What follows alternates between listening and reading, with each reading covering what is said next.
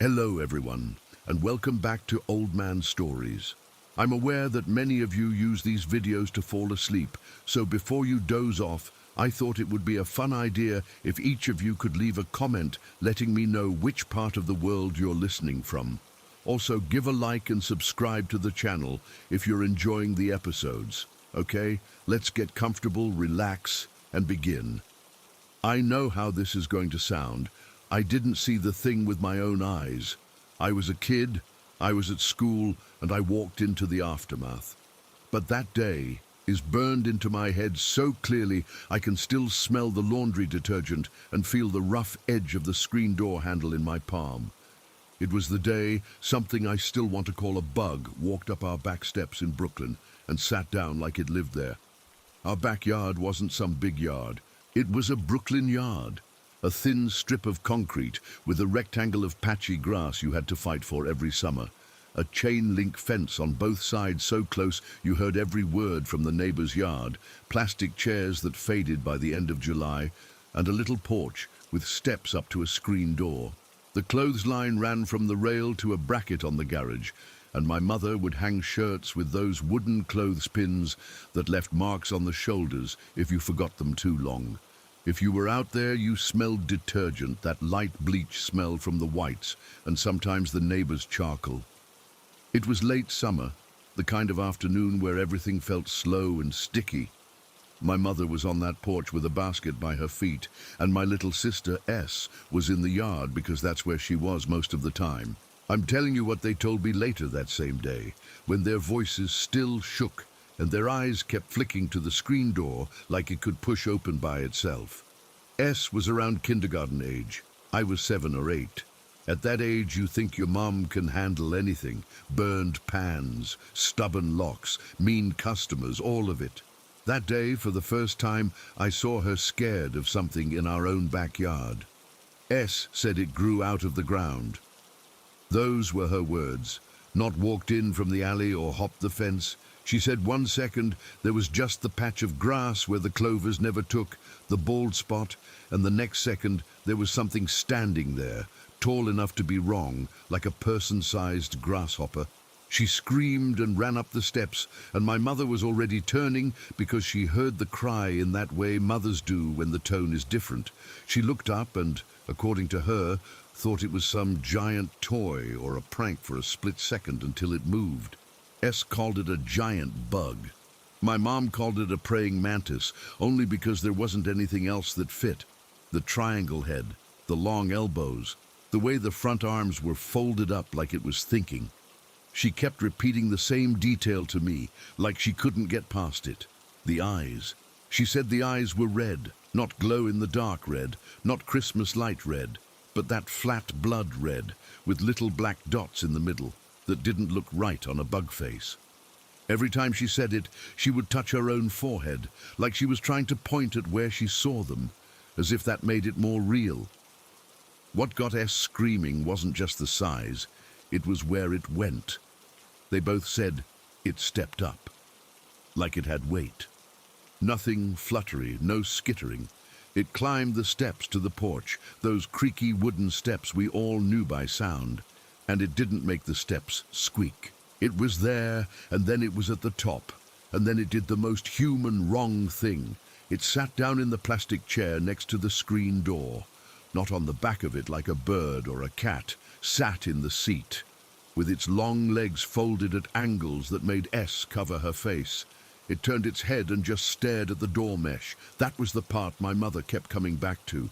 It sat, and it stared straight at the door, our inside, the last bit of space you think belongs to you. My mother did what makes sense in the weird way mums make sense. She went to get the camera. We had a little point and shoot we only pulled out at birthdays and Christmas. She said she kept the screen door closed with her foot and reached for the drawer where the camera always lived. She expected a sound, something, a hiss, a rush of wings, a scrape, something to tell her it was leaving. There was no sound. She had the camera in her hand, turned around, and the chair was empty. The chair was empty, like nothing had ever been there, like it wasn't even warm from the sun. The porch was just porch. By the time my dad brought me home from school, this was late afternoon, not quite dinner yet, my mother and S were still half hidden behind the screen, peeking out like the chair might fill itself again. That's the image my brain never lost. My mother's hand on the wood of the doorframe tight enough that her thumbnail went white, S standing against her leg with her hair stuck to her cheeks from crying, and both of them looking past me, not at me, at the chair. I dropped my backpack. The strap burned the side of my neck from where it slid, and I remember that because everything felt too loud and too quiet at the same time. The TV wasn't on. There were no pots on the stove. The neighbors' kids weren't out. Even the birds sounded like they were someplace else. It was just the house and the screen and the square of afternoon light on that ugly plastic chair with the faded stripes. I know when kids lie. I knew when other kids at school were telling stories. This wasn't that. My mother kept trying to pull herself back into normal, talking about what there was for dinner, and then stopping mid-sentence because her eyes wouldn't leave the door. S had hiccup breaths from crying too hard. Every time the screen door mesh moved a little from the breeze, both of them tensed like it might push inward. My father isn't dramatic. He's the type to go check the yard, no fuss, no ghosts, no calling anyone. He didn't laugh. He didn't tell them they were imagining things. He just pushed the door open with his foot and stepped onto the porch very slow, like the wood might be a trap. I remember standing inside, fingers on the little spring latch of the screen, holding it so it wouldn't bang. My heart felt like it was sitting on the ledge behind my ribs, watching, just like the rest of me. From inside, the yard looked normal. The shirts on the line moved a little. The basket of pins sat where it always sat, half full. The chain-link fence threw diamond shadows on the patchy grass. The plastic chair was turned a little toward the door, the way it always was, because that was where my mother sat to peel things or watch S draw with chalk. I could see the exact spot S said it grew from, the bare dirt circle where nothing took root because we dragged a kiddie pool over it one summer. I stared at that spot until I saw little movements that were probably just ants. I kept thinking, how do you miss something that big if it comes over a fence? How does it show up in the middle? My dad took a slow lap. He checked behind the old grill.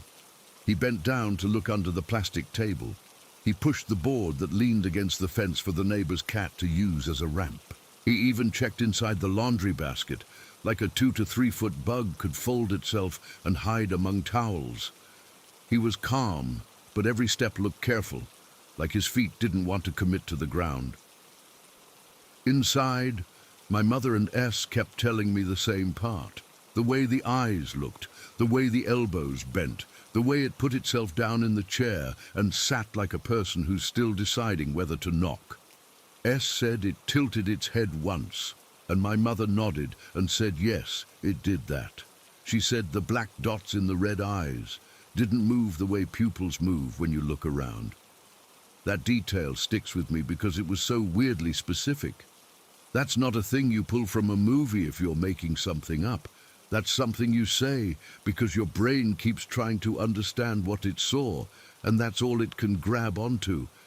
I remember my mum saying she didn't hear the steps creak. She didn't hear wings. She didn't hear anything. 1 second it was there, the next the chair was empty. That's the part that turns my stomach, the quiet. It's like someone breaking into your house and then somehow leaving without the door or window ever moving. Something out there decided to come right up to our line and then left without a sound when it wanted to. I stood on the kitchen tile and pressed my face to the screen. The mesh pressed little squares into my skin. All my kid instincts screamed to see it myself, and at the same time, every hair on my arms prickled with, "Don't you dare." I scanned the steps, the railing, the slats of the chair, looking for anything off. There was nothing. No scratch, no weird footprint, no shredded leaf stuck to a leg. It was like someone had lifted out a scene we all understood and cut a hole in it for 5 minutes. My dad came back in. He didn't shrug it off. He just did the thing you do when you don't have answers. He locked the back door and kept moving. My mother tried not to let S see her hands shake when she wiped her face. She set the camera on the counter like it had failed her. S would not go near the back door. She wouldn't sit in the chair either. She kept saying she didn't want it to sit there and look again. She was too young to say it in more words, but the feeling was clear. It hadn't just been outside, it had been at the wrong kind of clothes. I'd seen pictures of praying mantises in a book. The idea of one the size they were describing, colored wrong, sitting wrong, so close to the place where my mother put her coffee and keys, it made my head buzz. Bugs aren't supposed to act like that. Even the big ones move like bugs. They don't climb stairs and choose a chair. They don't make it feel like they're deciding whether you are the thing in the zoo. The rest of the day moved like we were underwater. Every time the dryer clicked or the fridge hummed on, someone jumped. The neighbor's kid let the screen slam on their side, and all of us were in motion for a split second.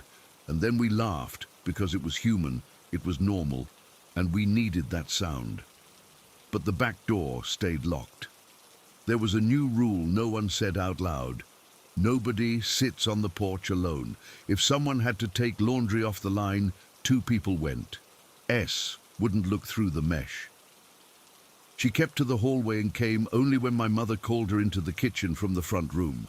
I remember the sky moving from bright to that orange-brown that happens when the sun hits the city dust just right. The porch light snapped itself on when my dad flipped it, and that little pool of light made it worse, because it made the chair look like a stage. I asked, in that heavy, careful way kids ask when they're terrified and trying to sound casual, if it could come back at night. My mother said she didn't know. She didn't say no. She kept her hand on the lock while she said it, and I watched her do that and knew she didn't want me to know that she didn't know. That small, silent moment told me more about how real it was than anything else. At some point, we ate, because you have to. The fork on the plate sounded too loud. S pushed food around and kept pressing the heel of her hand to her chest like she was keeping her heartbeat inside. No one turned on cartoons. The house held itself small around that back door. Everything in me was waiting for the scrape of the chair across the porch, but it didn't come. The porch stayed the porch, ordinary and also not. Before bed, I did the dumbest thing a kid can do when they're scared. I went and stood in the dark kitchen, behind the half-closed curtain over the top of the door, and tried to make my eyes see into the backyard. The porch light made a circle, and then nothing. The space beyond the steps felt like a wall. I couldn't shake the sense that something had crossed in and then left invisible fingerprints on everything.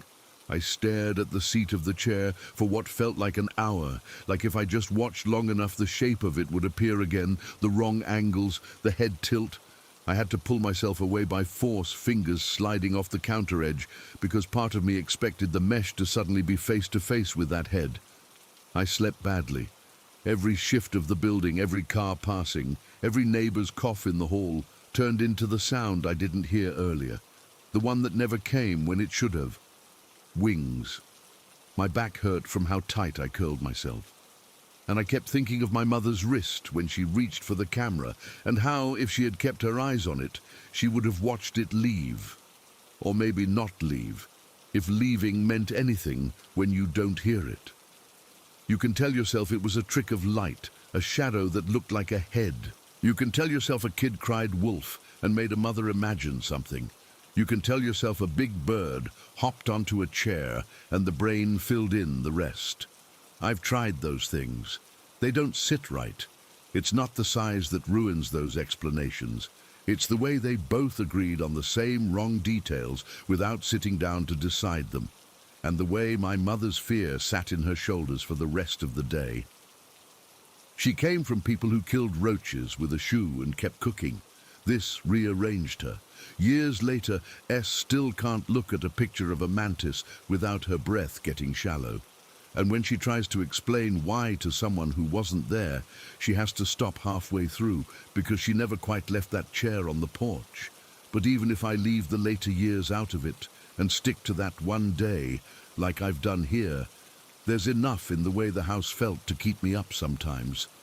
The house knew. That sounds like a stupid thing to say. I'm not writing this to be poetic. I'm telling you what sitting there was like. The house drew itself in, like a person pulling their elbows in on a crowded train so no one brushes their skin. Every sound, every light, every movement got filtered through the thought of a thing sitting on a chair with red eyes and a black pin dot center, waiting. I walk past those plastic chairs in stores all the time, and even now I picture weight settling into one the wrong way, legs bending the wrong way, the head turning slow while it watches a screen door. I think about how something could come into a city yard in the middle of the afternoon while a mother is hanging shirts and a kid is drawing with chalk and put itself right at the line and sit. It's always the sitting that gets me. That day didn't end with a scream or the cops or a neighbor's story. It ended with the same stupid sound you hear every summer night, the screen door ticking against its frame once as the breeze shifts, and my mother and S flinching hard enough to make the table rattle, and then nothing. Just a locked door, a chair turned slightly toward it, and three of us breathing too shallow because a thing that shouldn't exist had come right up to our border, looked in, and slipped away without leaving a single noise behind. That's it. It happened, and then, like someone cut the film, it stopped. And I still don't have a way to explain the empty porch that felt too full. Story 2. I sleep with the TV onto a rain loop. Not thunder, not music, just rain. It's been my white noise for years. That night felt normal. I showered, changed into an old t-shirt, did the same routine I always do. I set the pillow the way I like it. A little tilt toward the left so my neck doesn't kink, tugged the fitted sheet tight on the bottom corner, and clicked the TV volume down until the rain sounded like it was right outside my window. The plug-in air freshener by the outlet was almost done, so it had that faint, clean linen smell that isn't clean or linen, but is familiar. I remember checking the door lock twice, looking through the peephole out of habit, turning off the kitchen light, and leaving the tiny lamp on the dresser. Then I thought, no, turn it off, the TV is enough. And I turned it off. The last thing I saw before I closed my eyes was the grayish glow of the TV spreading just enough light to make the edges of the furniture show up. I could see the outline of the chair, the corner of my laundry basket, the shape of the closet door. The rain shh from the speakers, steady. I got that floaty feeling you get right before sleep, the one like your body is heavy and light at the same time. I must have drifted. I don't remember any dream content, nothing like that. Just the rain, the faint smell from the plug-in, the pillow seam under my cheek. It was my room in that way where you can almost see it with your eyes closed because you know it so well. When I opened my eyes again, I believed I was awake. I want to emphasize that. I wasn't lucid dreaming. I wasn't thinking, oh cool, a dream. I thought, I am awake in my bed. The TV was still going with the rain. I could feel the exact wrinkle in the sheet under my right thigh. I could feel the way the tag on my pillowcase scratches my ear. The air felt a little stuffy, like when you've been under the blanket too long, and I was seconds from throwing one leg out to cool down. But the darkness was wrong. My room has a certain level of dark I'm used to. Brooklyn isn't pitch black at night. There's always a smear of light from the street, something from the hallway under the door, the faint glow from the TV. This was a different dark. It was like the light got swallowed a few feet from the screen. The corners were too thick. The space under the chair looked like a hole. I could still make out the idea of the chair, but everything beyond it felt like if I tried to stare, I'd fall into it. That's the first thing that made me tense. That and the stillness. The rain sound from the TV made it worse somehow because it highlighted how nothing else was moving. No pipes, no neighbors, no elevator groan from down the hall. Then the mattress dipped. If you've ever had a dog jump up, you know that bounce and the scrabble of paws and the little delay before their weight settles. This wasn't that. This was a slow, steady press down into the mattress, like someone put both hands on the edge and eased their body weight on with control. It happened down by my feet first. The mattress compressed like it does when a person climbs into bed and tries to be quiet about it. It was too heavy to be anything small. There was a second dip near my calves, like someone knelt on the bed between my legs to get closer. The weight had intention. That's the only word I have. It knew where to put itself. A pressure slid up between my legs, not touching the inside of them, just taking up space. I could feel the sheet pull tight over my shins. My breath went shallow and fast on its own. I wanted to kick, to sit up, to say no, and none of those signals went through. My arms were exactly where I'd left them, one under the pillow, one across my stomach, but they might as well have been sandbags. My mouth was open, nothing came out, hands closed over my knees. I didn't see them. I felt them. Palms, not cold, not hot, just there. The pads of thumbs on the inner edges of my knees. The way fingers wrap and find that little valley in the back of the joint. The grip was firm and careful, not a squeeze, it didn't hurt. The skin contact wasn't sticky, there was no smell like a person. But I swear to you, it was the way a human holds you when they're going to move you. I remember thinking, okay, someone is in my apartment. That's the only way a body can feel like this. Panic didn't even feel like panic. It felt flat with edges. Everything narrowed to where those hands pressed. They slid. The palms smoothed up, past my knees, along my thighs to the top of my hips. Not groping, placing, the way you slide a grip to a better angle if you're picking up a heavy box. Both hands paused just above my hip bones, fingers fanned out toward my lower back, thumbs pointing toward my belly button. I felt the heel of each hand anchor. Then it lifted me. If you've ever done a bridge in yoga, you know the feeling when your lower back lifts off the mattress and your stomach tightens to help. Picture that, but your muscles aren't doing it. Something else is. My body came up in this clean arc, shoulders pressing into the mattress, head tipping back, sternum lifting. My legs stayed down, feet still under the blanket. My lower back didn't feel like it was moving in a range I recognize. It felt wrong. The angle kept going. The pressure under those hands rolled me higher. My vision went to the TV glow on the ceiling, and for a split second, I saw something lean over me, where a face should be. Not a face with features, a blur. Imagine a video call with bad connection where the person's face is smudged by the filter and the pixels can't catch up. That's what there was. It was there and not there. It leaned. It was close enough that I felt breath on my cheek that wasn't air from my mouth. I still couldn't move. My spine cracked. I have cracked my back before. You twist, there's a couple pops, you feel lighter. This was not that. This was a hard, singular click from the base of my spine, right above my tailbone, that snapped up my back like a zipper. It was loud enough that I heard it over the rain. I heard it in my ears and I felt it in my teeth. The pain slammed so fast I didn't have time to make noise about it. It was white hot, then deep and pulsing, and then it dropped away as my body dropped. I hit the mattress like whoever or whatever it was let go all at once. The springs under me squealed. The blanket puffed. Every bit of me that had been lifted smacked back down. All the air went out of my chest in a choked little bark. I curled because the pain wanted me to curl. My lower back pulsed hard and then settled into a dull ache that made me want to hold it with my hands like you do when you bump into a table corner. I blinked hard. The TV was still doing the rain. The room was still too dark. The blur wasn't in my line of sight anymore, but the feeling of someone beside me stayed, like the heat of a person who just got out of bed.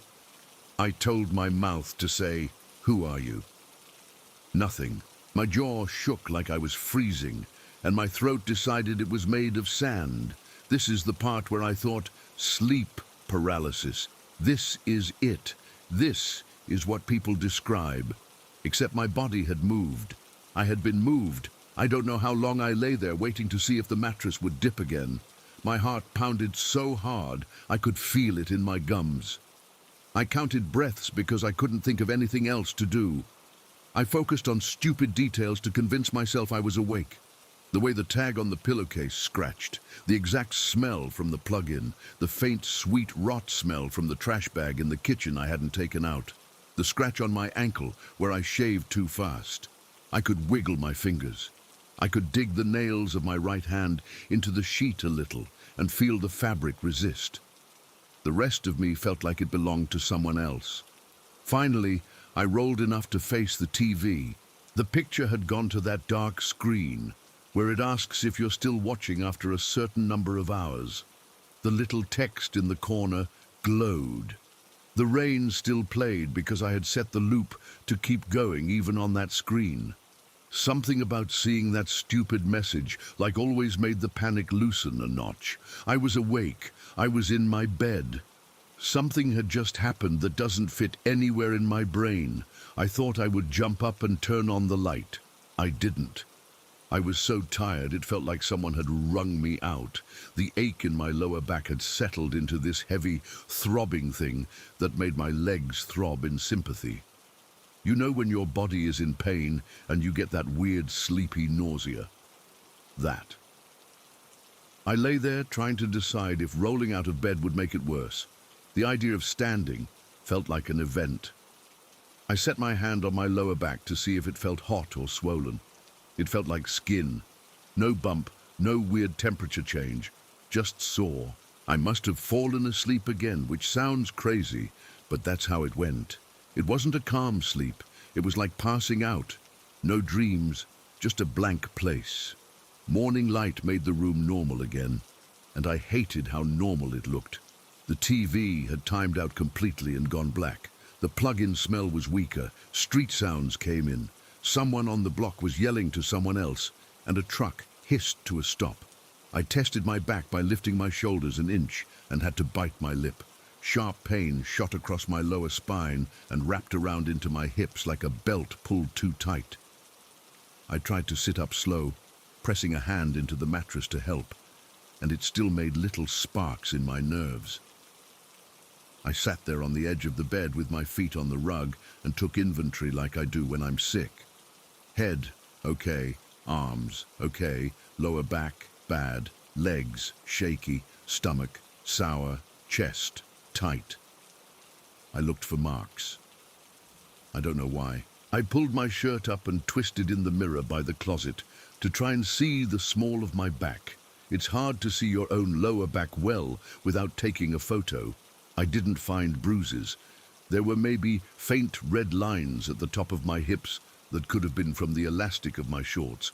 I pressed along my spine with my thumb, up and down, and when I hit that spot above my tailbone, it felt tender like a bruise that hasn't come to the surface yet. I changed plans for the morning right there. I called out of what I had to do and told a not-quite lie about throwing my back out. I took a hot shower and stood with the water pounding the small of my back until the bathroom mirror was fogged. The heat helped, but the ache stayed behind it, like someone holding a hand over a candle. Getting my socks on was a whole project. Every bend made me catch my breath. I kept waiting for the memory to feel like a dream. As the day got louder and more ordinary, it didn't. I checked the apartment like someone could still be hiding in it, even though my door had been locked from the inside. I pulled the shower curtain back like an idiot, even after I just used the shower. I looked under the bed and saw dust I should have vacuumed and a lost hair tie. I checked the windows to make sure the locks were turned. Everything was the way I had left it. No sign of a person. And the sense I had during the night that there had been another body in that room didn't soften at all just because I couldn't find proof. At some point, I sat on the couch with a heat pack on my back and went down a rabbit hole on my phone reading about sleep paralysis and false awakenings and hypnopompic hallucinations. I read people describing pressure on the chest, a figure in the room, the feeling of something sitting on the bed. I recognized myself in parts of it. The thing that didn't sit right was the moving. People say they can't move at all. I moved. I was moved. Something physically lifted my lower back. My spine made a noise like a chiropractor was in the room and didn't ask. and the pain sitting there hours later felt like pain from an actual mechanical strain, not a dream echo. I kept thinking maybe I arched myself without meaning to, a muscle spasm, and my brain pasted a story on top to make it make sense. And then I'd feel the shape of those hands over my knees again in my head and want to crawl out of my skin. Around midday, I tried to lie down again and nap because pain makes me tired. The second my shoulder touched the pillow, my whole body tensed. I didn't even realize I'd stopped breathing until I felt lightheaded. I forced myself to relax in tiny pieces, from my jaw to my shoulders to my hands. The rain loop was still paused on the TV question screen, so I hit play and let the noise come back. The room looked normal in daylight. The corners were just corners. The chair was just a chair. But my body remembered that version of the room that was too dark. It's hard to explain. It's like there are two copies of the same place now, and one of them has a weight in it that the other one doesn't. I tried not to talk myself into more fear, but my brain kept replaying specific things, the exact placement of the fingers above my hips, the smooth, not quite human smoothness of the way I was lifted, the click of my spine, the blur that leaned in where a face should have been. It's the blur that bothers me in a different way. If it had been a shadow with shape or some creepy figure with features, I could file it under nightmare cliché and push it away, but it was like my eyes were blocked from getting enough detail to make a memory, on purpose. And that thought is worse than any shadow person story I've read because it feels like something with a choice was involved. By late afternoon, I could walk around without making that involuntary ah sound every few steps. Phew. I kept touching the door lock like it was a talisman. I thought about calling someone and telling them what happened, but I couldn't picture the conversation ending well. It sounds fake when you say it out loud. Even writing this, I keep stopping and staring at the TV like it's going to answer me. Evening came faster than I wanted. The light changed and the room did that same shift it does every day, and my stomach dropped. I turned on more lights than I normally would. I ate standing up because sitting made my lower back complain. I tried to watch something that wasn't the rain loop just to break the association, and the TV felt too loud and too bright, like I was trying to drown out a noise only I could hear. I gave up and put the rain back on low. When I finally had to go back to bed, I remade it like that would help. I shook the blanket out. I made sure the sheet was tight. I reset the pillow, same angle as always. I put the heat pack back on the small of my back for a while and took it off before it got cold. I left the dresser lamp on this time. I told myself, if it's sleep paralysis, light won't matter. But light made me feel like I had a say in what I could see. I lay down with my hand under the pillow and my other hand flat on the mattress beside me. I waited. I didn't mean to wait. I planned to sleep like a normal person who had a weird night and is now exhausted. Instead, I lay there braced for the mattress to sink. Every little motion felt sinister. Pipes clanged 3 apartments over and I jumped. A car horn down the block made my heart hit my throat. I looked at the chair, at the corner where the darkness had been too thick, and it was just a corner. It still didn't matter. My body had already decided to expect it. Here is the part that made me sit up and write all of this in one go, because I can't not. I was lying there, full light on, rain low, breathing like I'd practiced when the mattress gave a tiny exhale dip near my ankles. Not a full person's weight. The smallest suggestion of weight settling, my whole body wired tight like a cable. I didn't move. I didn't speak. I felt my eyes go wet without blinking. The dip held for a count of maybe 3 breaths, then eased back like whatever it was changed its mind. No other movement, no sound, nothing. That's where it stopped. I'm sitting up now with my back against the headboard, the lamp still on, the TV still hissing rain. My lower back throbs with my pulse. The room smells like that fake clean linen and a little like dust from shaking the blanket out. The door is locked. The windows are locked. The mattress is flat. and I can't make the part of me that knows the feel of hands on my knees and the lift under my hips shut up. I keep thinking if I turn the lamp off, the room will go to that too dark again, and the bed will do that slow, careful sink, like there are two of us in here. I'm not imagining the pain. I'm not imagining that click. I wish I could say it was a dream. It would make it easier to go to sleep, but the only thing I've got is that precise weight, that firm touch, the way my body did something it shouldn't have been able to do, and then, just like that, nothing. It was there, and then it wasn't, and I am left waiting for a mattress that may or may not remember how to breathe. Story 3. I didn't wake up thinking about him. Today was one of those normal Brooklyn days where the noise just blends into a hum. Garbage truck early, someone arguing on the sidewalk, a bus letting out that high hiss at the corner, kids taking turns with a basketball down the block. I changed my sheets in the morning, opened the window a crack to let in air that wasn't stale, made coffee, answered a couple messages. I had errands, but didn't feel like leaving the apartment. It was bright, but not sunny, the kind of grey that makes everything look flat. I stayed in. I wasn't in any kind of mood about family or grief or memories. It was just a day. After lunch, I stretched out on my bed to scroll and ended up with the phone face down on my stomach, screen dimming and brightening as a notification came in and then went away. The TV was off. The building made those random clicks it makes when you're alone. I could hear the elevator cables whine faintly through the wall and someone upstairs moving furniture around like they always do. I wasn't aiming to nap, but my eyes kept closing. I let them. I fell into a dream so fast, it felt like stepping down one stair you didn't know was there. I was by my window in the dream, but it was open wider and the air smelled cold, like actual outside cold you get in late fall.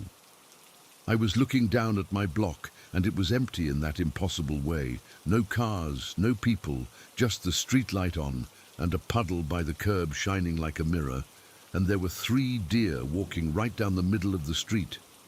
I've never seen deer in my neighborhood. In a dream, it should have felt ridiculous, but it didn't. Their hooves made this small, precise clack on the asphalt that echoed up like a spoon tapping glass. 2 of them looked like the kind of deer you see in pictures, thin, alert, flicking ears. The 3rd one was the one that made my stomach drop. Before I even thought the word, I knew it was my grandfather, not like a deer with his face, not a weird morphing thing. I just knew it was him the way you know a person across a crowd by how they carry themselves. He looked at my window, and it was him looking at me, and I felt warm and then I felt empty at the same time.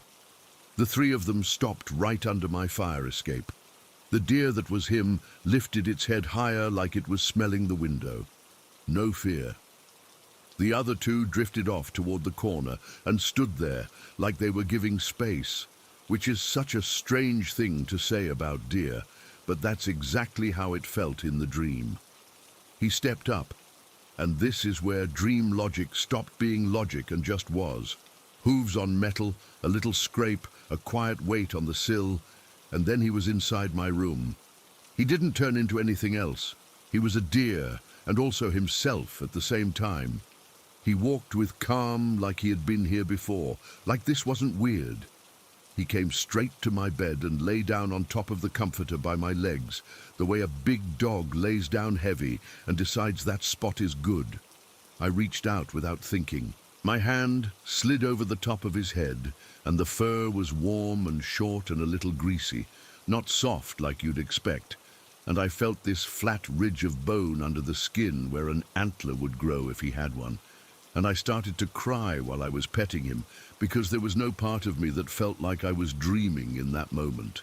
He let me touch him like that for what felt like a long time. He breathed steady. The air caught in my throat thick and sweet, and then sour. And I remember wiping my nose with the back of my hand like a kid, because I didn't want to move my other hand off his head. The street noise came back in the kind of way you feel first and hear second. He shifted his weight, and rested his chin near my knee, and I said out loud, "Why would you come now?" Except I don't know if my mouth actually moved because I didn't hear my own voice, just felt the shape of saying it in my face. I woke up with my hand still reaching. The ceiling was right there. The window was barely cracked. The room felt stuffy and normal.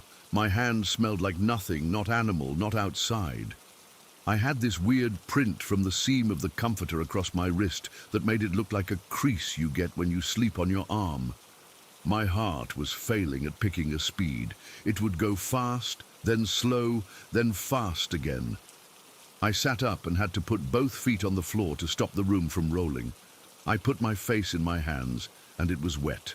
That line is so cliché, but it's exactly what it was. My face was wet like I had cried in my sleep. The first thing I did was grab my phone.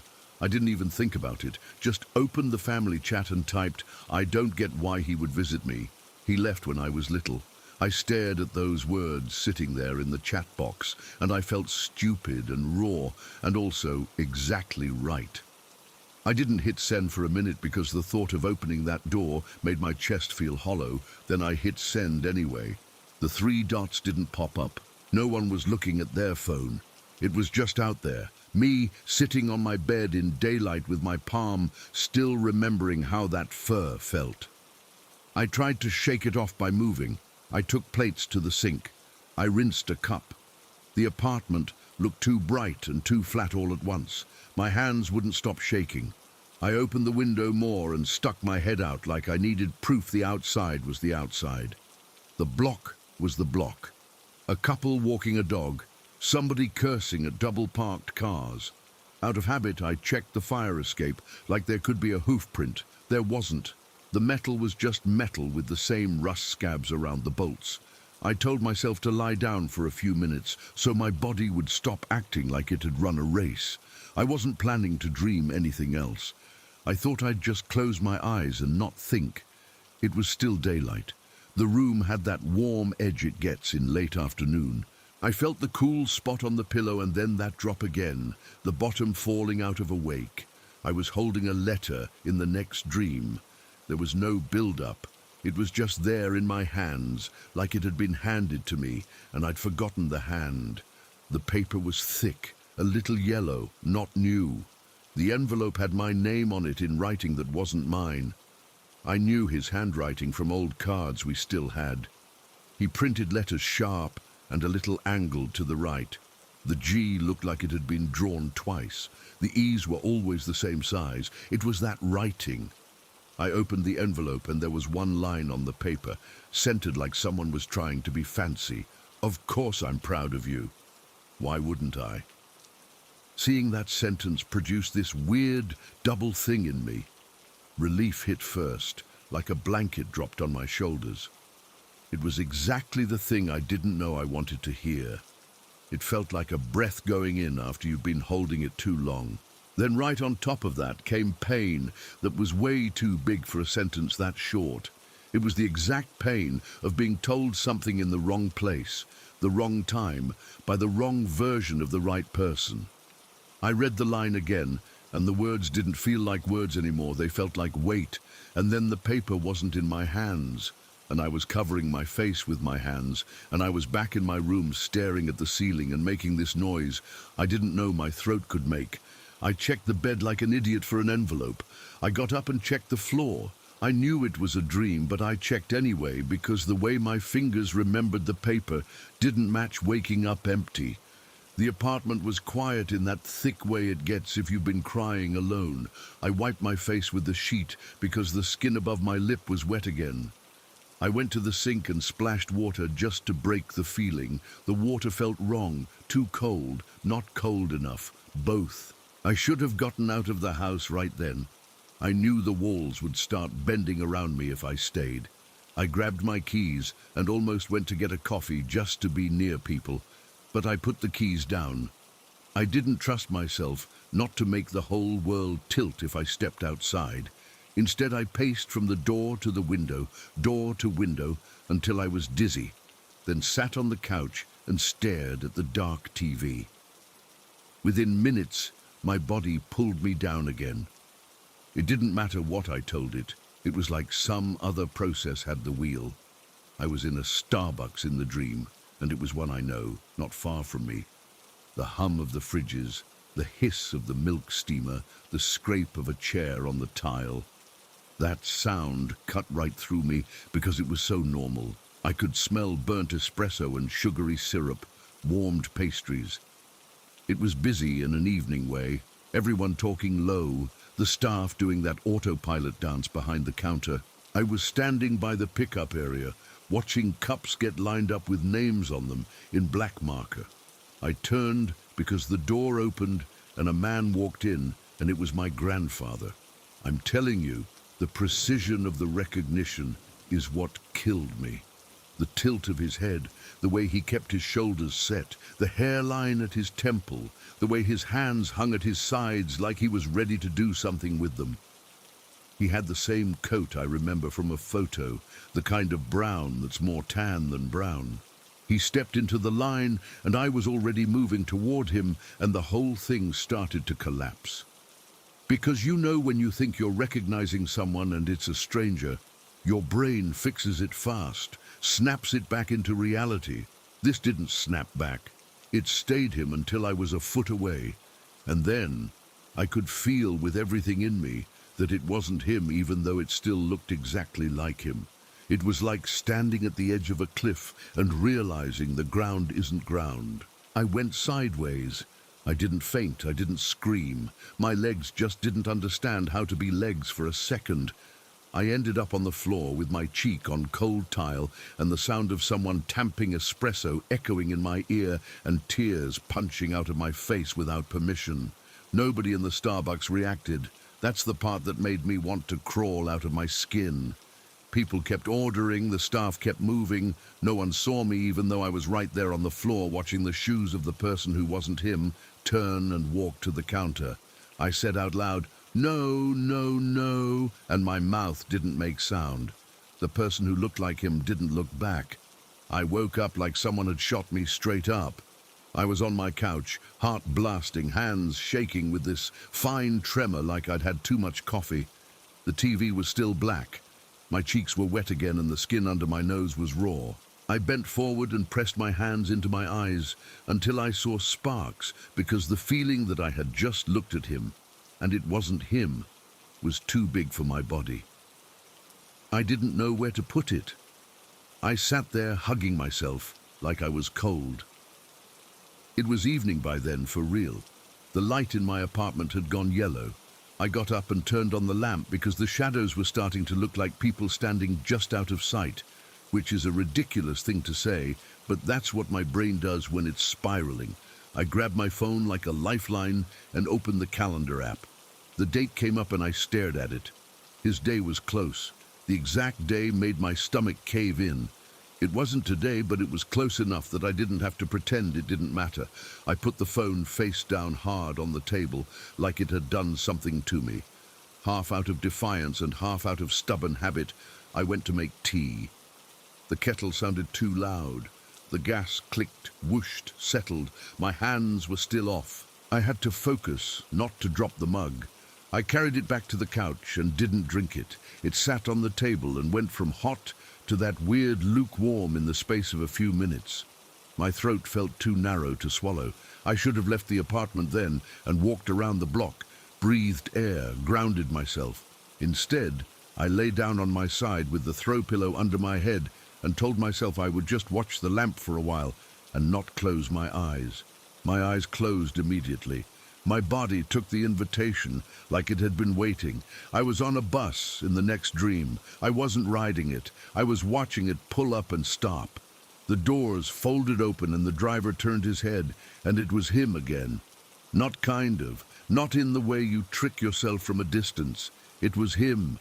The exact lines of the face, the haircut the way I remember it from photos, the small, downturned mouth when he wasn't smiling. He wasn't looking for me. He was looking past me at the sidewalk, like drivers do when they're checking if anyone's coming. I moved toward the door, and again the whole thing went wrong in the same horrible way. It was him visually, and it wasn't him in every other way. My body flooded with panic and grief at the same time, and I woke up gasping like I'd been underwater. A real bus was outside. The sound of it was thick, the brakes letting out that breathy gasp, the engine shudder kicking through the floor. I sat up so fast my neck cracked. I went to the window and pushed the curtain aside and looked, even though I was sure I was going to see something that would ruin me. The bus sat there for maybe a second, 2 seconds. The driver's silhouette moved. He put the bus in gear. The light changed. The bus pulled away and went down the block, and the corner went back to being a corner with nothing special about it. My legs felt like they weren't attached to me anymore. I had to sit right on the floor with my back against the radiator and let my heart tire itself out. That was all today. One day. It wasn't spread out over a week. It wasn't a slow build. It was 3 hits in one afternoon and then a small aftershock. I didn't plan it and I didn't invite it. I keep trying to line it up in my head so it makes sense and it keeps sliding away from me. I keep telling myself it's my own brain because in a way that's easier. Then I think about the detail of that handwriting on the envelope and the way the deer felt under my hand and how immediate the wrongness felt in Starbucks and on the bus, and I can't land. I'm writing this now with the lamp on and the window cracked, and every time a car goes by, I flinch like it's going to be that bus again. My hands are steady enough to type, but not steady enough to pour another cup of tea. I keep looking at my phone on the table with the calendar open, like the numbers could change, and then I wouldn't have to think about why, today of all days, my sleep turned into a hallway where someone I miss can walk in and not be who they are. I want to say, it helped to see the sentence in that letter. It should have. If I could hold that without everything else, I think I'd feel calmer. But it came wrapped in this wrong delivery system that makes me doubt my own head. And here's the messed up part. Some small, stubborn piece of me doesn't think I imagined all of it. That piece thinks something used the fastest, easiest path to reach me. It didn't walk through my door. It walked through the part of my brain that opens when I close my eyes, and it didn't get the shape right. It got close, close enough to hurt. Just now, while I'm finishing this, a bus stopped again outside. Same hiss, same engine shiver up through the floor. I got up without thinking and went to the window and held the curtain and looked. The driver turned his head. For 1 second it was him. It landed in my stomach like a punch. My mouth opened like it was going to say a name I haven't said out loud in years. Then the light snapped green. He looked forward, and it was just a driver and just a bus, and the corner went quiet so fast it made my ears ring. That's all I've got. It came right up to me and then it was gone, and I'm sitting here with my heart thudding, no explanation, and the feeling like I'm going to see him again in the exact wrong way the next time I close my eyes. Story 4. I don't talk about this much because it turns into people explaining sleep paralysis or kid imagination. Maybe it was. I'm not trying to win anything. I just want to put down what happened the night my sister came home. That was the first night, and everything I've dealt with since ties back to that exact stretch of hours. The way the house felt changed, like the air got heavy enough to push on my chest.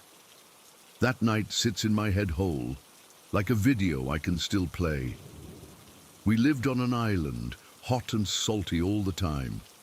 Our house was small, cinder block with a flat concrete roof that baked in the sun. The windows were those jalousie slats with the little crank, the kind that don't really close all the way, so you always hear outside. It wasn't fancy. Tile floors you could hose down, a little sitting room with a fan that shook itself when you turned it up full, a short hall with 2 rooms and a bathroom that stayed damp no matter what. If I didn't play the sound of rain and waves when I went to bed, I couldn't sleep because the geckos chirped and the neighbor's radio always found a way through the slats. So I had this cheap speaker by my bed that played a loop. If you know the loop well enough, you recognize the exact swish where the track restarts. I did. My sister came home in the afternoon. I remember the smell first. New baby, formula, that plasticky new crib mattress smell that never leaves. Everyone's voices went soft without trying. Even the neighbor, the one who always yelled when he talked, lowered his voice when he came to the gate to see. People streamed through until it was dark, bringing food and advice and comments about how tiny her hands were. My grandmother came in at the end of the line with a small bag and tapped the doorframe with her knuckles like she always did. A quick hello to the house. Out of her bag, she pulled this dream catcher someone had made. It had a hoop covered in some kind of suede and strings strung tight in a web with a few little beads caught in it and 2 feathers. She said it was for me because new babies make houses busy and sometimes kids have a hard time with change. My mom nodded like, yes, that would help. They hung it on a nail above my bed. By the time everyone left, it was late. The house had that tired evening quiet, not silence because there's no real silence there, but everything softer. My father turned the fan to medium in the main room and moved it so it blew toward the hall because the air gets thick at night. My mother put the baby in the crib in their room, which was across the hall from mine, and left the door cracked. There was a little plug-in nightlight in the shape of a star in the outlet near the crib. It glowed this weak blue. I remember standing in my doorway and seeing that blue star and hearing the ocean sound from my speaker mix with the actual ocean a few streets away in a way that made me feel safe. Those ordinary details are important. They make the other parts stand out. I went through my stupid little kid routine. I checked under my bed for shoes I could stub my toe on if I got up at night. I folded one corner of my sheet because I hated when it pulled tight over my feet. I set the stuffed turtle I'd had for years next to my pillow and told myself not to be dramatic about sharing the house with a baby now. My mom thought the dream catcher would help me not be jealous. I wasn't jealous, I was nervous, for no reason I could put words to then. I lay down with the speaker by my ear. The rain started soft, then it grew, and I waited for the swell that told me where in the loop I was. The room smelled like the powder my grandmother used, and a little like damp concrete. The fan from the sitting room pushed a rhythm into the hall, and it hit my bed in pulses. When the loop swelled and dropped, I closed my eyes, and right then, even before I could get drowsy, I felt the first cold brush at my ankles. It came like a draft you can't blame on a window. A thin, moving line along the skin where the blanket didn't quite cover. I pulled my feet up. The line moved with me, not air. I tucked the sheet under my heels. It nudged the side of my heel anyway, exactly where a little kid toes curl. It was so specific that every bit of me went rigid. I told myself it was just a bug, a lizard, something stupid. I lifted the sheet and peered down. Tile, my own toes, the shadow under the bed that is always there. The ocean loop swelled and reset.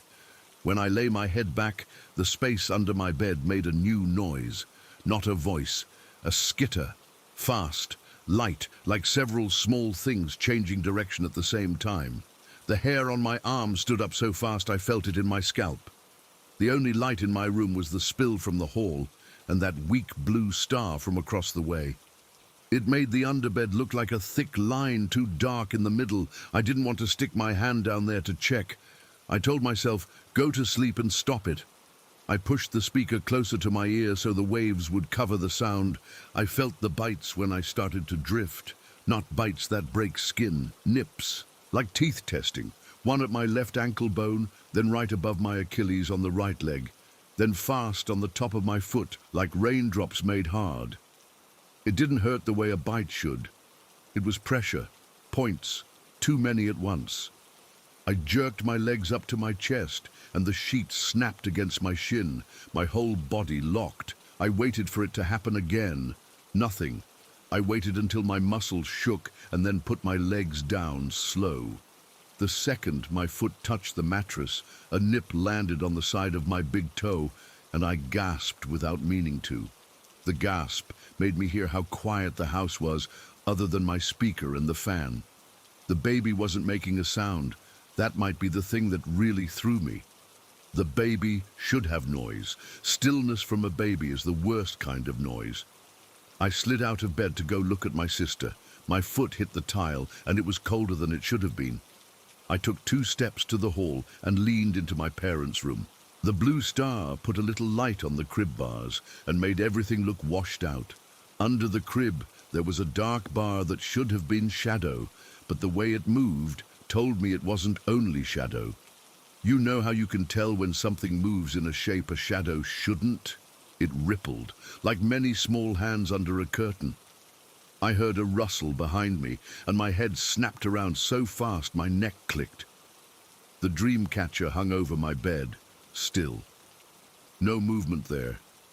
I stood in the doorway listening like the house was going to give me an answer. My father shifted in the bed, just a normal sleep shift, and I stepped back into my room, not wanting to wake anyone, and sat on the edge of my bed. My knees knocked because I was clenching them. The speaker took a breath at the end of the loop, and the waves came back in. I almost laughed at myself for being weird about bugs and shadows. I lay down again, and that's when the worst part began. There's this moment before sleep when your body lets go and your head dips under. That moment stretched out and got sticky. I felt my limbs get heavy, and I knew the exact order of what was about to happen. It wasn't a thought like a sentence. It was more like my stomach already braced. This is about to go bad. I braced, and the mattress pressed next to my thigh like someone had set a hand there, flat palm. I looked, because who wouldn't? There was nothing visible, but the indent was there, a shallow cup in the mattress that moved up toward my hip as if a hand slid up. I stopped breathing. I tried to call my mother, and my throat didn't obey me. The sound I made was not my voice. It was a wet, thick gargle that embarrassed me even though no one heard it. The pressure on the mattress went away, and something touched my neck. Not a grab. 2 fingers, placed soft as if checking a pulse. The skin on those fingers felt dry. That is the part I hate most. The dryness, like the chalky feel of old rubber. Those fingers pressed just enough that I knew exactly where they were on my throat, right over the soft place above the collarbones. I tried to swallow. I couldn't. Something in my throat turned into jelly. I don't mean that as a metaphor. It felt as if the inside of my throat lost its structure. I could not pull air down. The air stayed in my mouth like water. I kicked. My legs flailed the way they do when you fall in a dream and your body jerks. The sheet tangled to my shins, like the hands under the bed had grabbed it. I saw it when my eyes finally found a place to look. It was next to the bed between me and the door, lean and naked of hair, wrinkles in its skin that didn't match the way it was standing. The color was sick, not green, not gray. The eyes were black and round, no white to them, like the place where a pupil should be had swallowed everything. The nose wasn't a nose. It was 2 slits, thin and pale, that opened and closed slow. The mouth wasn't really a mouth. No lips, just a small line that didn't move. It looked at me the way a person checks to see if a microwave turned on. That indifferent. Its hand, that chalky hand, moved from the soft part above my collarbones up to higher on my throat and pressed just enough to make my tongue fall back. The sounds I made weren't human, bubbly, like I was drowning on a tablespoon of water. I tried to jerk my body sideways off the bed. My shoulders wouldn't move. My arms were blocks. I thought, I am going to die, and then the stupidest detail popped into my head. The bead on the dream catcher that was a tiny blue teardrop. I don't know why that is the detail I thought about, but I did. In that second there was a dry pop above me, like a branch snapping, and something fell next to my ear. The dream catcher hit my pillow and slid onto the floor. One of the strings had given out. The web loosened and the beads rolled. Little hard clicks on tile. The thing's eyes didn't blink at the noise. I don't know if it can blink. It leaned closer, and the slits of its nose opened a little wider and closed again. The next breath I tried to take didn't go in. That is a very specific kind of panic. The part of your brain that is supposed to keep you calm when you choke wasn't there for me. I thrashed anyway, purely on instinct, and the hand pressed just slightly harder, and everything went electric and grey at the edges. I heard the baby make a sound in the other room, a soft nothing sound, and that broke the stuckness for the smallest second. From my parents' bed came the soft thump of someone swinging their feet to the floor. The thing's head turned a little toward the door. It let go. It didn't move away. It just stopped touching me. The jelly feeling in my throat didn't go away. I had to claw my own throat with my hand to remind my body to remember how to swallow. I sucked air the way you do after you've been underwater too long, too much at once, and it was like my chest forgot what to do with it. I coughed, but it sounded like a choke, and it made no difference. I lay there with my mouth open and my eyes watering, and the thing leaned back to exactly where it had been, inches from my bed. My father stood in their doorway then, a shape with the blue star behind him. He stood still, listening, then went to the crib and did the half-asleep Czech parents do, hand to the baby's chest, hand to the diaper, little sway back and forth. He never looked into my room. If he had, I don't know what he would have seen. The thing didn't move. It didn't turn to him. It stayed with me. If my father had looked, maybe I would have made a real sound. I couldn't. My throat made that low, wet sound, and I could tell I was going to pass out if I didn't get air in right then. I dug my fingers under my jaw and pushed my tongue forward with my hand like that would help. That's how ridiculous I was at that moment. The next bit of air went in ragged, half on a gasp, and I drank it with this animal greed. The thing watched me the way someone watches a fish in a tank, curious and bored at the same time. The dream catcher lay by my bed with the ring split and the beads scattered. One of the feathers had come off and stuck to the tile with a little bit of sweat. I focused on that feather because it was the only thing I could control, whether I looked at it or not. I looked and looked until my eyes burned, and when I finally looked back at the thing, it wasn't there. I didn't see it go. It was simply not in the space anymore, like someone had cut a picture out of a magazine and then put the page back down flat. When it left, it didn't take the weight in the room with it. The air stayed thick. The ocean loop swelled and reset, and it made me want to rip the speaker out of the wall. My heart's rhythm was wrong for a long time. I tried to call out, to say anything, to make my parents get up for me instead of the baby, and the only sound I got was that low gargle, like my throat had forgotten how to be a throat. I rolled to the edge of the bed, and my hand found one of the beads from the dream catcher. It was the tiny blue teardrop. It stuck to the skin of my palm with sweat. I closed my fist around it without knowing I was doing it. I don't know how much time passed before the roosters started.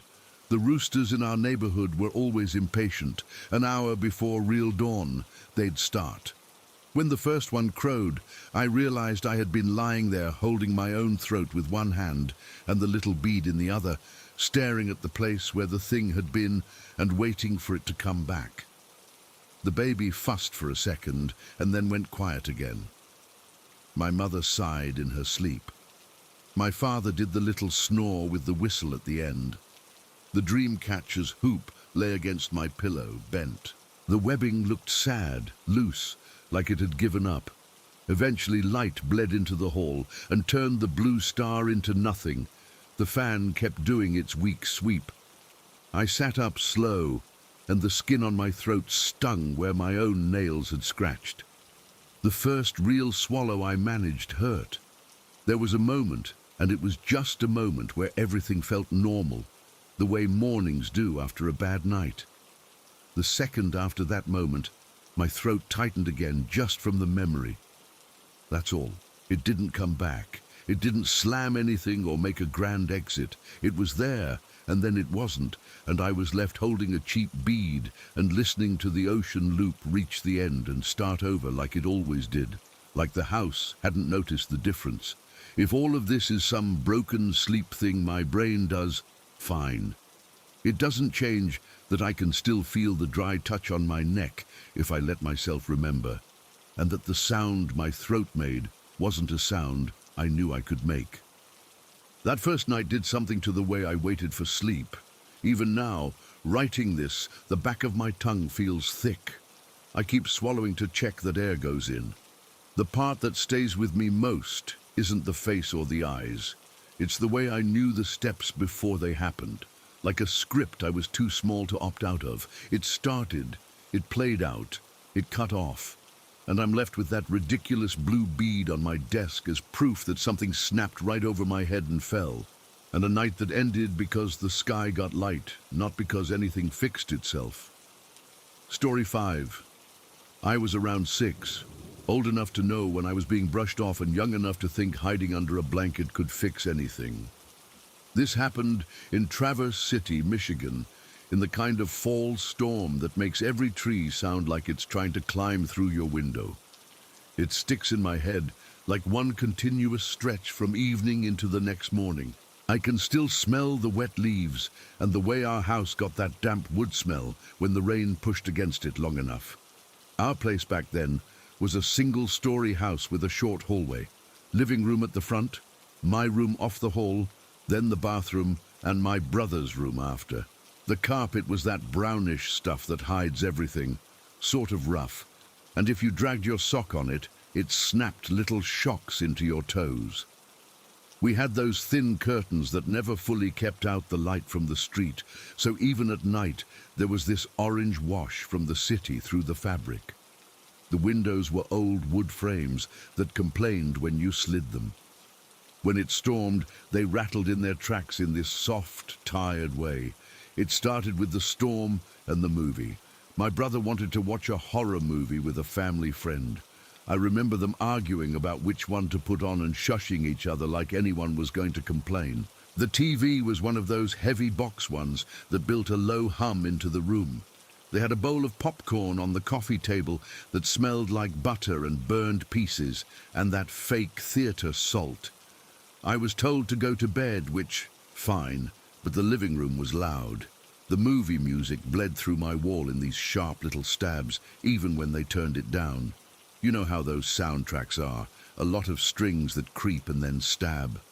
Under that was the storm. Wind throwing the rain at the front of the house, thunder far and then close, leaves scraping the siding, the gutters spitting. That mix made my chest feel tight like I'd been running when I hadn't even moved. I did the thing I always did when I was anxious. I went to the doorway of the living room and stood there like a shadow. Neither of them looked. The friend sat on the floor, cross-legged, hunched forward.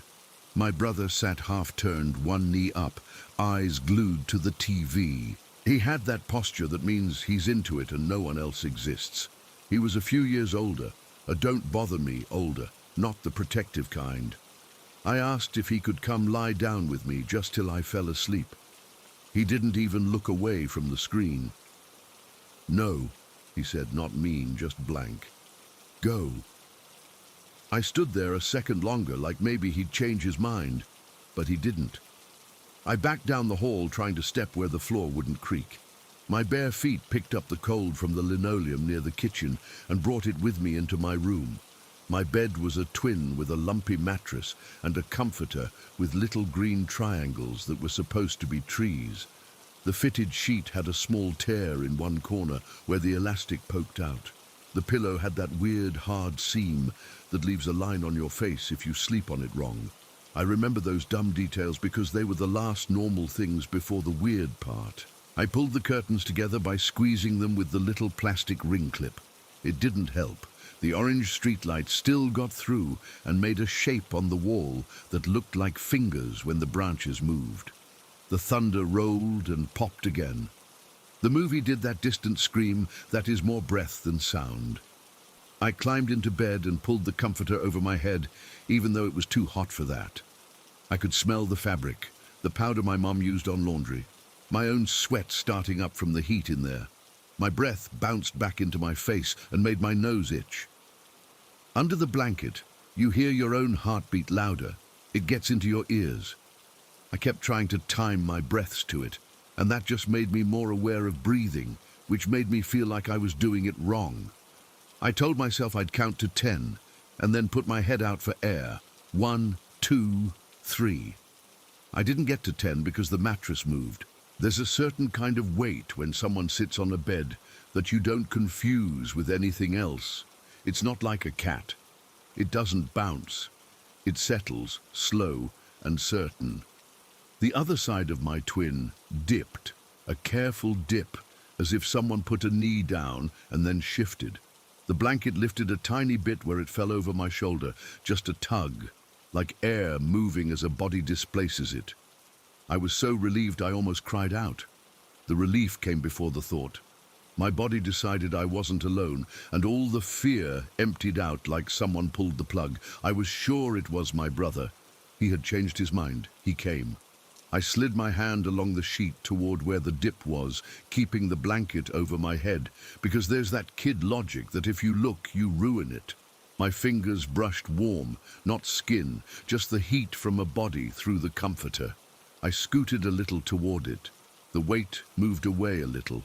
Not off the bed, just away from my reaching hand. I stopped and waited for it to settle again. It did. That went on, tiny increments, me scooting, it scooting, like we were keeping a polite distance under there. It should have been funny. It didn't feel funny. It felt like being told gently, "Stay where you are." I couldn't stand the heat anymore, so I lifted the comforter and stuck my face out just to my eyes. The room looked darker than before. The orange from the streetlight turned the shadows into dark stains. The spot on the bed next to me had a mound under the blanket that matched a person lying on their side, shoulders turned toward me. A silhouette like my brother, same size, same slope from shoulder to hip under the blanket. The blanket looked normal, not tight over a shape like it would be if someone were under there, but the mound was obvious. It held the shape the way blankets do when they rest on a body.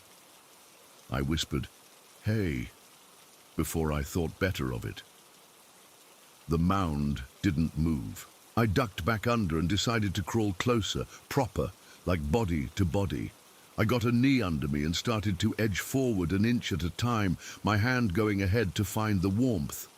Every time I reached a handspan from it, the weight slid farther away. Same speed, same care. It was weirdly coordinated. No rustling, no sound of sheets dragging. Just the dip moving, always a little out of my reach. That's when the relief started to tilt. It was still my brother's size. It was still the shape I knew.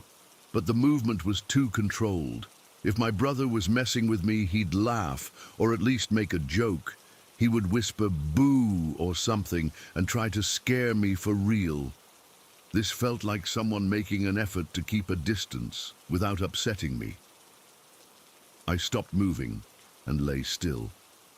The air under the blanket was so hot it made sweat trickle down my neck into my shirt collar. I wiped it with my shoulder.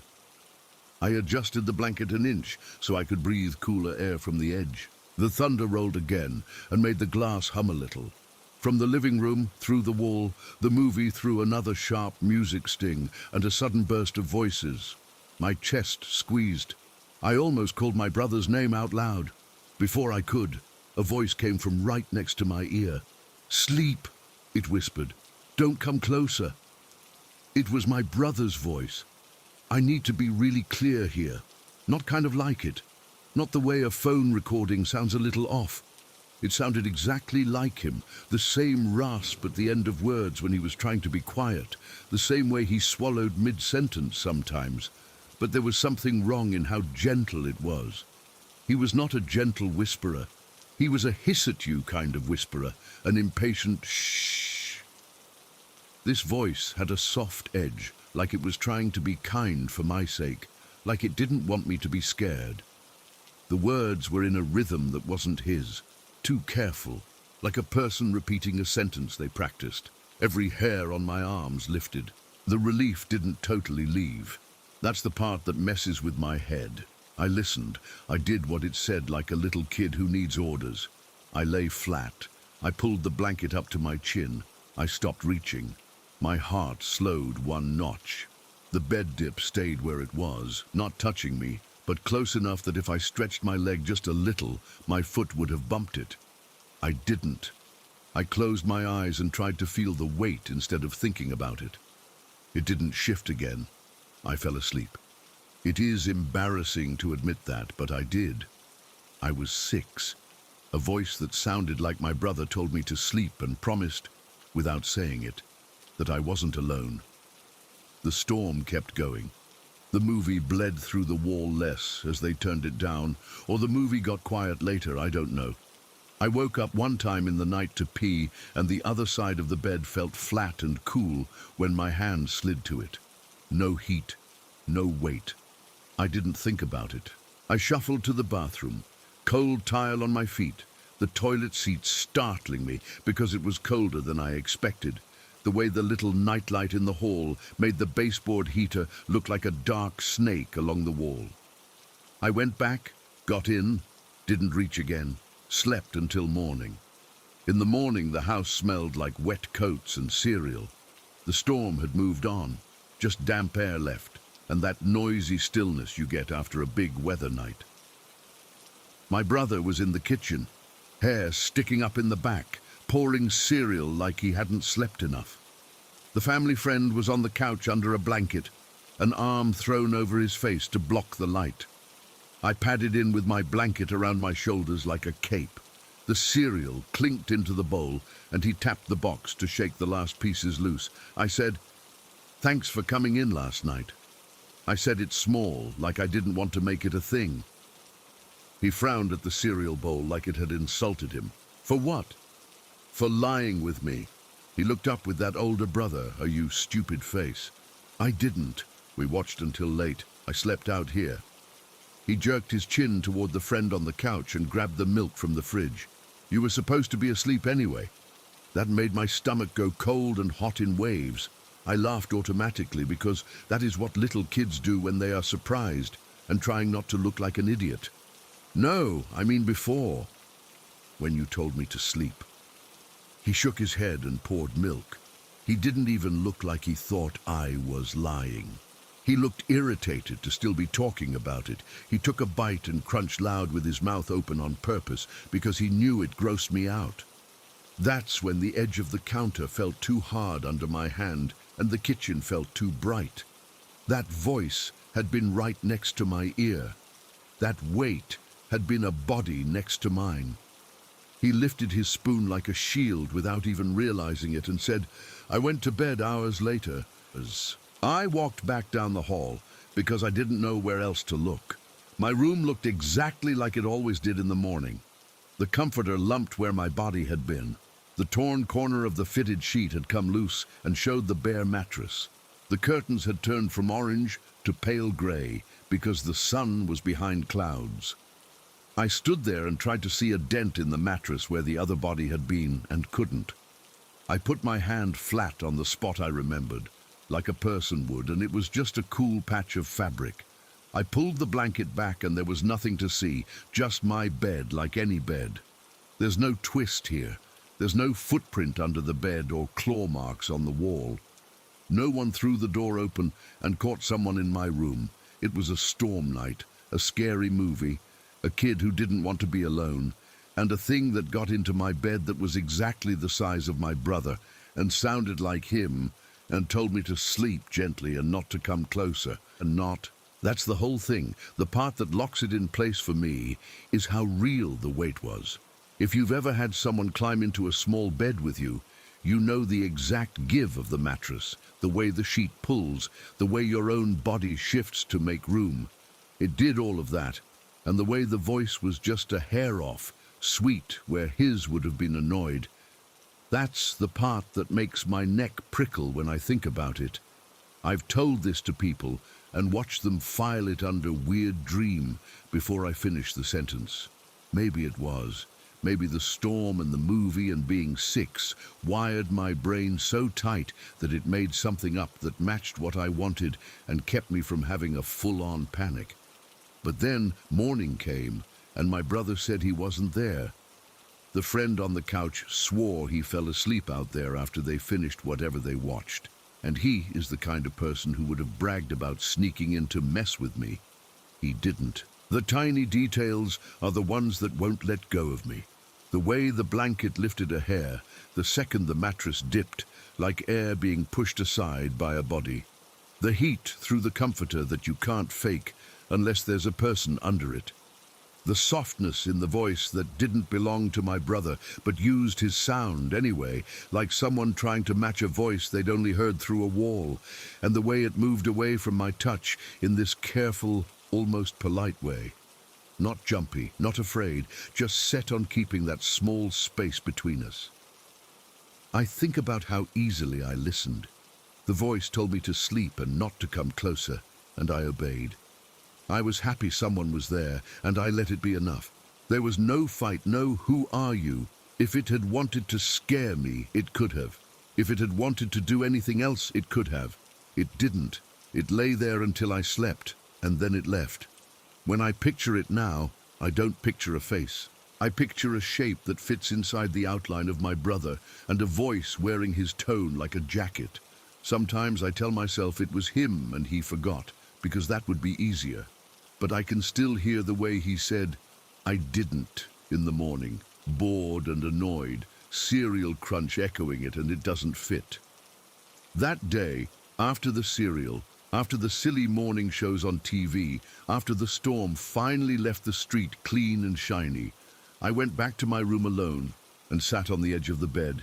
I pressed my palm into the spot where the weight had been, like I was trying to make an impression that could stand in for proof. The mattress gave under my hand and then sprang back.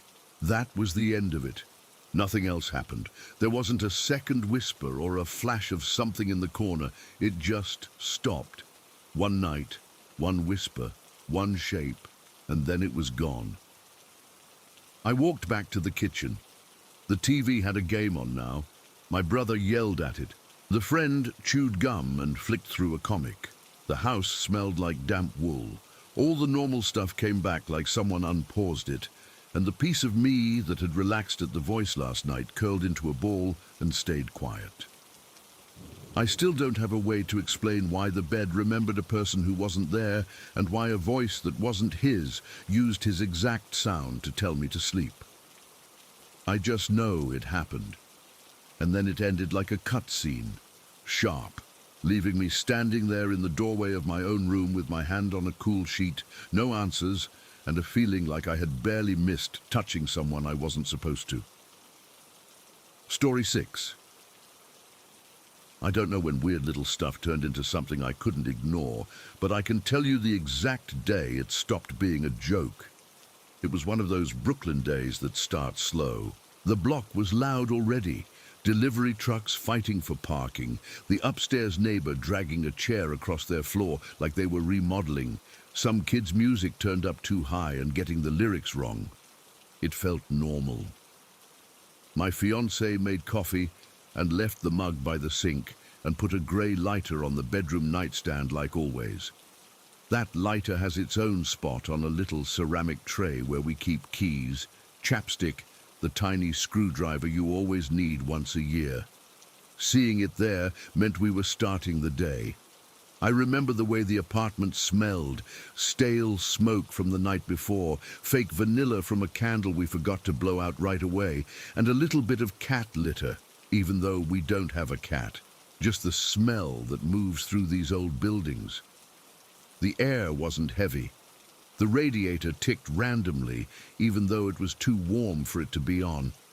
Nothing in me thought it would end up being the kind of day that sucks the floor out from under you over and over. We joked about it once the week before, how stuff goes missing and then turns up where you swore you already looked.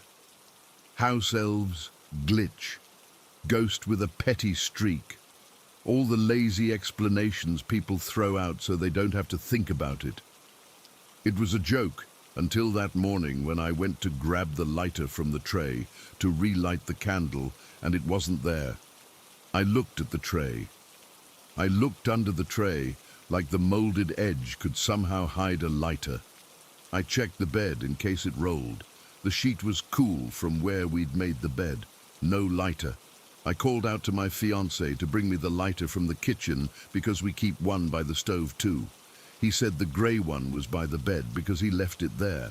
We both ended up standing over the nightstand, looking at the exact empty spot where that lighter should sit. He didn't roll his eyes or say, "I moved it." He pointed at the empty space, eyebrows up, like he was taking a picture with his brain. We went on with the morning. Dishes, phone calls, laundry. Regular life doesn't stop just because a lighter plays hide and seek. Around late morning, call it close to 11, we both walked past the bedroom and saw the lighter back on the tray.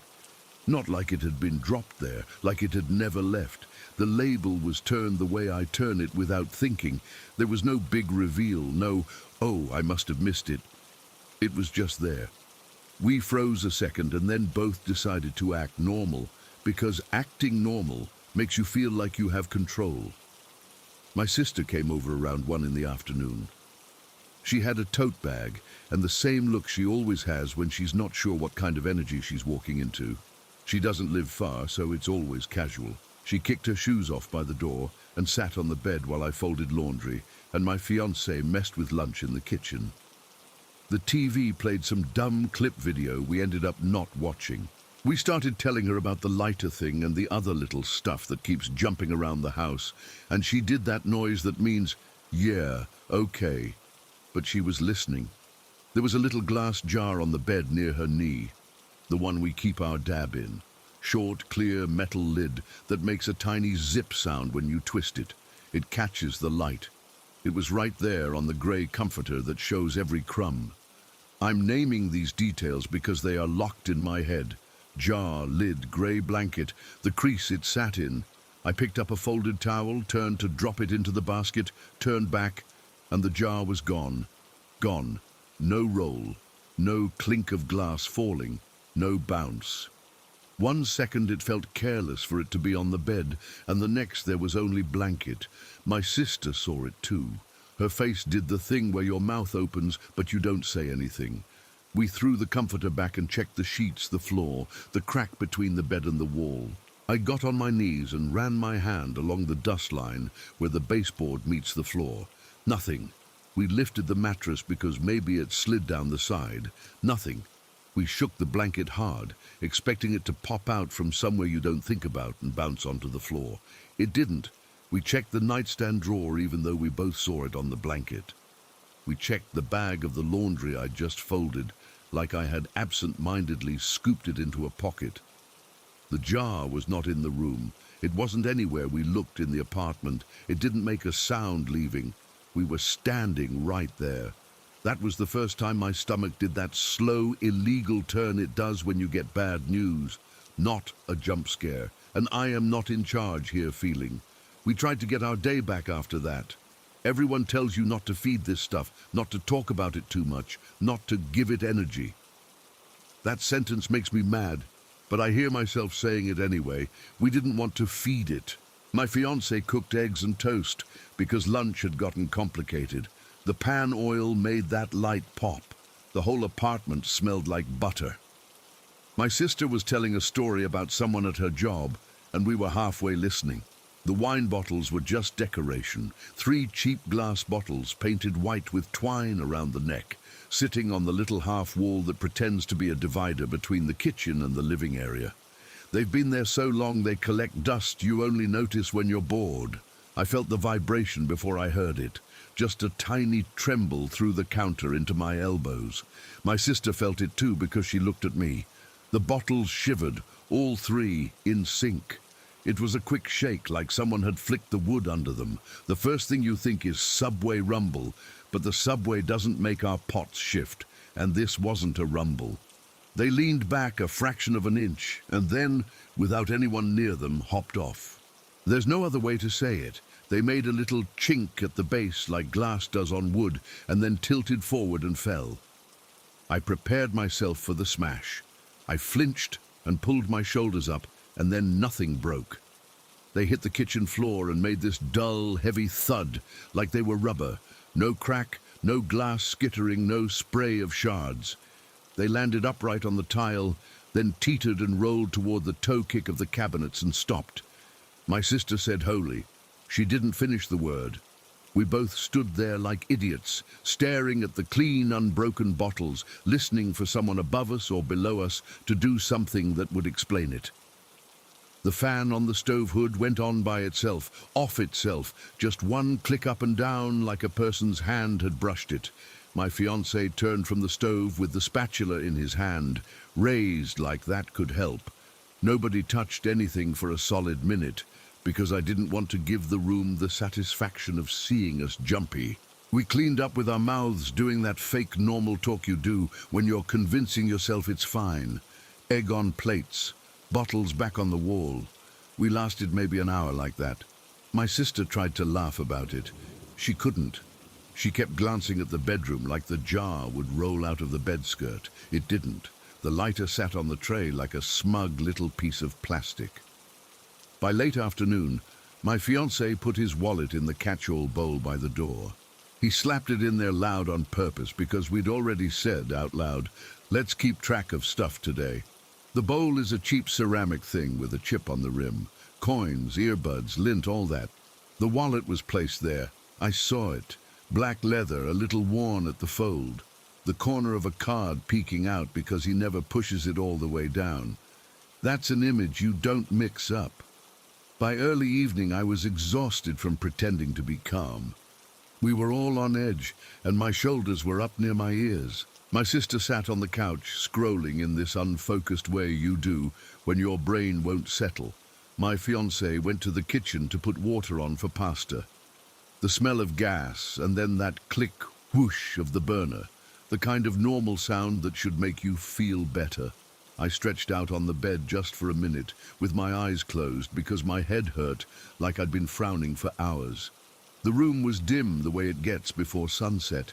Yellow light from the street lamps starting to show up at the edges. I must have fallen into that half sleep because I heard the kitchen noises, the faint clatter of a pot lid, water hitting metal, refrigerator door suction sound, and I also felt the mattress lock me down. People talk about sleep paralysis, and I read those posts and thought, okay, I can guess what that feels like. I was not prepared for that weight. It wasn't just heavy, it felt pointed. Like gravity had been turned into a hand and placed on top of me, one palm on my sternum, one over my thighs.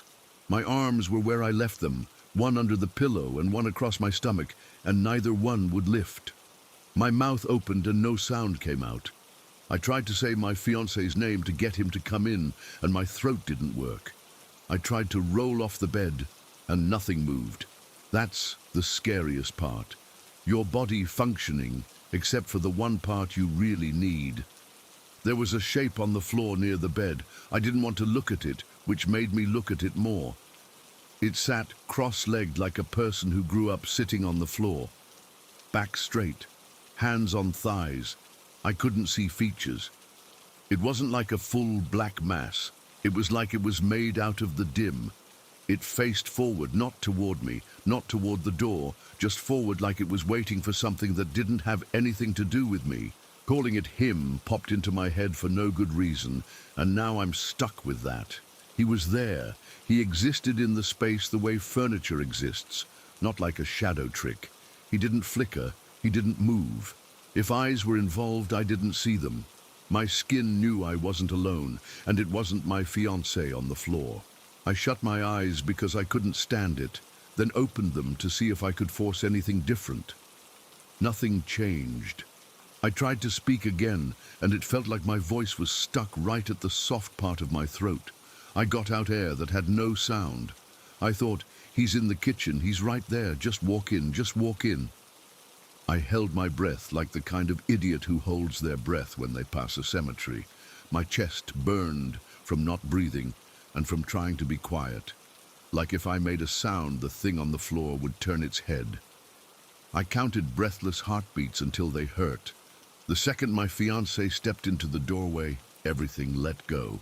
It wasn't a slow release, it was a snap. The invisible hands lifted, my legs came back, my lungs took a huge, ugly gulp. The room didn't change. The shape on the floor was gone like I had blinked a photo away. You know when your foot falls asleep and pins and needles flood in when the blood gets back? Imagine that in your neck. That's what my voice felt like trying to come through. Pins and needles inside. I sat up too fast and got that drop in my stomach like you get when you stand before your brain is ready. I wasn't able to make words right away. I grabbed my fiancé's arm like I needed to prove to my body that he was solid. We left the bedroom light on after that because I couldn't even pretend I didn't need to. My sister came to the doorway and saw my face and didn't ask. She knew. You don't have to be told what that kind of panic is. She stayed a little too long, like she didn't want to be the one to leave us alone with that room. I walked with her to the door, partly to move my legs and partly because the hallway felt safer than the bed. On the way out, she joked weakly about the haunted wallet bowl, just to try to push the mood back into normal, and I looked into the bowl out of habit, just to anchor myself. The wallet wasn't there. It wasn't on the shoe rack under the mail or on the floor. My fiancé put it there hours earlier. We had put our keys on top of it. We lifted the keys and there was only the ceramic. He dug in his pockets like maybe he had it without remembering, even though both of us saw him set it down. We did the tired, sour search, under the couch cushions, behind the TV, in the freezer, because sometimes you're not thinking when you grab stuff, inside the laundry basket, the stupid places, and the smart ones, both. Nothing. The jar was missing, the wallet was missing, the lighter was back smug on its tray. At some point, while we were doing that angry search, the kitchen got this thin chill, not full cold, just a sudden edge like the air had come in from the window, even though the windows were closed. The 3 bottles on the half wall gave one little tremble, a tiny tap like a fingernail on glass, and stopped. It was small, but it felt like a reminder. Every hair on my arm stood up in a wave. There's no big finish to this. It didn't build to a crash. It didn't end with a door slamming. It just kept doing what it did, and then, as the night settled, it got bored or it got what it wanted, and it left us in the silence after. Around 10, the block got quieter. Someone downstairs laughed, and then it died away. We sat in a living room that felt like it had been rearranged, even though everything was exactly where it always is. I kept looking at the bedroom doorway, waiting to see someone sitting on the floor again, because my brain likes to torture me. The lighter sat on the tray. I could feel it from the couch, like it had an attitude. I checked the bowl by the door one more time before bed, even though that was just asking to get annoyed again. The wallet was still missing. The bowl had a couple of coins and a paperclip and dust. I know how this sounds. I know how this reads when you don't want to let it in. You misplaced it. You were half asleep. Buildings vibrate. I get it. Write it off if you want. I saw the jar on the bed, and then I saw empty blanket while standing right there. I felt my own body get pinned, while someone who was not my fiancé sat on the floor and stared straight ahead like I wasn't the point. I watched bottles hop off a ledge and not break. And the wallet, well, the wallet stopped existing where it should have existed. Right now, while I'm typing this, the bedroom light is on, and the door is half closed. The lighter is back on the tray, turned with the label facing the same way it always does. If I go flick it, it'll work. If I look away too long, it might be gone again. That's what it feels like. I don't think I made any of it happen, but I do think the more I say, "Did you see that?" the more the apartment tilts toward it. I want to say I'm not giving it that energy anymore. I want to say I'll ignore it, and it will stop. That's easy to write here. It's harder when, just now, I took a breath and heard the little ceramic click from the bowl by the door. The faintest tap, like something small, fell back into place. I went to look because I can't help it. The bowl is the bowl. The keys are the keys. The wallet isn't there. The apartment went quiet after that in a way that made my ears ring. That's where it stopped. There's nothing else to tell you. It happened, and then it went dead still, and I'm sitting on my own couch trying to convince my chest to relax, staring at a cheap grey lighter that keeps finding its way back like someone I can't see is having a laugh about it. Story 7. I wasn't trying to see anything. I wasn't even trying to meditate that hard.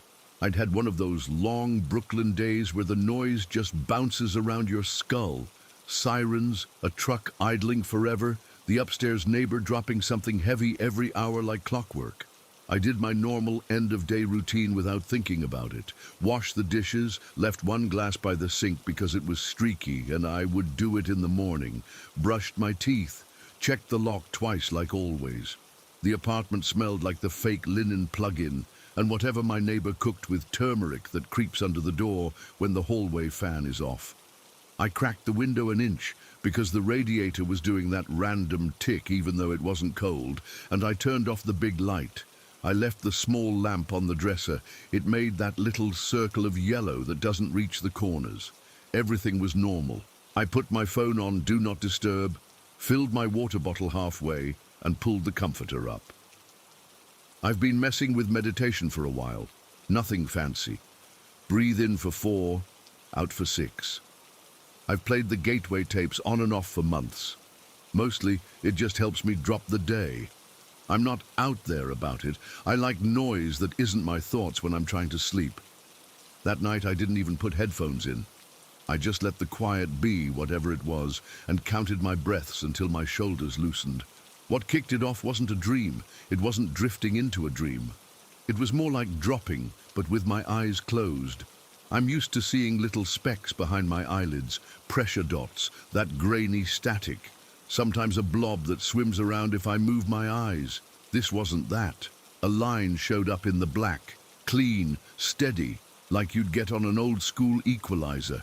It wasn't just a line, it moved. A wave started building, low at first, like a slow breath under the dark. Up, down, up, down. It felt like a sound I couldn't hear, if that makes sense. It was wrong for a dream because it had structure. It had rhythm that wasn't mine. I kept my eyes closed because it was easier to watch that way. The wave grew. Every time it reached the top and fell, it came back higher. The rhythm picked up. It had this weird way of sinking my chest. I'd breathe, and the wave would match me, or I'd match it. I couldn't tell which came first. The black behind my lids looked deeper than it should, like the dark had layers. The apartment went quiet in a way that didn't feel like normal quiet. It felt like everything turned down to make room for this one thing. My heart didn't speed up. It leveled, like it had found a line to walk. I should have been spooked. Instead, I had this stupid, tiny thought that came from nowhere and popped into my head, fully formed. Thanks for the dream, alien sir. I swear to you I didn't mean it seriously. It wasn't me trying to summon anything. It was a joke my brain made at the worst time. The second I thought it, the wave snapped like a switch flipped. I didn't get pictures. I got hit. Not with images, with pieces, shapes, symbols. Not letters I know, not anything I could copy, but patterns that stacked on top of each other like someone was flipping through slides too fast. They weren't flat on a screen in front of me. They were in the black and somehow thick, like a stack of transparent cards. Lines, arcs, little ladders and grids, dots arranged in ways that made my gut go, this is information, even though my head had nothing to grab. Each set would slide out of the way, and another set would shove in from the side. It wasn't chaotic. It was packed. It felt organized in a way I couldn't keep up with. Above everything else, at the top of where I was seeing, what would be the top edge if the black had an edge? There was a face, not a person face. The gray you think of. Big head, sloped, eyes too large and too black, nose a smudge, a small line of a mouth. It wasn't just sitting there. It changed as the stacks of shapes shifted. Not changed like moving lips. Changed like an expression on a cartoon that barely moves, but somehow says everything. A tiny tilt, a small pull at the mouth, a crease that wasn't an actual crease. It watched. Not me, exactly. It watched the stream. And because I was watching the stream, it felt like it watched me. I opened my eyes to make this stop, and nothing stopped. The symbols didn't go away with light. The lamp on the dresser was still making its little pool. The ceiling had that hairline crack I always stare at when I can't sleep. The corner of the room by the closet was dark, like always, because that lamp doesn't reach. The stream stayed where it was, a layer in front of the reel, but not opaque. It took up the same space the dark had taken up when my eyes were closed. I blinked hard. It stayed, shifting at a pace that made my head try to keep time and fail. Two things happened then, back to back, so fast it felt like one moment. The first was my body going, "This is real." Not wow, a dream. Not cool, hypnagogia. It hit me low in my stomach and climbed up behind my ribs. It was that pre-panic drop, and then a slam. And that is when the second thing came. Pain. It knifed into my forehead like a point between my eyebrows and went through me to the back of my neck. Sharp, clean. Not growing, not a throbbing. Just there, like someone had slid a rod through my skull along a line I didn't know I had.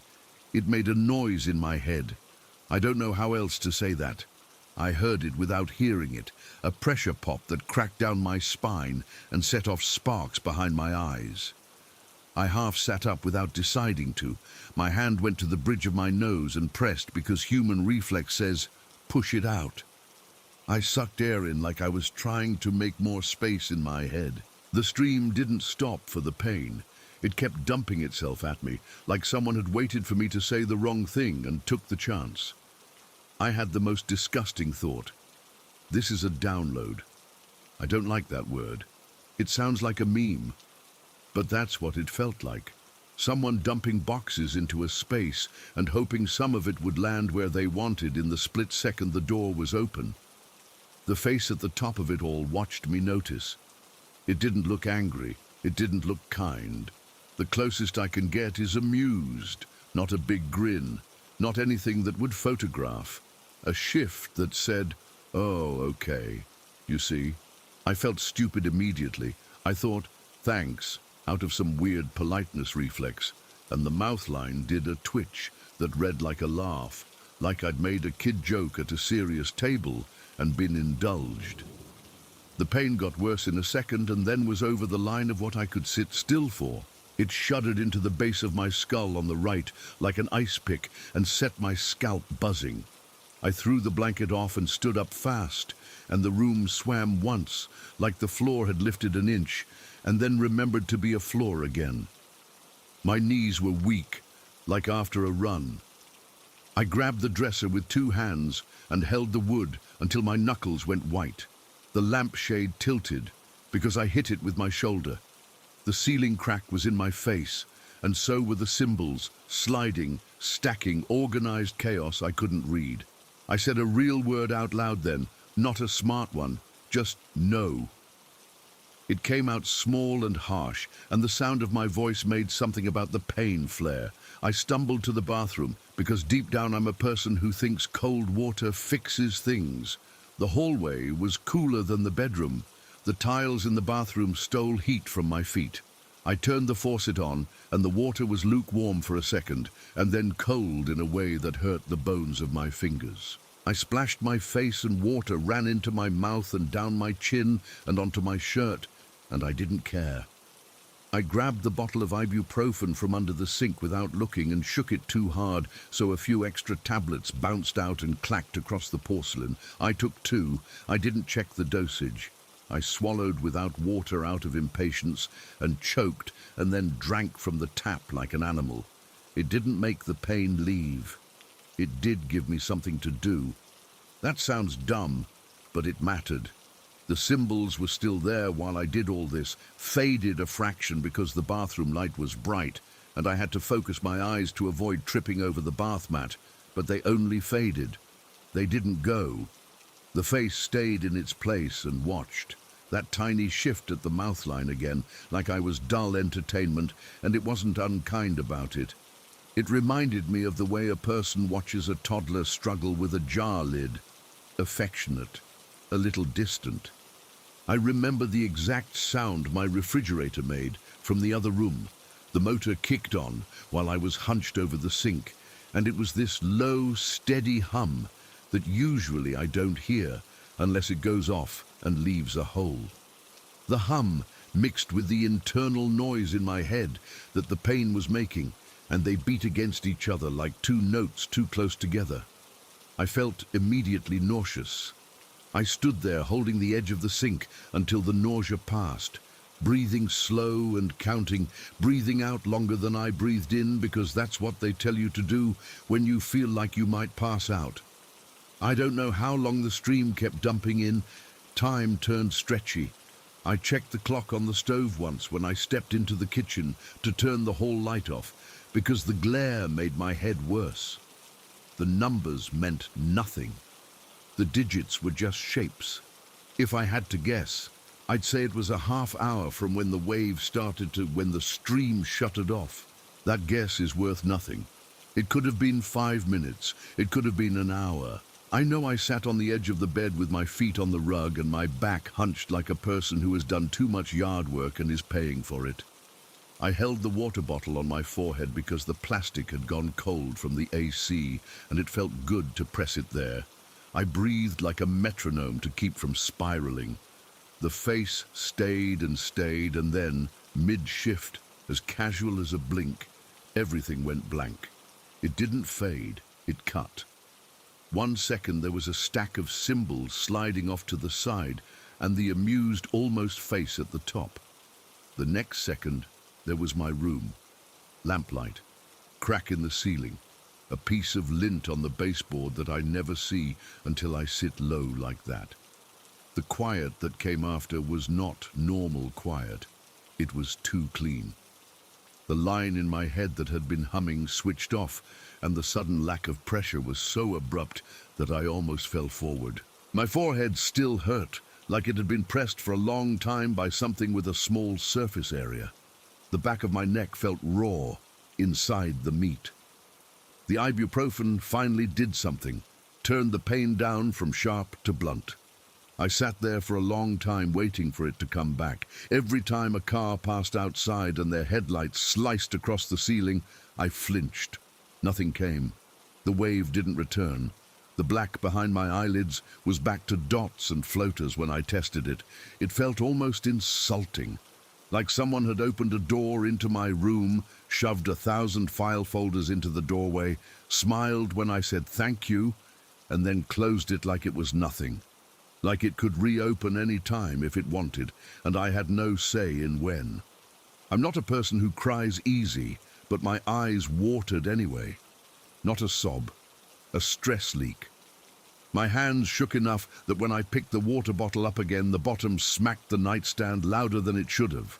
I turned the lamp off to see if that would make any difference, and the dark looked honest again.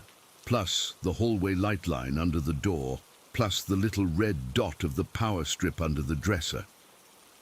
I turned the lamp back on because the honest dark was suddenly worse. I thought about all the dumb things you reach for to explain it. Migraine aura, sure, but I've had a real migraine once in my life, and it was not that. Hypnagogia, yeah, but hypnagogia doesn't follow you into the room with your eyes open and wait for you to take painkillers. Binaural beats trance, maybe, except I wasn't listening to anything. The closest I could get to giving my brain something to hold was this. I matched something for a second. Frequency, brainwave, pick the word that doesn't make your skin crawl. It was like hitting the exact middle of a station on an old radio where the static turns into a clear song. And then, because I'm me, I instantly hated how that sentence sounds. I don't talk that way. It's the only way I have to say it. Here's the worst part. A small piece of me thinks I asked for it by thinking that dumb alien sir line. That's not logical. It's not even exactly what I believe. But it sits there anyway. I pictured a thing, and the thing that showed up fit too cleanly into the picture. The face, the symbols, the amusement. If I left that part out, maybe I would have slept. Maybe I would have rolled over and snored and dreamed about dumb things like losing my shoes in a mall. Instead, I sat on a bed that suddenly felt too small for my body and waited for a stream of shapes to come back and fill up my head. I took another ibuprofen, even though I shouldn't have, because I wanted to be doing something. I stood at the window and put my forehead against the glass because it was cool and solid and didn't move, and I could hear the block the way I always hear it at that hour. Someone's laughter from down the street, far enough away that the laugh lost the words. A car door thumping closed. A cat doing that throaty yell to another cat under a parked car. The normal world was still out there. It made me feel both better and worse. Better because I could locate myself in something ordinary. Worse because whatever happened in my head made the ordinary feel thin. I'm writing this now while it's still the same day, because if I wait, I know I'll talk myself out of it. The lamp is still on, the water bottle is still cold, the ibuprofen bottle is on the sink with the cap crooked because I didn't screw it back on right. The crack in the ceiling is still the crack in the ceiling. I keep closing my eyes to check, and the black is behaving like black again. Just now, while typing that last line, I blinked slow, and the black did the wave exactly once. Up, down, the slow breath version. No stack of symbols, no face, just the line. It went up, and it went down and stopped, like someone nudged me to let me know the door still exists. That's it. It didn't build. It didn't take me anywhere. It did that one pulse and then cut, and I'm sitting here with my hand halfway to my forehead, feeling stupid and small, waiting for a thing I can't make happen to decide if I get to sleep like a normal person tonight. I don't have a good ending. It showed up, it dumped something I can't hold. It laughed when I thanked it, and then it was over like the end of a radio show when the host doesn't say goodbye. The silence after is the loudest part. Story 8. I was 16 when I moved into the little studio in the back. It sounds nicer than it was. It was a single room with a small bathroom and a kitchenette. Cinder block walls painted a chalky white that always felt cool even when the air was thick. The studio sat behind our main house, past a bit of yard that turned to packed dirt by late summer, across a short wooden bridge my father had built over the drainage ditch. In the far corner of the yard stood our palapa, a thatched roof on posts open on all sides, with a couple of rough shelves where we kept random stuff. Jars, a rusty machete that probably shouldn't have been within reach, a cracked plastic bin with fish line and old clothespins. At night on the island, everything outside is dark, not city dark, actual dark. The only light was the porch bulb on the studio. When it was off, you couldn't see your own hand without a phone. I'd been in the studio a week, maybe a little more, and I felt wired all the time. Not the normal excited kind of wired you get from having your own space at that age. This was the kind that turns up out of nowhere. I'd be folding a t-shirt and the skin on my arms would ripple with goosebumps like a cold breeze had blown over me, except the air wasn't moving. I'd be brushing my teeth and my heart would take off in my chest for no reason, thumping hard enough to make me swallow strange. It came in waves, not attached to a thought. I told myself it was nerves from sleeping alone in the back. The house and yard creak and click at night. Tree frogs sound like alarm clocks. Geckos chirp. You can convince yourself anything is a footstep if you want to. The first time I saw it was at dusk, a few days before the thing I'm really here to talk about. I'm only mentioning it because it's the reason the second time hit the way it did. The sky had that heavy look it gets right before the bugs go wild. I was on the little concrete step outside my studio, lighting a joint with the porch light off because I didn't want moths in my face. The smell of the thatch from the palapa was strong, dry, dusty, a little sweet, the way old palm does when the heat bakes it.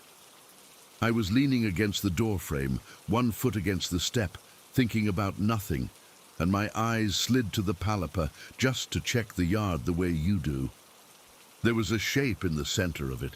It wasn't a person. I mean, it was the outline of a person. Tall, the height that makes your brain go man, with the brim of a wide hat and something like a long coat or a cape that hung straight down. No face, no arms, no curves where elbows would be. It looked like someone had cut a person shape out of the night and set the cutout upright. I could see the shelves behind him, but I could not see through him. The darkness inside that outline was deeper than the dark around it. The posts of the palapa and the messy stuff on the shelves looked normal on either side. Where he stood, the space got eaten. That's what it felt like, looking like there was less space where he was. I put the joint out without thinking and stood really still because the yard was suddenly the wrong place to make noise. The shape didn't shift. It didn't lean. It didn't do anything you associate with a person. It just filled that spot in a heavier way than you can explain. I watched until my eyes got that tired water on them from not blinking, and then I went inside and locked the door like a lock does anything against a hole in the dark. I slept with the light on that night. I told myself I was being dramatic. I didn't say anything to anyone because it sounds like I'm trying to tell a ghost story. It felt worse than that, flatter and more empty than a ghost story. The day that matters started plain. The island heat sat on everything like a towel. The main house hummed with my mother's radio and the smell of onions. I went back and forth across the bridge a few times, moved a plastic tote out to the palapa, did my small chores so no one could say I wasn't pulling my weight, now that I had my own space. It was quiet in the weird way it gets when you know you're going to be alone that night.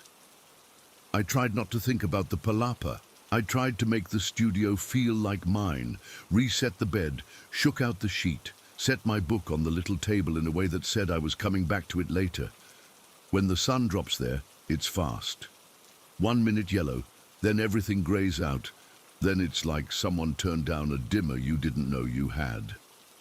Around early evening, I went up to the front to eat, and then hung around my parents longer than usual. I watched a soap I don't even like, because the main house light felt good on my skin. Eventually, I had to go back out. The studio light was off. I knew that because I could see nothing back there. The porch bulb throws this little circle onto the concrete step and a smear onto the air in front of the door. There was no circle. I took my time gathering my stuff. Phone, charger, the little key that sometimes sticks in the studio lock unless you wiggle it. I told my mother I'd see her in the morning in a casual voice. She said goodnight without looking up from the TV. I stepped out the back door. The heat dropped. As soon as I hit the yard, night on Karaka gets into the low spots first. The wooden bridge creaked under me where it always creaks. One of the planks had a little split near the right edge, and I stepped around it without thinking because that's what you do after you've stepped in it wrong. Once in the rain and almost ate dirt. The bugs were loud, crickets, frogs, a kind of high whine I always blamed on mosquitoes, whether it was or not. The palapa hulked in the corner, like something squatting. I was not going to look at it. I looked anyway. Nothing. Or at least I wanted it to be nothing. The dark under the roof felt thicker again. That's all I'll say. I didn't stand there and stare. I walked fast, sandals flipping dust up at my calves, and hit the concrete step with this stupid relieved breath like I was safe just because my door was under my hand. The studio door pushes in, and then just inside on the right is the light switch, but it's not a switch. It's a round dial someone installed to make the porch bulb last longer, so you twist it, and sometimes it crackles when the connection is rough. My fingers found the cool edge of the cinder block wall to guide me, because the dark inside the studio was complete. No window light makes it past the bushes at night. I put my hand where the switch should be. He was already there. Tall, hat, the long line of a coat that wasn't fabric, everything I've said already, but closer. He stood where the dial lives, taking up that space with the same wrong dark that eats whatever should be behind it. I didn't see the wall through him. I didn't see the small nail hole near the switch plate I always look at when I'm bored. I couldn't even see the useless little gecko poop that always shows up low on the wall if you don't wipe it. There was nothing visible through the cutout. My breath stuttered. The first goosebumps hit my scalp before they hit my arms. That's a horrible feeling, your head skin pulling tight before your body catches up. My chest went cold and hot in a wave. I didn't scream. I didn't move. If I had turned and run, I think I would have missed the part that convinced me I wasn't just making shapes with my fear. There was no smell of a person in the room, no sweat, no dirt. The air smelled like cinder block and the ocean, the way it always does inside a place that's close to the sea. He took up space like a person. He did not make air. I slid my hand along the wall because my hand had to do something. The paint there is rough, with the tiny grit you get when people paint block. I felt that grit under my fingertips as I reached slow, toward where the dial would be if he wasn't pressed into that spot. My back stayed against the door. I inched sideways the way you do in a crowded bus aisle when you don't want to brush someone, except this wasn't about politeness. I wanted to feel the wall because it was real.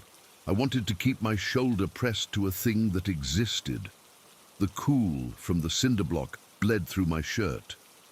From the edges of that shape, the little bit of outside light leaking past the door made a thin halo, but it didn't push in. The dark around him didn't act like normal night. Normally your eyes adjust. You start to pick out edges. With him there were no edges to pick out. My heart was beating in my neck so hard I could feel the pulse under my tongue. When my fingers bumped the plastic of the dial, my whole body wanted to flinch. I didn't because I didn't want to brush him. That sentence, written down, makes me feel dumb. You can't brush a hole. Tell that to my skin. He did not reach for me. He didn't do the dramatic shadow person stuff you see in movies. He existed exactly where a person would stand if they were about to turn on the light. That's what soaked into me. It wasn't a boo thing. It was as if he had the habit of this house the way we have habits. Stand here, turn this, live here. I turned the dial. It's not a smooth click like a modern switch. It grabs. It has a rough little scratch at the beginning of the turn, then a soft resistance, then a point where it catches the electricity and the bulb hum overhead starts low before the light actually shows. I felt that through my fingers. I heard that tiny hum like a mosquito near my ear. The light came on with that weak, warm glow of an old bulb. In the exact same instant, he wasn't there. Not fade, not step, not slide. There was a dial under my hand and the wall in front of me and the tiny nail hole and an ugly drip in the paint I had never noticed making a teardrop under the switch plate. The room existed again all the way to the far wall where the bed sat. My body did a weird lurch, like it had been leaning against something, and suddenly leaned against air.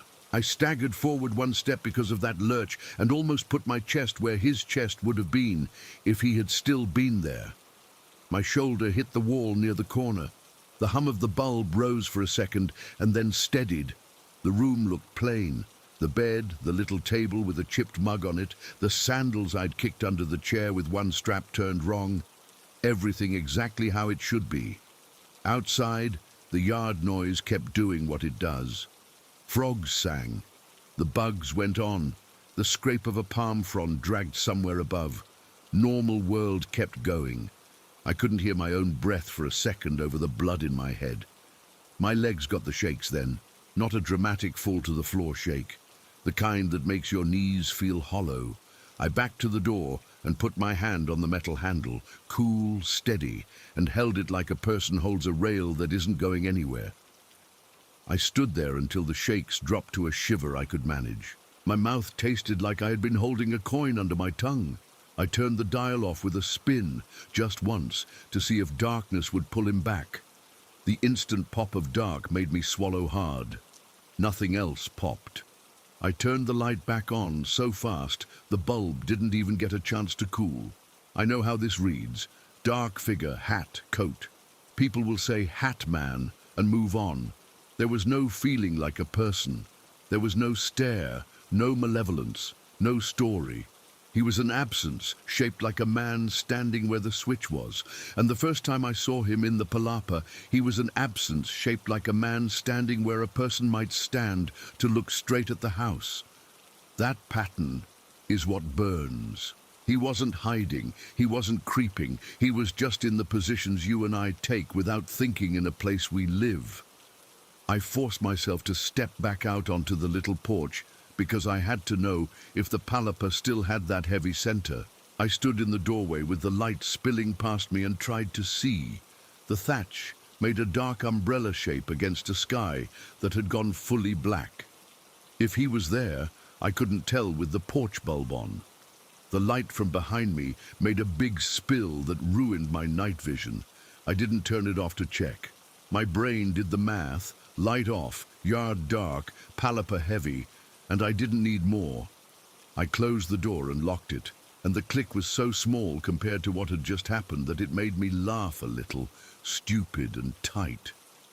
The rest of that night, I kept myself busy so I wouldn't sit on the bed and stare at the wall where he had been. I wiped the small counter in the kitchenette. I folded the same shirt again. I read the same paragraph 3 times. I kept glancing at the dial. The dial looked stupid and old like always. A little scratch around it where a hand has turned it too many times. The cheap plastic was yellowed more on one side from sun through the window during the day. Nothing special about it except it is the place my hand and the hands of everyone who has lived here before me always go without looking. I tried not to think about his shape blocking that place like he had rights to it. I wish there was a clean end. I wish I could tell you I turned off the light again and he was there and we boxed, or I ran to my parents and we all saw it and no one doubted me. It didn't go like that. After he vanished with the light, he didn't come back. The palapa sat in the corner like something hunkered, and I refused to look at it another time. The room smelled like my own shampoo and the faint mildew from the bathroom that never quite dries. The bulb hummed now and then, and I told myself it's because it's old. I sat on the floor with my back to the bed frame because that's where I felt least likely to get surprised. I slept maybe an hour right before the sky turned that color it gets before sun, like the day remembered where it left off and picked it back up. First thing I did in the morning was check the shelves in the palapa like an idiot to see if everything was exactly as I remembered. The little jars were where they always were. The machete lay in the same wrong place. The plastic bin still had that crack. The only new thing was a lizard tail that had gotten torn off somehow and twitched when I walked too close because nerves are cruel like that. I laughed at myself for the lizard tail and kept my eyes on my feet so I wouldn't have to line up my sight with the center point where he stood the first time. I've never seen him again. That doesn't make my shoulders go back down when the sun goes out and the studio light is off and I'm standing in a doorway reaching for a dial in the dark. I never forgot how it felt to not be able to see the wall through where a wall should be. And I haven't forgotten the way my skin understood before my brain did that he wasn't like a person in a coat. He was a subtraction. I'm writing this now from that same room. The dial is 3 feet to my right. If I reach, I can touch it without standing. The palapa is sitting in the corner of the yard just outside my window's field of view. The porch bulb throws its warm circle on the step and out into the night like it always does. I turned it off once while I was typing this, just to prove to myself that I don't have to leave it on to be okay. For a second the room went black and my chest locked up, and I saw the exact empty shape where he had been by the switch. I turned the dial back on so fast my knuckles scraped the wall. It was there.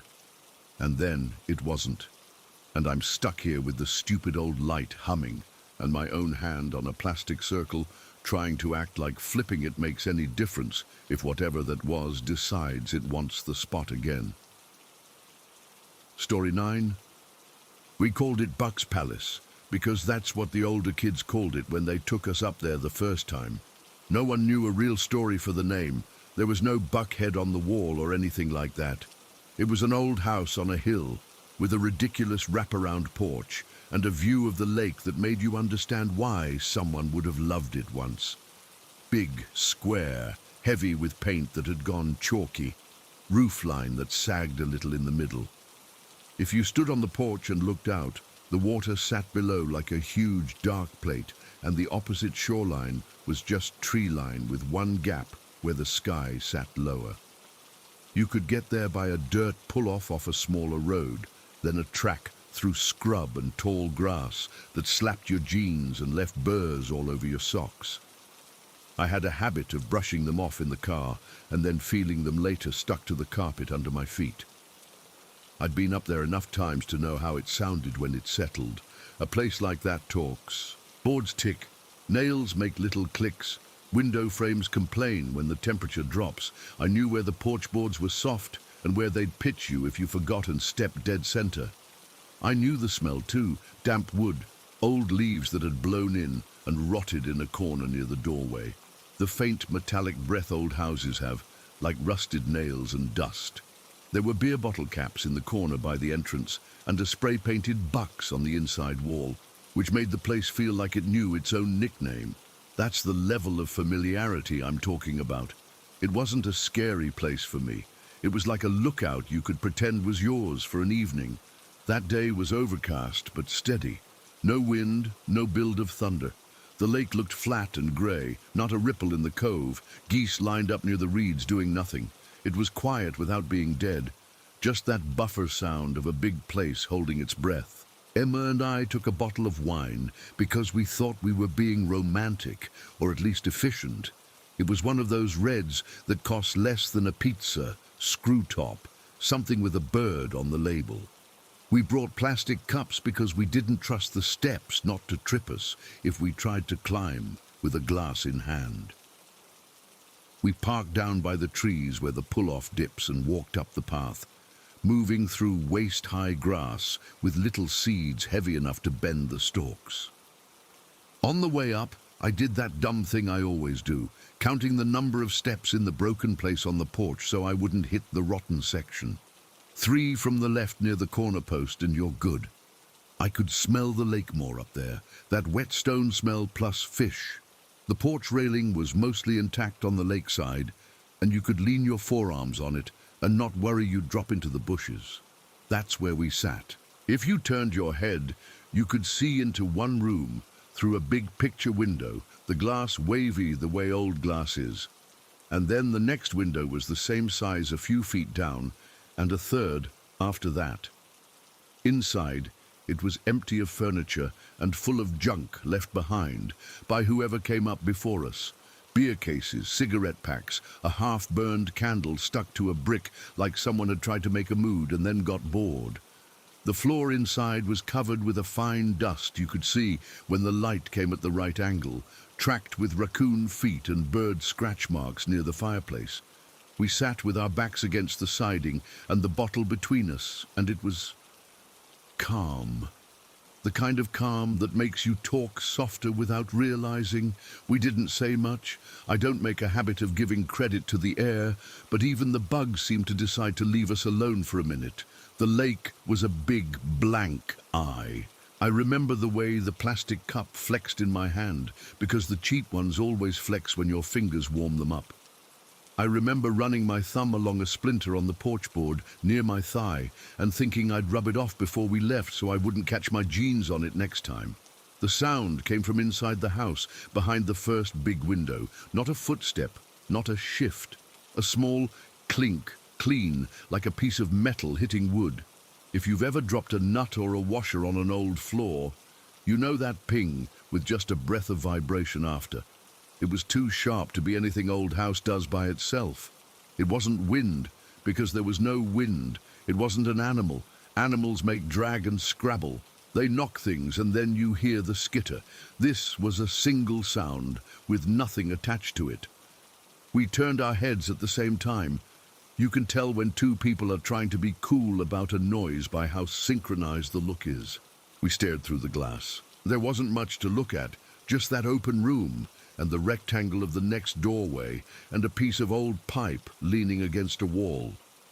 Nothing moved, no follow-up sound. I felt the hairs on my forearms rise because of how contained the sound was. It might be stupid, but it made me feel like someone had dropped a coin at the bottom of a pool. That's how dampened it was. Inside, not all around. We kept sitting after that. If you go up to places like that enough, you get used to telling yourself a noise is nothing until it really can't be. We finished the cup we had poured, and I screwed the bottle cap back on because I didn't want dirt in it if we decided to walk. And then the house gave us another answer. I couldn't put in the old wood category. When we stood to leave, we had to walk the length of the porch toward the steps that go down the back way to the car. That run of big windows looked into what was the main room. The glass was still in them, because modern kids don't like to risk cutting themselves, kicking something that old, I guess. It's thick, and it makes everything inside look like it's underwater. We reached the first window, and the glass banged from the inside. I don't mean a little bump like a bird tapping. I mean a flat hand hit, a deep hit that pushed the pane and thumped the wood. The sound traveled through my feet from the porch boards before it got to my ears. If someone had been inside, they would have had to be standing right there to do it. It didn't crack. It didn't even rattle after. It was one impact. It stopped both of us mid-step in that stupid way your brain says, try to see it, before it says, move. We moved. The steps toward the next window were fast without looking like running, because your body wants to keep dignity while your stomach's going cold. As we passed the next window, the sound hit again from inside that one. Same hollow thump, same struck from inside feel, matched to where we were on the porch. Thump, and then nothing. That window's inside sill had a broken jar on it, and the fragments vibrated just enough to catch light. No footsteps, no scuffle, no voice. Just perfectly timed bangs tracking our path. I felt my mouth go dry like I'd swallowed chalk. Emma grabbed my sleeve without saying anything. A normal human, don't leave me grab. We both kept moving. I glanced inside out of habit to make sure there wasn't a person and saw dust hanging in the slit of light under the far doorway and nothing else. Next window, another thump, same deep hit, and by then I didn't have space in my head to decide if the house was messing with us or something in it was. I only had the one job, get to the stairs and then to the car without breaking an ankle. There's a point where the porch pinches a little near the corner post, and I misjudged it because I wasn't looking down. My boot slid on the dirt grind that always sits there, and my hands hit the rail hard enough to sting my palms. The cuss I let out sounded too loud in the quiet. The last window banged in answer like it had been waiting for a noise from me. I didn't check inside that time. I didn't have that bravery left. We took the steps down the back like we'd been doing it slow our whole lives. Except my feet were already in that half run you do when you're on a slope and you don't want to eat it. The ground under the steps is always muddy near the third post from the bottom because the slope holds water there. I hit a wet patch and slid for a second, caught my balance, and we came into the clearing where the car was. My keys were already in my hand, stupid habit of clutching them between finger and thumb when you feel itchy. They bit my palm, and I know that because I felt the imprint later. I don't know why I turned to look back. Some idiot part of me thought if I looked, I would see a person in a hoodie inside the house laughing at us. That would have been easier to hold. I turned, and it happened then. I didn't hear it. I felt it. Cold moved through my chest from left to right. Not like stepping into a cold room and not like a breeze. It was a band, narrow and dense, that slid through me. It wasn't my skin shivering or a draft.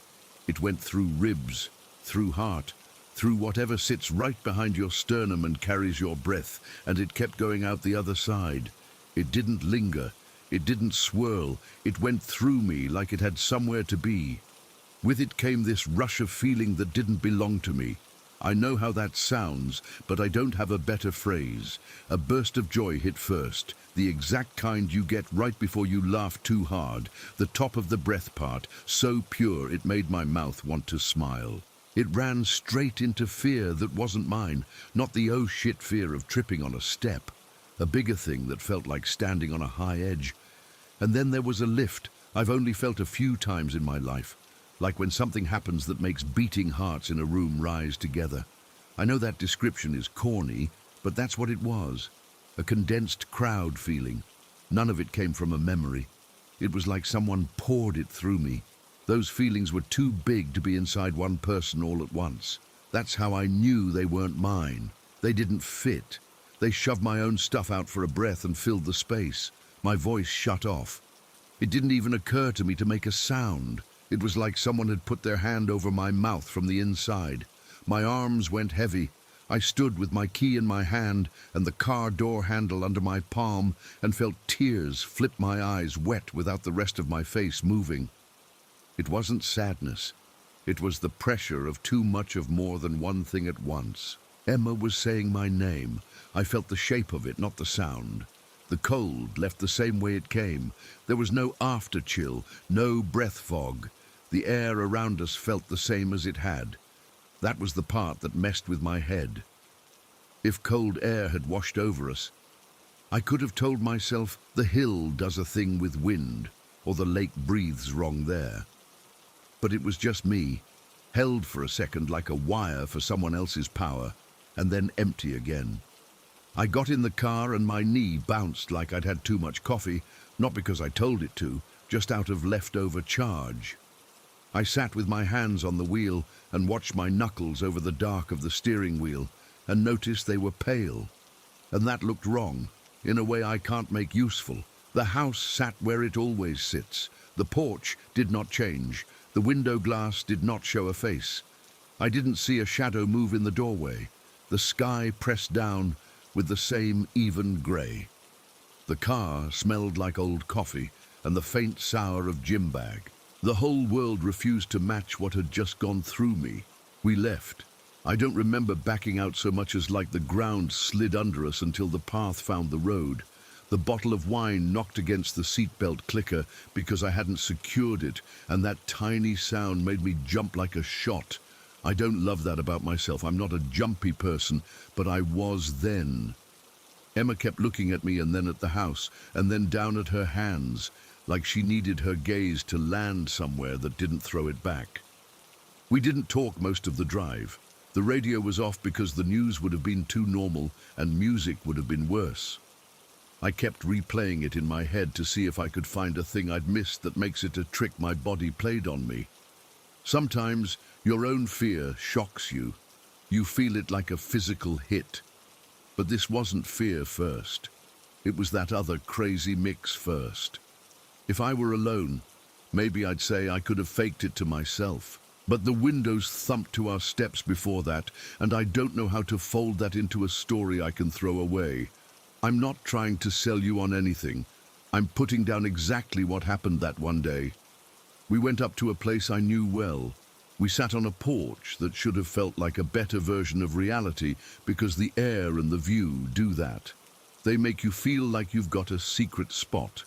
A clean metal clinch happened inside a house with no one in it that I could see. When we tried to leave, something inside hit the windows in perfect time with us, like it was walking alongside in there where I know the floor is clear. And at the car, when I turned to look back for one last dumb glance, something that wasn't wind moved through me and brought somebody else's feelings with it, shouldered in front of mine. It knew I was there. This sounds like a line from a movie, but it's the only true sentence I have for it. It noticed me and pressed close to see if I could hold it. I haven't been back. That's boring, but it's true. I can tell myself a lot of reasons. The house isn't safe, the porch will go one day, and I don't want to be the idiot on it when it does. The path grows ticks like grass. The cops might finally decide they're done with kids trespassing there, even though they've ignored it forever. All of that can be true, and the other reason can be true too. I don't want to offer my chest up like a wire again. I don't want to feel borrowed joy shoved into me with fear riding right behind it. I don't want to wonder if the next time it would take more, or stay longer, or leave less of me in the space when it went. I'm typing this now, and my hands feel like they did holding that steering wheel, light and useless. I can picture the porch and the run of windows, and know how the boards give under my feet, and the exact sound of the small metal piece hitting the floor inside. I can feel that wrong cold shoot through me like a narrow current left to right, and then it's gone. That's all there is. No moral, no tidy point. It happened. We left. Right before I started writing this, I stood up to get a glass of water, and the air by the sink felt colder than the rest of the room, and my brain did that little flinch. Then it warmed again instantly. It's nothing. It's everything. And I'm back in the car in my head, Key biting my palm, Emma watching my face for words I didn't have, and the hill behind us holding a house that knows how to hit its own windows when you walk by, and if you look back at the wrong second, sends itself through your chest like it's trying you on. Story 10. I thought it was going to be one of those dumb little adventures you laugh about later. We weren't looking for trouble. A friend had been on me for weeks about this old park outside Traverse City, abandoned for years, overgrown to the point where the main gate was just a suggestion. He said there was an amphitheater back there with decent acoustics and graffiti, the kind of place kids use to feel brave. It was a grey day, calm, not much wind. The air had that wet leaf smell that hangs around after a drizzle, and everything felt soft underfoot. It wasn't spooky when we pulled off the road. It was just quiet. There were 5 of us, 2 cars, nowhere else to be. We parked in a shallow dip where grass had swallowed most of the gravel. The chain-link gate had a no trespassing sign bent in half and a hole in the lower corner where people had pushed the fencing up and folded it back. The metal felt gritty. When I ducked through, the smell of rust and damp hit me at the same time, and my jacket snagged on a strand of wire and left a thin silver line across the sleeve. The inside road beyond the gate had cracked into islands. Grass and small trees grew where cars used to go. We followed what used to be a path, now narrowed to a single trail through brush. The plants were shoulder high, some of them higher. I don't know what half of it was. Goldenrod turning brown, some kind of knotweed, sumac, ferns that looked flattened and then stood back up. The trail under our feet had a layer of leaves slick enough to slide if you didn't plant your heel. It took us maybe 10 minutes to reach the amphitheater, not because it was far, but because the path made us move in a line and we kept stopping to step over downed branches. I kept feeling the wet slap of plants against my jeans and the itch at my ankles where I knew mosquitoes would find skin. The amphitheater popped out of the brush all at once. Concrete bowl, a half circle of seat rows, cracked and sunk in places, with saplings sprouting from the gaps. The stage was a flat rectangle with a cracked slab. There were scuffed tags sprayed across the back wall, and the echo of older paint barely there under newer scribbles. Someone had dragged in a milk crate and a busted lawn chair. There was a metal rail at the top edge that probably used to keep people from falling into the bowl. It was bent in one section and felt loose when I touched it. Above us, the sky was a flat sheet of grey with no real edges to the clouds. Standing in that spot, I could hear the little sounds a place makes. Drips somewhere, a squirrel messing around in the brush, the thin click of a branch tapping another branch. There was no wind, and the air felt heavy enough to hold sound close. Everyone got quieter without planning it. The amphitheater makes you feel like you should be quiet. You don't even think it. You just lower your voice. The trail continued past the stage into thicker overgrowth. You could see where others had gone through before by the way stems were bent and broken, but it was the kind of one-person path where you put your foot exactly where the person in front of you put theirs, or you end up trapped in thorns. It had that one-way feel, like once you stepped past the lip you were committing to a funnel. My friend who always volunteers to go first, there's always one, took 2 steps into it, brushed the plants aside with his forearms, and then stopped like he'd hit something. He came back out in maybe 3 seconds flat. His face looked wrong in a way I didn't have a word for then. He said the plants were moving wrong, not shaking in a breeze, not bouncing back from being pushed. He said it looked like the stems had a mind of their own and were flexing from the ground up, and there was no wind. We all stood there trying to see what he saw. The plants looked like plants to me. Maybe a couple were rocking because he had just pushed through. It was one of those moments where someone throws an idea out and your body decides whether to believe it before your brain makes a choice. I felt that shiver crawl up my back and land at the base of my skull. Not panic, just that animal okay then. Something's off. The air still felt like a blanket. The brush didn't show anything more than leaves and shoots. But I had the first hint of the wrongness he meant, and I did not like it. Then we heard the crying. It came from the trail past the stage. At first I thought one of us had made a noise. It was that close in my ears. It wasn't a sob, or the little wet sounds people make when they try not to cry. It was a clear, high cry. A single wail that broke off and came again, and it sounded like a girl. It didn't get caught by the plants. It didn't get muffled by the trees. It reached us like someone stood in the open and called out. There was no echo back off the walls around us either. The amphitheater threw it at us without throwing it anywhere else. The hairs on my arms lifted like a switch had been flipped. Everybody froze. You don't realize how loud 5 people's feet are until everyone stops at once. The sound came again. Same clear cry, a breath, and then another one, like someone pulling air into a small chest and letting it go under control, not sloppy. An adult maybe could fake that. A kid would sound messier. Those were the kinds of thoughts banging around in my brain then. Stupid math about something that didn't belong there. The person who always goes first said he couldn't ignore it. He said responsible and check, and I understood. Leaving a kid out there screaming didn't sit right. So he ducked into the trail. The plants parted around his shoulders and showed the dark of his jacket and then closed behind. I could see where he was because the tops of the weeds leaned and snapped back in this slow wave as he moved. We didn't follow immediately because the path wouldn't let all of us go at once without trampling each other. We waited with that jitters feeling, eyes on the spot he'd gone in. The crying didn't change at first. It came from ahead, not far, but no matter how I turned my head, I couldn't put it in a specific place. That's the part that scared me more than anything. The sound was so clear, but there was nothing to locate. It sat on the front of my face like earbuds. The next cry came sharper, like it had found a hard edge. It wasn't a human voice turned shriek.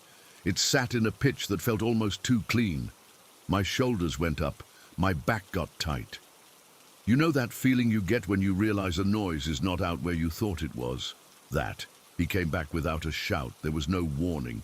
1 second we were watching weeds. The next he burst through, feet not catching once. I've never seen him that pale. He's not a dramatic person. He doesn't do big gestures. He looked at each of us like he needed to make sure we were seeing his face. He kept saying there was nobody there. The crying had gotten louder and closer, and there was nothing to look at. It was right in front of him, and nothing was there. His hands were shaking. He told us to run. We didn't do the movie thing where everyone argues. We ran. The path that had taken 10 minutes felt longer on the way back because fear makes your feet stupid. The plants caught our sleeves. They whipped our faces. Someone behind me swore about an eye. The amphitheater walls took the sound and made it stay with us. As we crossed the bowl and hit the other side where the trail to the gate starts, the crying changed. It wasn't just a cry anymore. It flattened into a sound that was almost a scream and almost not. A long, thin sound that pressed into the soft place between your shoulders. It didn't echo off to the side or bounce around. It came down the center like the trail was a pipe, and we were standing in the pointy end. I could feel it on my neck. It wasn't physical air, but my body responded like there was breath on me. I kept waiting for the sound of feet to go with it, a branch snapping from a body breaking through. There was nothing. It was only the sound, and it matched our pace. If we sped up, it did. If we slowed because of a snag, it filled the space between the beats. Once, when I thought we had lost it because it went low for a second, it came back stronger. The closer we got to the gate, the hotter the fear felt. That's the only way I can explain it. It landed in a band a hand's width wide at the back of my head and lived there, thudding with my pulse. At the gap in the fence, we bottlenecked. Chicken wire scratches new lines on your clothes when you're clumsy. We were clumsy. Everyone ducked at the same spot and tried not to get shirts caught on twisted metal, and someone kicked the fence and made it ring, and the sound behind us poured into that ring like it had been waiting for a thing to vibrate. It stayed with us until the last set of feet scraped through. The second we cleared the gate, it cut. I don't mean it trailed off. It snapped off. It was like a switch. The sudden quiet was worse because it made the whole run feel fake, like we'd been yelling in our own heads. It took a second for the normal world to come up from the bottom again. The far hiss of a car on the main road, the tick of the engine in the first car settling from the drive there, the small, meaningless noises a parking area makes. The plants at the gate were just plants. The path we'd just come down sat there plain and narrow, the gap into the amphitheater trying to look like a normal path through weeds. Standing by the cars felt like stepping out of a pool. Water on skin, leaving behind the cold, while the air doesn't hold anything. We did the fast glance at each other people do when they've gone through something without planning it, but don't want to get into it with their mouths because their bodies haven't caught up. The person who went in first kept flexing his hands like he couldn't get them to relax. He said again that there was nothing in front of him. He'd parted the plants. He showed us with his hands how he'd pushed them left and right until there was a clear hole. And the sound sat in that space as if someone with a mouth was right there.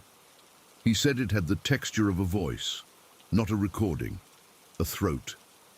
He had reached out expecting to touch an arm or a shoulder because his brain told his hand to do the normal thing older people do when they find a kid, and his hand touched nothing.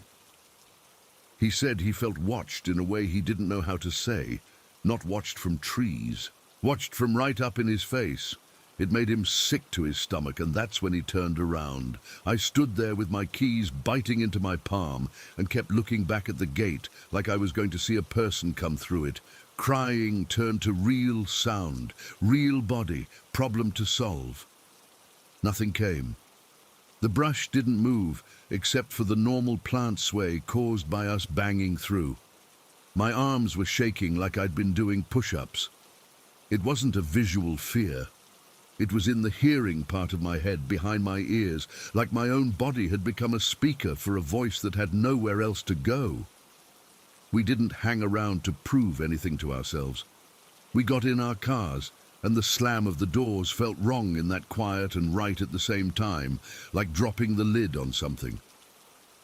The drive back to the main road took a minute that felt longer. I kept checking the rear view like I expected to see someone running down the path toward us, small and real and crying with lungs this time. I didn't. The trees on both sides leaned together in that way they do when they've been left alone too long. The gravel under the tires made a sound that shouldn't be comforting and somehow was. At the stop sign, we pulled over for a second. We didn't really talk. The person who went first said the only words he bothered to put together. There was no one there. He said it twice, not to convince us, but to see if saying it helped his body. It didn't help mine. I could still feel the line of pressure at the top of my back. I kept rolling my shoulders and touching the back of my neck like I could wipe it off. The air in the car smelled like stale gum and sweat. I could smell myself, which is not a detail anyone wants to read about, and it's exactly what I was living with on that ride, because fear hits sweat glands, whether you want it to or not. We went our separate ways. I drove home with the radio off because music made me angry in that moment. Every time I passed a line of trees, I had to tell myself out loud that those are just trees. I know what a crying kid sounds like. I've heard a kid hurt themselves and wail. I've heard teenagers put on a cry because they want to yank your chain. This was neither. It was a focused sound with no source, and it moved like a body without having one. Even writing that sentence makes me feel dumb. It's the only way I have. The sound lived on that trail. It poured itself at us down the one path we could use to come or go. It rode the line of that trail the way water runs a groove. And when we stepped out of the groove, It had nothing to sit in, so it turned off.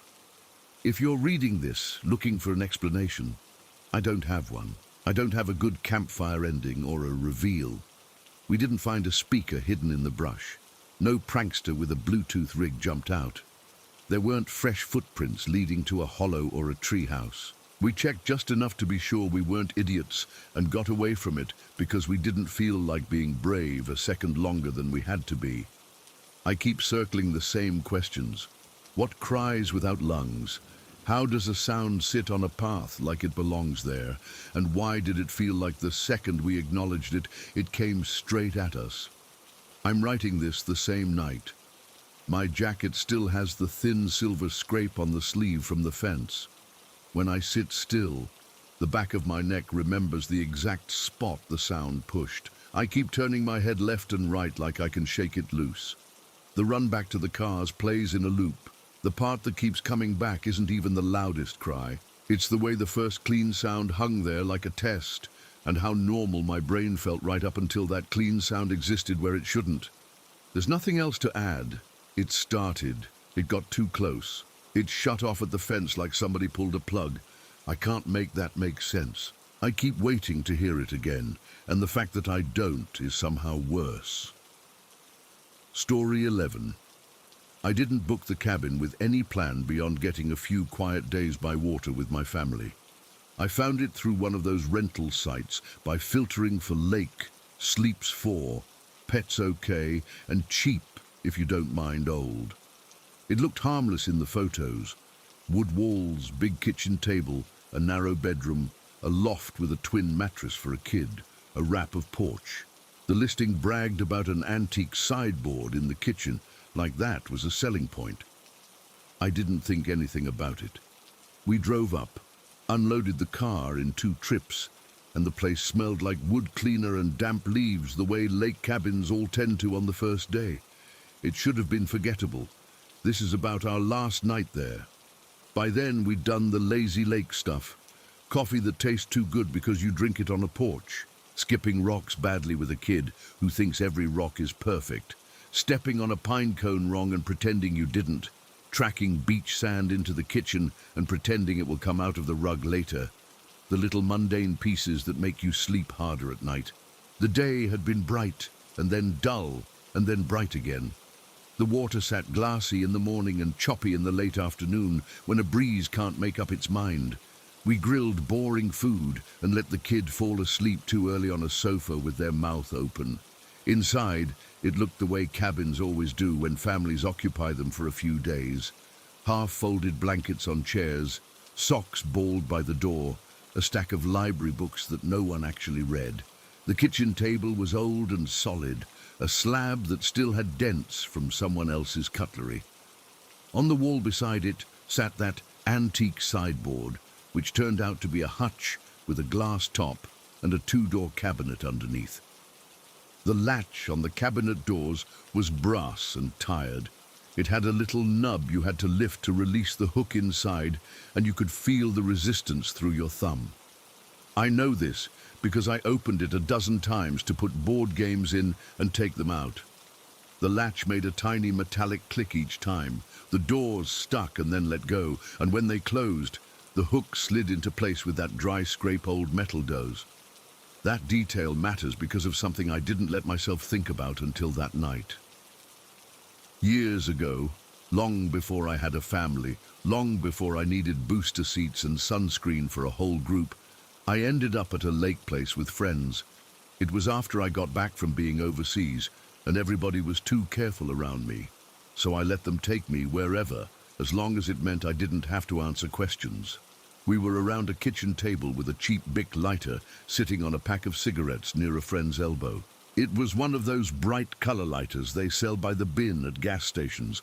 It jumped off the table, hard enough to make a thwip, and shot across the kitchen like someone had pulled it back and let it go. 4 beats later, if you count 1 Mississippi to Mississippi, an old cabinet latch clicked across the room, and the doors eased themselves open an inch until they hung there. The whole house went charged in a way I can't explain. No one slept properly. We left the next morning like the place had decided we were done. I didn't connect anything when I booked this rental because I didn't know. There are 100 lake places with old cabinets and latches.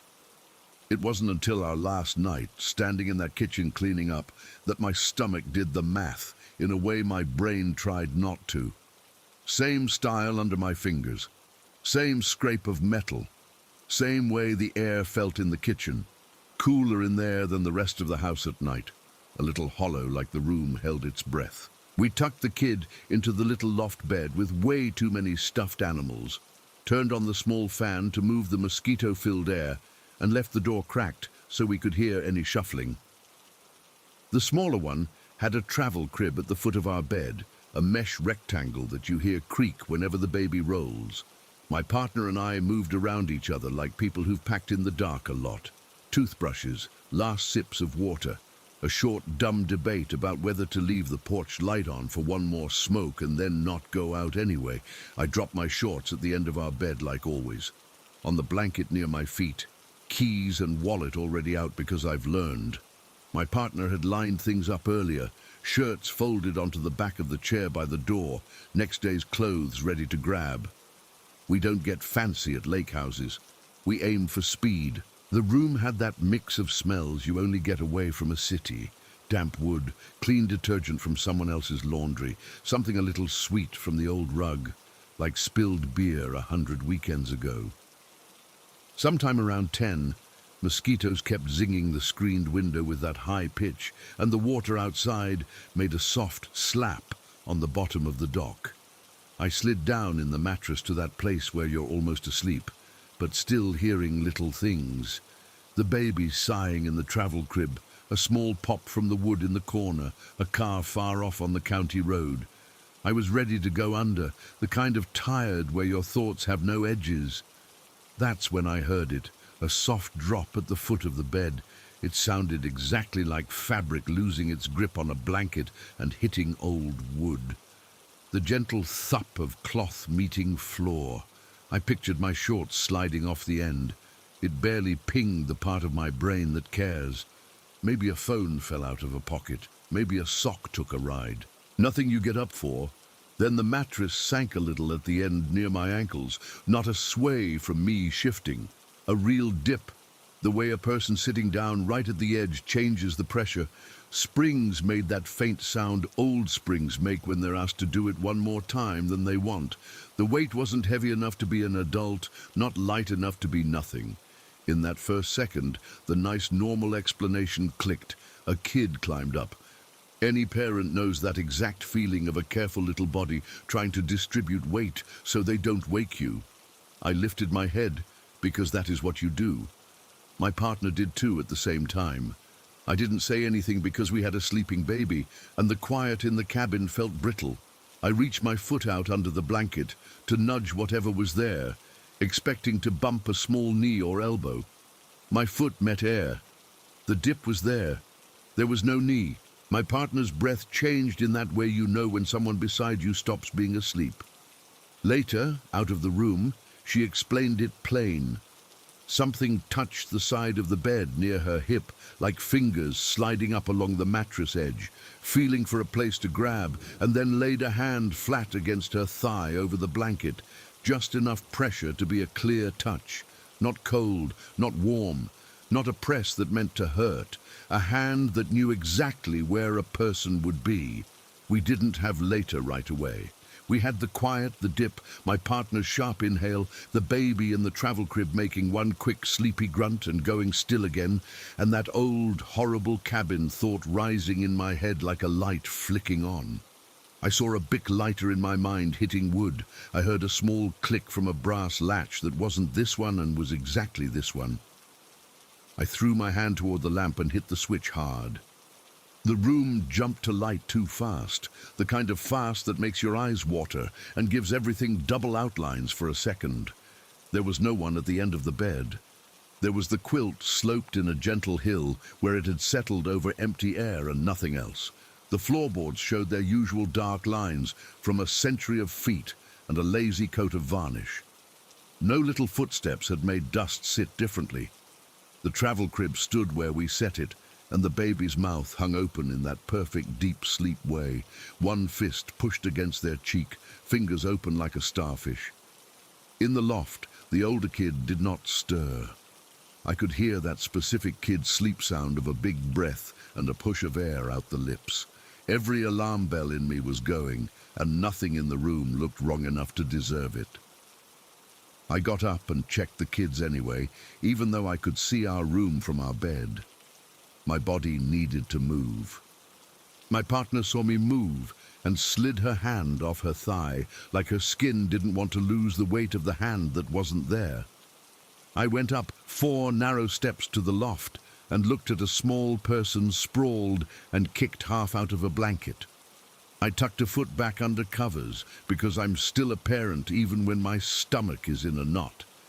I came back down, stopped on the last stair, and listened to the house. The lake made its soft slap. A night bird called once and shut up. The fridge in the kitchen cycled on and hummed through old wood. The hum of the lamp changed pitch once and settled. Back in our room, the shorts I had dropped on the end of the bed were in the middle of the floor between the bed and the old chair, legs splayed like they'd tried to walk. It took me a second to process, because my brain still had a picture of them at the foot where I put them. The little green tag on the waistband faced up so clear, it made the whole thing feel like a problem I could solve by putting them back where they belonged. I bent to pick them up, and my partner said, still too quiet, that she'd put them on the chair earlier when I was brushing my teeth so I wouldn't trip. She had laid them neatly over the arm, far from the bed, easy to grab in the dark. So the drop I heard wasn't fabric sliding off the end. It was fabric kicked off the chair. It was my shorts moved from one spot, bounced once, and then placed like a joke right where I would have to step to go check the kids. You tell yourself anything when you don't want to believe a house is paying attention to you. Maybe I knocked them when I walked by. Maybe the old chair arm did it on its own because wood has memory. Maybe a draft punched through in the exact middle of a summer lake night in a closed room and lifted one leg enough to dump the whole thing. You pile up maybe until you run out. There were a few other tiny things in that thin time before midnight that stacked up in the wrong way. The water glass on the nightstand turned a quarter turn by itself if I looked away and looked back. I swear it did. I told myself the bed moving from us sitting down made it slide on slick wood. That condensation leaves a ease point. The latch on the kitchen hutch gave a small solo click once, when the fridge shut off in the other room. The sound of metal just touching metal as if weight has shifted at that exact moment. I stood in the doorway and watched the cabinet doors like they might inch out and then stop because I caught them. They didn't move. The air in there felt charged anyway, charged enough that even the old clock on the microwave sounded loud. We lay back down with the lamp on because neither of us wanted the dark. The baby kept sleeping like the world is safe, because it is when you're that size. The older one in the loft rolled once and thumped a heel against the wall, and my chest jumped like a bird hit it. My partner had that thin sheen of adrenaline sweat on her forehead you get when you try to be the calm adult. I had it too, and it ran cool down my side. We did not talk about what the hand felt like, because saying it out loud felt like letting the room own it more. I know what I'm about to write sounds paranoid, but it's the most honest way I can explain the rest of that night. Something in that house liked to make small changes in weight and placement to get a reaction. Not a big show, not a door slam, not a scream. It likes the stupid human pause when you think you dropped your own shorts and the way your brain tells your body to relax because it's just socks, then does the thing with the bed that makes you sit up, then follows it with that light little touch you can excuse away until someone else in the bed feels it too. It is the 1-2 of object and pressure. It has timing. I lay there clenching and unclenching my jaw until my muscles got tired. My hands kept opening and closing too, because I didn't know what else to do with them. At some point I must have drifted, because I woke to a tiny click from the kitchen, and that feeling that the room had been looked at. Not someone standing over me, not that violation.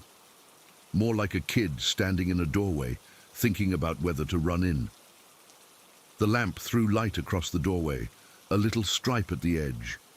Nothing moved through it. The room was just a lake cabin with our mess in it, our 2 pairs of shoes by the wall, the dumb shorts back on the chair where I put them because I refused to leave them in the middle like a dare. Around 3 or 4 in the morning, the kind of late where you could call it morning and not be wrong, I got up to pee and stood there in the kitchen rubbing my eyes with both hands like a movie dad. The hutch sat like furniture sits. The handle on the latch didn't move. The doors didn't breathe. The way you know a thing is a thing and not a hallucinatory fear is that your fingers remember the exact feel of it later. If I close my eyes now, my hand remembers the little tug that latch makes when you lift it, and the how do I say this sense in my chest remembers when a room decides to push back. We left after breakfast because that was the plan, not because of the night. You can leave a place without making a scene about it. We stripped the beds like you're supposed to, piled sheets on top of the washer, ran a last load of dishes because I'm not a monster. The cabin looked bland in daylight. Bird sound through the trees, damp porch, a trail of Cheerios under a chair. You could stand in that kitchen at 10 in the morning and swear you'd made the whole thing up. I wasn't thinking about that first time with my friends, not really, until my partner shut the hutch to wipe fingerprints off the glass door with a dish towel and the latch fell into place with a tiny, satisfied click. It was the same sound those years ago. Different house and same house. That was when the pattern slammed into place like a drawer shutting. Objects hop off tables, doors undo themselves politely. Weight sits on spaces like a person, hands touch where they shouldn't. Not once, not just then. The kind of repeat you don't want to recognize because recognizing feels like an invitation. That's where it ended. No goodbye noise, no second act. We loaded the car, did the check for phone chargers and left behind plush toys, and I stood for one last second in that kitchen that had gone plain again and felt skin on my thigh where a hand used to be. I told myself it's memory. I told myself it's nothing. The latch didn't move. The air didn't buzz. It was over like someone had been watching a show and hit pause mid-scene and then walked away. The quiet after made my ears ring. I don't have anything clever to add. It happened and then it stopped. And now whenever I hear that dry little brass click anywhere, any cabinet, anyone's house, I wait for a lighter I can't see, to shoot across a room that looks like 1,000 other rooms and a bed to remind me how much a body weighs when it isn't there. Story 12. The day this house crossed a line started stupidly normal. I woke up later than I meant to, padded into the kitchen in socks, and the first thing I smelled was last night's coffee in the sink and the lemon dish soap.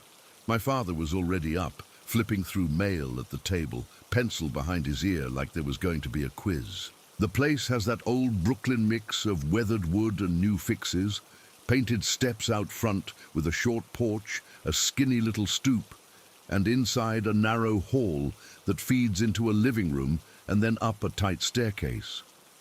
2 bedrooms up top and a Jack and Jill bathroom between them with 2 doors that face each other across a couple of feet of tile. There's a motion light on the porch that likes to catch raccoons and people who think they're sneaky. The doorbell is one of those cheap chimes that came with the house, not fancy, but loud enough to make you stop whatever you're doing. It started with the doorbell, not a ring, a run. First a single chime, then another 2 seconds later, then it went into this rapid-fire pattern, like someone was holding the button down and letting it up just enough to hammer it again. It made my jaw clench. It was so fast. My father and I looked at each other. He went to the door at a normal pace because he's not the type to let anyone see him hurry, even if it's a siren. The bell kept stuttering all the way to the door.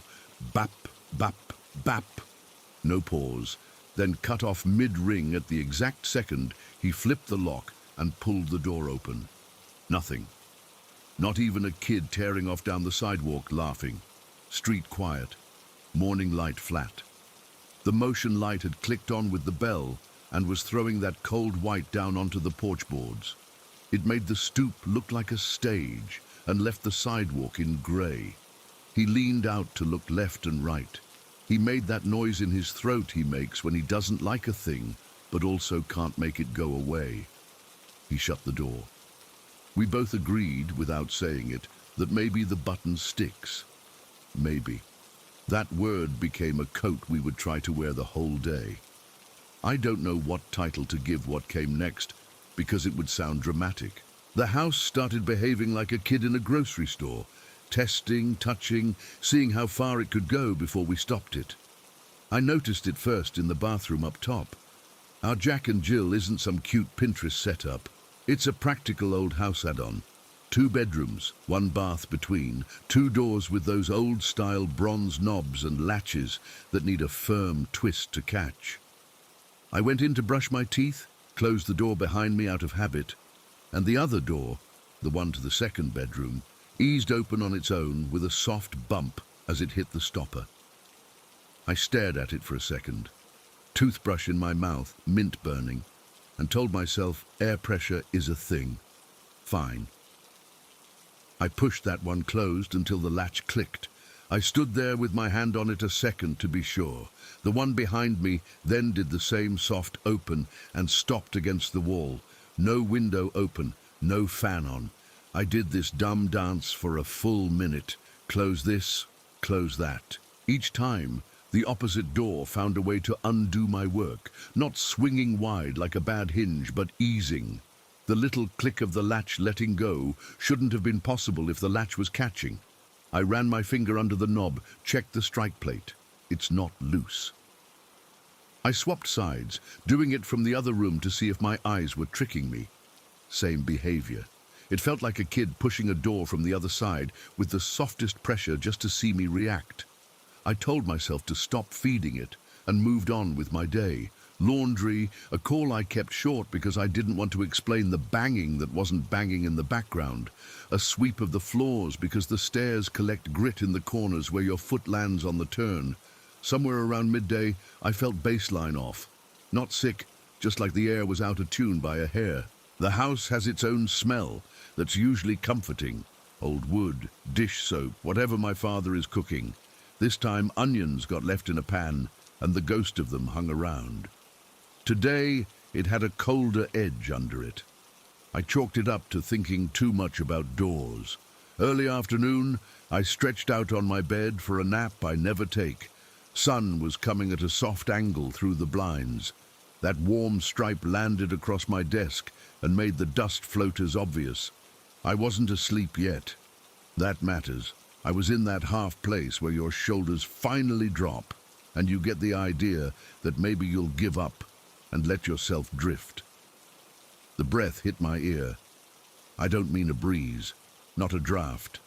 A breath. Wet, with that tiny click the back of a throat makes at the end of an exhale.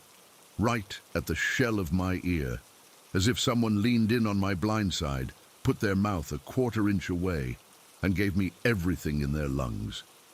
It wasn't hot. It wasn't cold.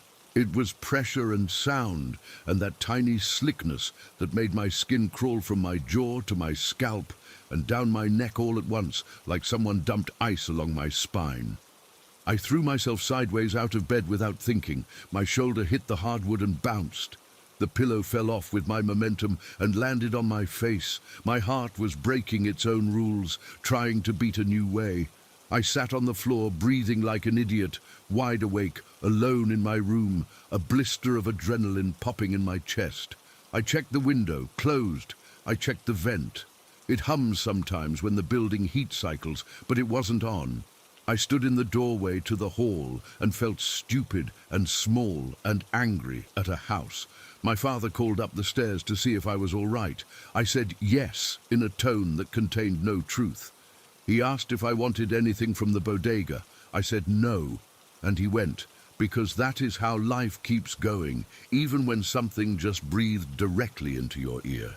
Late afternoon, the Jack and Jill doors did their little show again when I went back in to splash water on my face. The one behind me clicked hard this time, the way it makes when the latch is definitely in the catch, and still, the opposite door let go. I stood still a long beat, letting the faucet run because I didn't want to give it my attention. Out of the corner of my eye, I saw a flicker of movement in the mirror that lined up with the knob behind me. The knob didn't turn. The door didn't move further. I could feel my scalp pull tight again. I shut the water and listened to the house breathe around me the way old structures do. It was nothing. It was everything. As the light went down, the house did that Brooklyn creak as it cools. I was in my room reading nonsense on my phone to settle myself when the doorknob to my room turned. It turned slow. There's a specific sound an older metal latch makes when a hand that barely comes up to the knob's height plays with it. Thin metal rubbing metal, not a full twist, as if a small palm is trying a trick it saw an adult do and hasn't got the pressure right. I sat up before my brain had a chance to decide how I wanted to react. The moment my weight shifted, the knob stilled mid-turn. It was so clear that I could almost feel the hand freeze on the other side. It was quiet enough after that sound that I could hear the building lungs, the kind of quiet that we all pretend isn't a sound. Then, as if to play out a cartoon of an idea, the porch motion light clicked on. I saw the white spill leak under the door and paint the hall. No bell, no knocking, just that light. As if something that had been at my door decided to go pretend to be outside instead. That would be enough for a weird day. It wasn't done. The worst was the balloon. We still had a graduation balloon from a cousin's thing bobbing around the living room, the silver foil kind with a star shape and cheap graphics. It had been in the house too long to have any lift. It had that tired, half-helium sag and liked to float around waist-high, bumping corners like it was learning the layout. I'd been ignoring it for a week, nudging it out of the way with the back of my hand, like you do with a toddler who has picked the wrong lane. I went into the downstairs bathroom after dinner. It's a small room, tile you can't quite get clean, a mirror that needs a better light. I was washing my hands when I heard the faintest crinkle outside the door, the foil noise the balloon makes when it brushes walls. I opened the door to push it away because it drives me crazy when it gets into the halls. The balloon was there, right outside the bathroom, angled like it had just turned the corner. No windows were open. The AC wasn't on. There was no cross-draft. It eased forward, not float, not drift. It traced the door frame and came into the bathroom, and I backed up like a fool to give it room, because my whole body reacted to it like it had a face. I pushed it out with one flat touch. It backed out like a person leaving a room politely. I shut the door most of the way and watched the inch of space.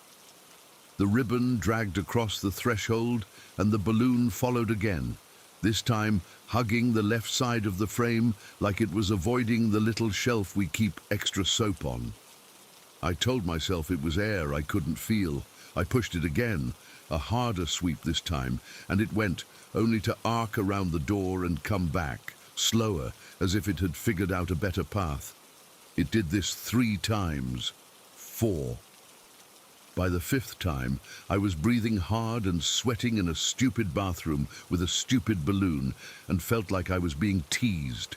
I did something I would make fun of anyone else for doing. I said out loud, to no one, to the air, stop. Not a movie line, just that one word. The balloon eased back like it had hit a wall I couldn't see and hung there in the hall, ribbon quivering once, then going still. I didn't touch it again. I shut the bathroom door all the way and leaned against it, and my hand shook. I stood there until I heard my father call my name from the kitchen. I opened the door in a small notch, like it would make a difference. The balloon had drifted to the stairs and sat at the bottom, as if waiting. It did not come back to the bathroom again. Later, I was in the living room with my father, both of us pretending to tolerate a rerun we've seen too many times because human laughter on a TV is better than waiting for quiet. The house had that slightly too tight feeling, like a breath you can't quite take. We heard steps on the stairs. They weren't heavy. They weren't the slow, deliberate steps we make when we don't want to wake anyone up late. They were light, fast, a kind of choppy pattern that reads, "small person running down," in every language. Not a mistake, not a house clap. You could map them with your body. Top step, skip one, a little skid on the mid-landing, the last four in a rush. My father muted the TV instinctively. We both looked up at the stairwell at the same time. The bottom of our stairs ends in a short hall, and then you come into the living room. We sat with our eyes fixed on that spot the way you do when you know someone's about to walk in. Nothing came. The steps had already finished. The house did not show us a person at the end of them. We held the position a few seconds too long. It got ridiculous in that way waiting does. Waiting turned into accepting that waiting would not be rewarded. My father unmuted the TV. Neither of us said what the steps sounded like. I got up then to gather the last dishes because it felt good to touch real things. The doorbell hit once then, one sharp, single chime. A test ring. My father looked at me. I was close to the door already. I went, because what else are you supposed to do when your house throws a new trick into the night? The porch light was already on. The door was still locked. I opened it to the street. The block was that in-between kind of quiet Brooklyn gets when it isn't too late and isn't too early. A couple of people at the corner talking low, a car idling badly 2 doors down, ticking like a metronome. Our stoop was empty. The motion light was bright and dumb and made the moths look like ash. I closed the door. I turned and stood with my back to it and waited for something else to happen so I could decide whether to be more scared or less. Nothing did. The silence pressed in and made my ears ring again, the way silence does when you've been listening too hard for a long time. I went upstairs to the Jack and Jill because I needed to do something familiar with my hands. I closed one door slowly and counted to 10. I rested my hand on the latch and felt the metal warm from my skin. The other door across the tile eased open against the stopper like a kid being obvious on purpose. The latch under my palm clicked once, like it wanted to do something too, and couldn't decide whether to misbehave with its twin watching. I know how all of this sounds written down in a row, like I'm collecting small annoyances and giving them attitude. I'm not asking anyone to buy into anything supernatural. I'm writing the pieces of one day the way they played out in this house. The doorbell running like little hands on the button, the bathroom doors acting like they had a breath of their own, a breath that found my ear when I wasn't asleep, a doorknob that stopped mid-turn the second I sat up, and a porch light that came on like someone had run outside to be innocent, a deflated balloon that navigated corners to get into a bathroom and stopped dead when I told it to, steps that ran down the stairs and decided not to end in a person. The kid feeling is what stuck. Not scary movie evil. Not heavy, curious, close. A presence with the rules of a small person. Try the thing, watch the grown-ups, run when you're caught, wait at the bottom of the stairs for someone to look. It's possible I'm hanging that on it because it makes my brain less likely to lock up at 3 in the morning. That's fine. It's the truth of how it feels. It all stopped as abruptly as it started. There wasn't a big finish. No crash. No last laugh. The doorbell did not go again. The balloon stayed polite in the hall. The bathroom doors took turns, doing their little push, and then got bored. I stood on the stairs with my father, both of us listening, both of us doing that small smile adults do when they're scared and don't want to show a kid, except we were the only ones there. We heard nothing else. Then the motion light clicked off outside, and the front of the house went dark between the street lamps for a second. That tiny gap, everything blank, sound holding still, was the worst second of the day. It sat like a hand had lifted and left a cold spot behind. Then the building noises came back. The fridge hummed. The TV got too loud for our nerves. and the night moved on. I went up to bed and lay there with my eyes open, waiting to hear the knob move again. It didn't. It just stopped, like a game that ends when the kid upstairs decides to go to sleep, leaving a grown-up standing in the hall with their hand on a door that likes to breathe. Story 13. I'm not trying to dress this up. I'm putting down exactly what happened that one evening in the Midlands because I can't stop replaying it. We didn't go looking for anything weird. It wasn't that kind of trip. We went out at dusk to a bit of woods we know like the backs of our hands, a place we've walked so often we could do it with our eyes closed. That's part of what rattled me. When a place you know turns on you, even a little, it messes with how your body trusts the world. It was one of those long summer evenings where the light hangs on forever, the sky stuck between blue and ink. A few of us piled into my car and drove out past the last estate, past the last set of streetlights, to the small lay-by we always use beside a hedge. If you live here, you know the lay-by, I mean. 2 cars can tuck in if you don't mind brambles scratching the paint, a little gap in the hedgerow with a footpath sign that's more faded than it should be, and beyond that, a thin track through a spinney before you hit the proper trees. You can smell fields there even with the windows up, damp soil, crushed grass, a line of cows somewhere if the breeze is right. When we parked and opened the doors, the air had that cool edge you get after a mild day. Midges found my ankles right away, because they always do. We weren't loud, we never are up there. You don't whisper exactly, but you kind of drop your voices without thinking, like the place has a volume setting of its own. We hopped the little stile beside the gate because the latch always snags, and the wood was slick under my trainers where people have stepped in the same spot for years. Nettles brushed at my calves. Someone behind me swore quietly when a bramble hooked a jacket. The path pinched in where hawthorn leaned and then opened out under older trees. The ground there is springy with years of leaves. If you scuff your foot, you get that rich, almost sweet smell of rot and damp. The birds were doing that last burst of noise before they settle. Once you're in the trees, you can't see the road, and you forget it's there until a lorry goes by, and you catch a distant hiss of tires for a second. This isn't the spooky part. I'm giving you the feel of it because the feel is part of why I know what I heard wasn't normal. We were maybe 5 minutes in, near a bend, where the path shifts along an old bank and the bracken thins so you can see a sliver of field to the right through the trunks if you know where to look. The light had dipped just enough that everything was losing edges. That's when we heard it, a hum low like a man's voice held in the bottom of the throat, not singing anything, not talking, just there. I've heard generators.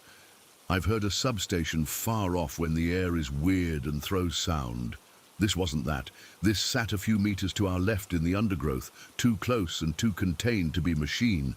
Everyone stopped the same second and turned their heads to the same spot. That sounds like I'm inventing drama, but it's exactly what happened. You know the way dogs all point at once when they smell the same thing? It was us, human version. There's a split second before your brain reaches for excuses, where your body decides how scared you need to be. Mine didn't go straight to panic.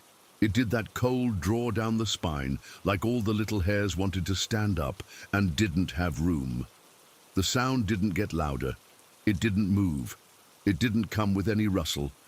It was like being a few feet from a person humming under their breath, except there was no person, and it was too low for a human chest to hold for long without taking a breath. I felt it more than I heard it. It got into the space behind my breastbone. It made my teeth feel weird, like how bass does in a small room. We've teased each other out there 100 times. No one teased in that moment. We just stood and listened, because we didn't know yet if we were the ones being noticed. I remember the exact plant at my feet, a tuft of grass with seed heads fallen over, a smear of mud where someone else's shoe had slipped earlier in the day. My heart thumped against my ribs hard enough to nudge my breath out in short bits. It wasn't sound in the air anymore, it was pressure. I looked up at the gap in the trees where the field showed and clocked that there were no pylons in that direction. There's a farm track and a hedgerow, and then another field, and then a line of old oaks. I know this area. I've stood there in winter and heard nothing but rooks and the distant thrum of an A road. What we were hearing was close, like closer than the nearest tree trunk. One of us lifted a hand without speaking, the way you do when you want to say, wait. No one moved. The hum didn't wobble or break. If it was a chest, it never took a breath. That was the tipping point. Something in me said we'd stood in the same square meter of ground long enough. I felt a pressure behind my ears I can't explain, like the air itself was trying to do something, and I wasn't meant to be in the way. It wasn't a voice in words. It was a push. We went back the way we came, quick, without looking like we were running, then running without admitting we were running. I almost went over on a slick route because I was watching the right side of the path and not my feet. Bracken slapped at my legs. A branch snagged my sleeve and snapped back into place with a sound that made me flinch. The hum didn't follow us. It stayed put and then dropped out so clean I could feel the hole it left. We didn't talk, we just moved.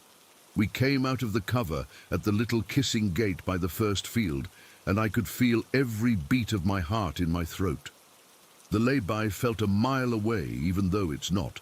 There's a gap in the hedge there, where you can see a long run of pasture sloping down away from the trees, all open, and then another hedge and a farm beyond. In that light, the grass was dark and the sky was still hanging onto a weird blue that made everything look flat. We got to the cars. We did the half-laugh you do when something is too strange and you don't have words. Like if you laugh first, it makes it nothing. No one opened a door. We stood there in the quiet with our hands hanging useless by our sides and our chests still working too hard. You could hear a wood pigeon somewhere saying it's one thing over and over. You could smell the hedge, that green, bitter smell you only get when you've just pushed through leaves. I remember the grit under my heel as I rocked on my feet because I didn't know what else to do with my weight. One of us pointed. Out in the field, about halfway between the trees and the far hedge, a shape was moving along. At first I thought it was a person, a tall bloke crossing to the farm track. The brain always puts normal on things first, but it wasn't right. It was too tall, not basketball kind of tall, wrong tall. Limbs long in a way that made the proportions off, the torso not matching the span of the arms, the legs taking these strides that covered ground without a bounce in the shoulders the way a person's do. It looked like someone had stretched the idea of a human just past believable and then set it walking. We all watched without talking. There's no point dressing that up. It held your eyes. The part of me that wanted to stare was the same part that wants to watch a train go by, even though you should move along. Another part of me, more basic, kept saying, get in the car, get in the car. I didn't move. My hand found my keys in my pocket and just held them, hard enough that the metal bit into my palm. It didn't make a sound. There was no swish of grass, no footfalls, no animal noise, no wind. The figure crossed a gate gap in the far hedge at one point, and for a second it lined up with the metal posts. That's when the wrongness landed properly. It didn't just look tall because the field sloped. It was tall. Taller than the gate by more than a head. The proportions against the fence line were wrong in a way that made my stomach fold in on itself. It never turned its head towards us. That was almost worse. If it had glanced over, I could file it under a person messing with us or some lost tall lad cutting through. It tracked the field line like we weren't there or like it had better things to do than acknowledge four idiots welded to the verge. It wasn't loping or skulking, it was crossing, the most ordinary action made unsettling by the body doing it. Someone fumbled a phone. That clumsy little plastic rattle sounded too loud. The figure didn't hitch. It didn't break stride. I remember thinking we were going to get the classic phone out and nothing to show for it moment, but no one lifted theirs. No one wanted to stick a lens between themselves and what they were staring at. We all stood and burned it straight onto the inside of our eyeballs, the way you do when you know a photo will ruin it. As it drew level with a gap in the hedge nearer to us, The air changed. I don't have a better way to say that without sounding like I'm reaching. My chest picked up the low note again, just a ghost of it, nothing loud. The way you can feel a lorry through an old terraced house before you hear it, except there was no road and the tremor was inside me. It made the muscles in my back tighten, and I had to remind myself not to hold my breath like an absolute idiot. I caught my own reflection in the car window, white face, mouth a little open, and hated what I looked like. It kept going. The sky went another shade darker, like someone behind a screen slid a dimmer down a notch. I could feel midges at my hairline and didn't dare lift a hand to swipe them. It reached the far side of the field and slipped past the last hedge like it knew the gate there, even though I've never seen a person use that gate at that hour. Then it was gone behind the trees on the far boundary, and we all stood there looking at the spot it had disappeared into, like something else would show itself if we waited. Nothing did. No one said, "Did you see that?" No one said anything. We looked at each other with that tight oval mouth people do when their brain is trying to catch up. I unlocked the car without looking away from the field, and the unlock clack sounded stupid and modern in all that old stillness. Doors opened. We got in. My hands were shaking on the wheel. When I turned the key, the engine's familiar judder made me want to cry because it was ordinary and real. I sat there longer than I should have, with my foot on the clutch and my other hand in a stupid white knuckle fist around the gear stick, waiting for my chest to stop vibrating. We pulled out, and no one turned on the radio. The hedges along the lane felt too close, like they had scooted in since we arrived. We passed the footpath sign, and no one said we should stop at the pub like we sometimes do after a walk.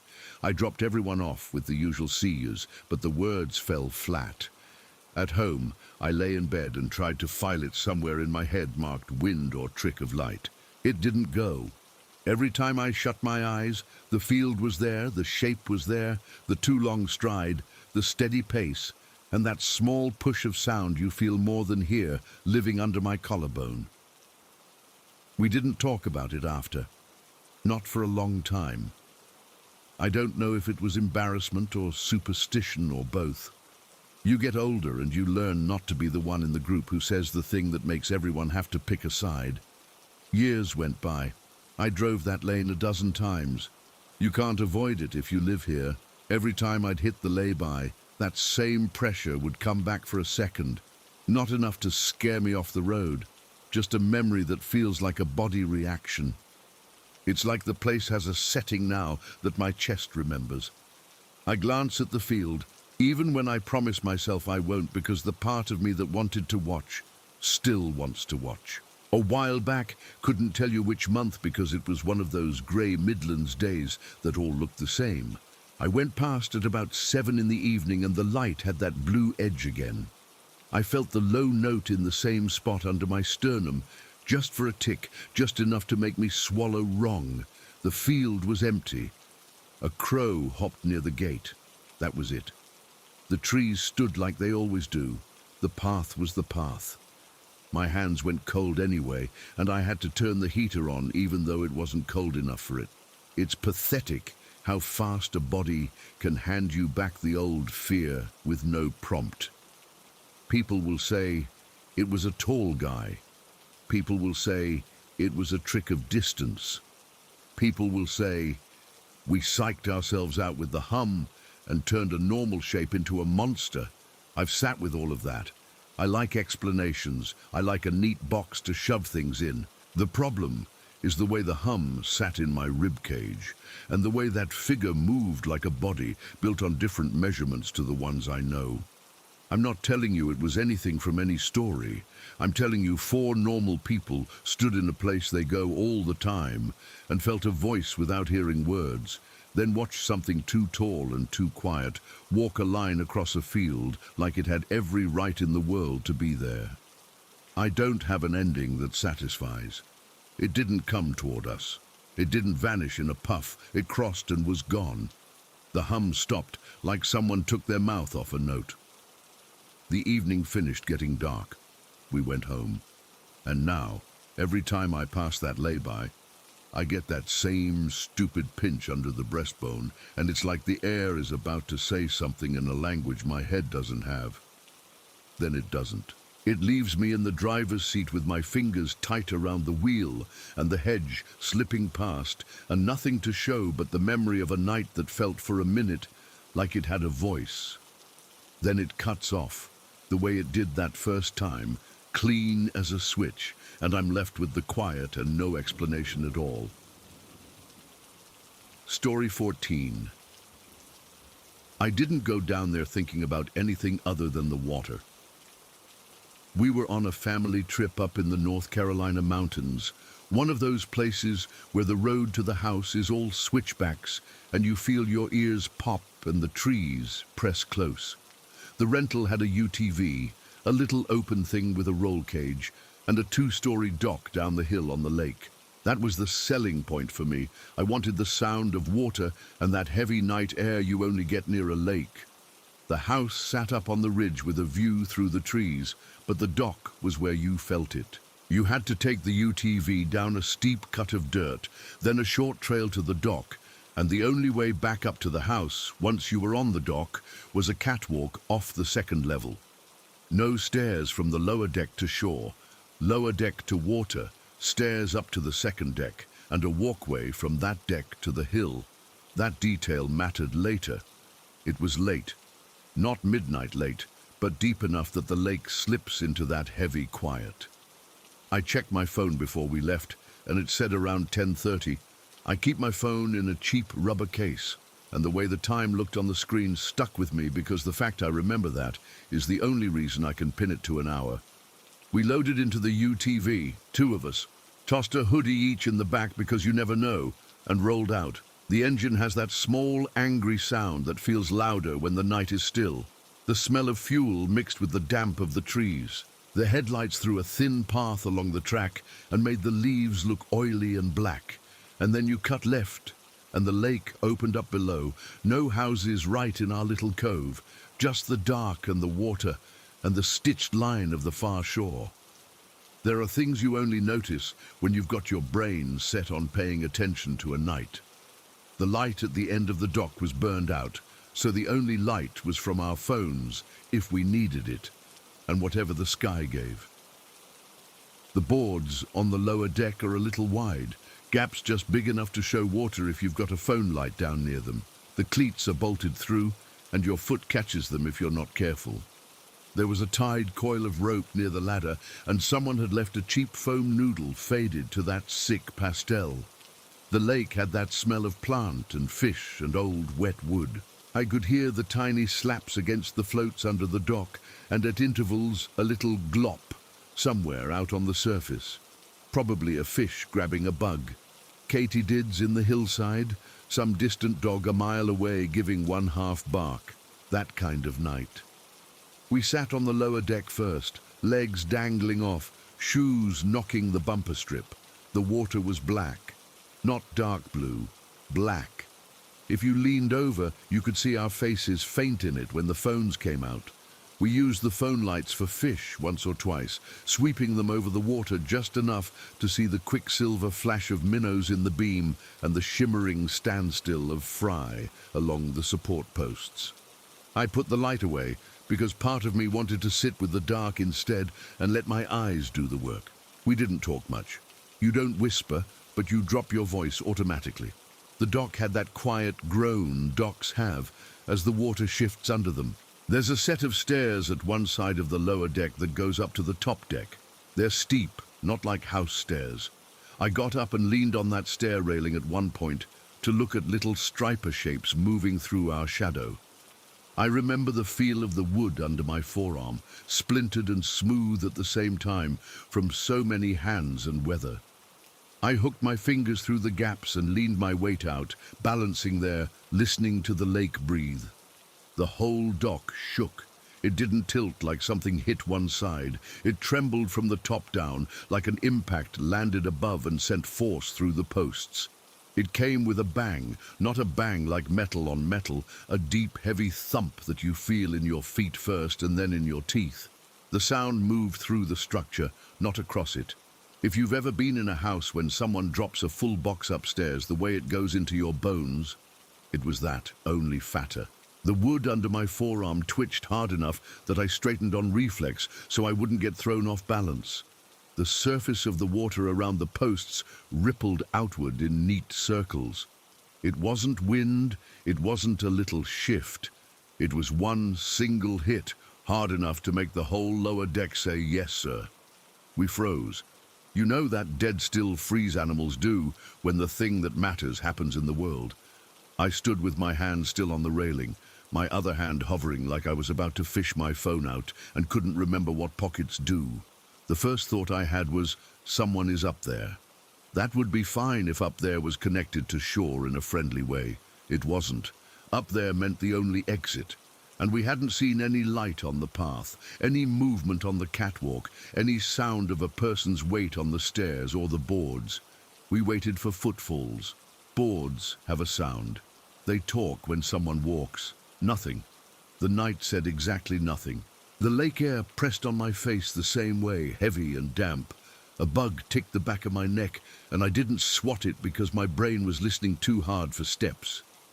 After a beat that felt longer than it was, I said, "What was that?"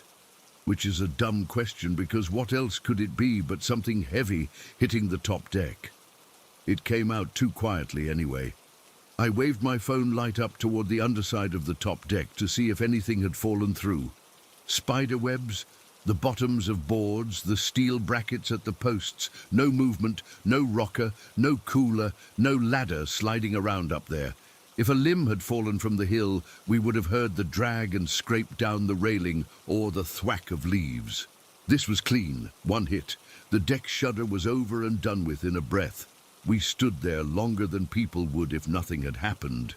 That's how I know both of us had the exact same thought about how dumb it would be to trap ourselves on a second level with only a narrow catwalk to shore.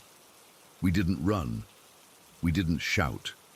We tried to be methodical because acting like prey sounded like a bad plan. We tested it, I don't know why. People always do the show me the noise thing. We both jumped on the lower deck at the same time, landing together to see what kind of sound it made. Not as hard as the thing above, obviously.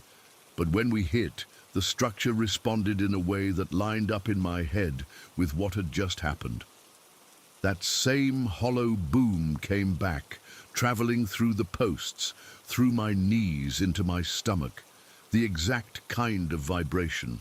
We looked at each other. The logic piece slid into place like a block.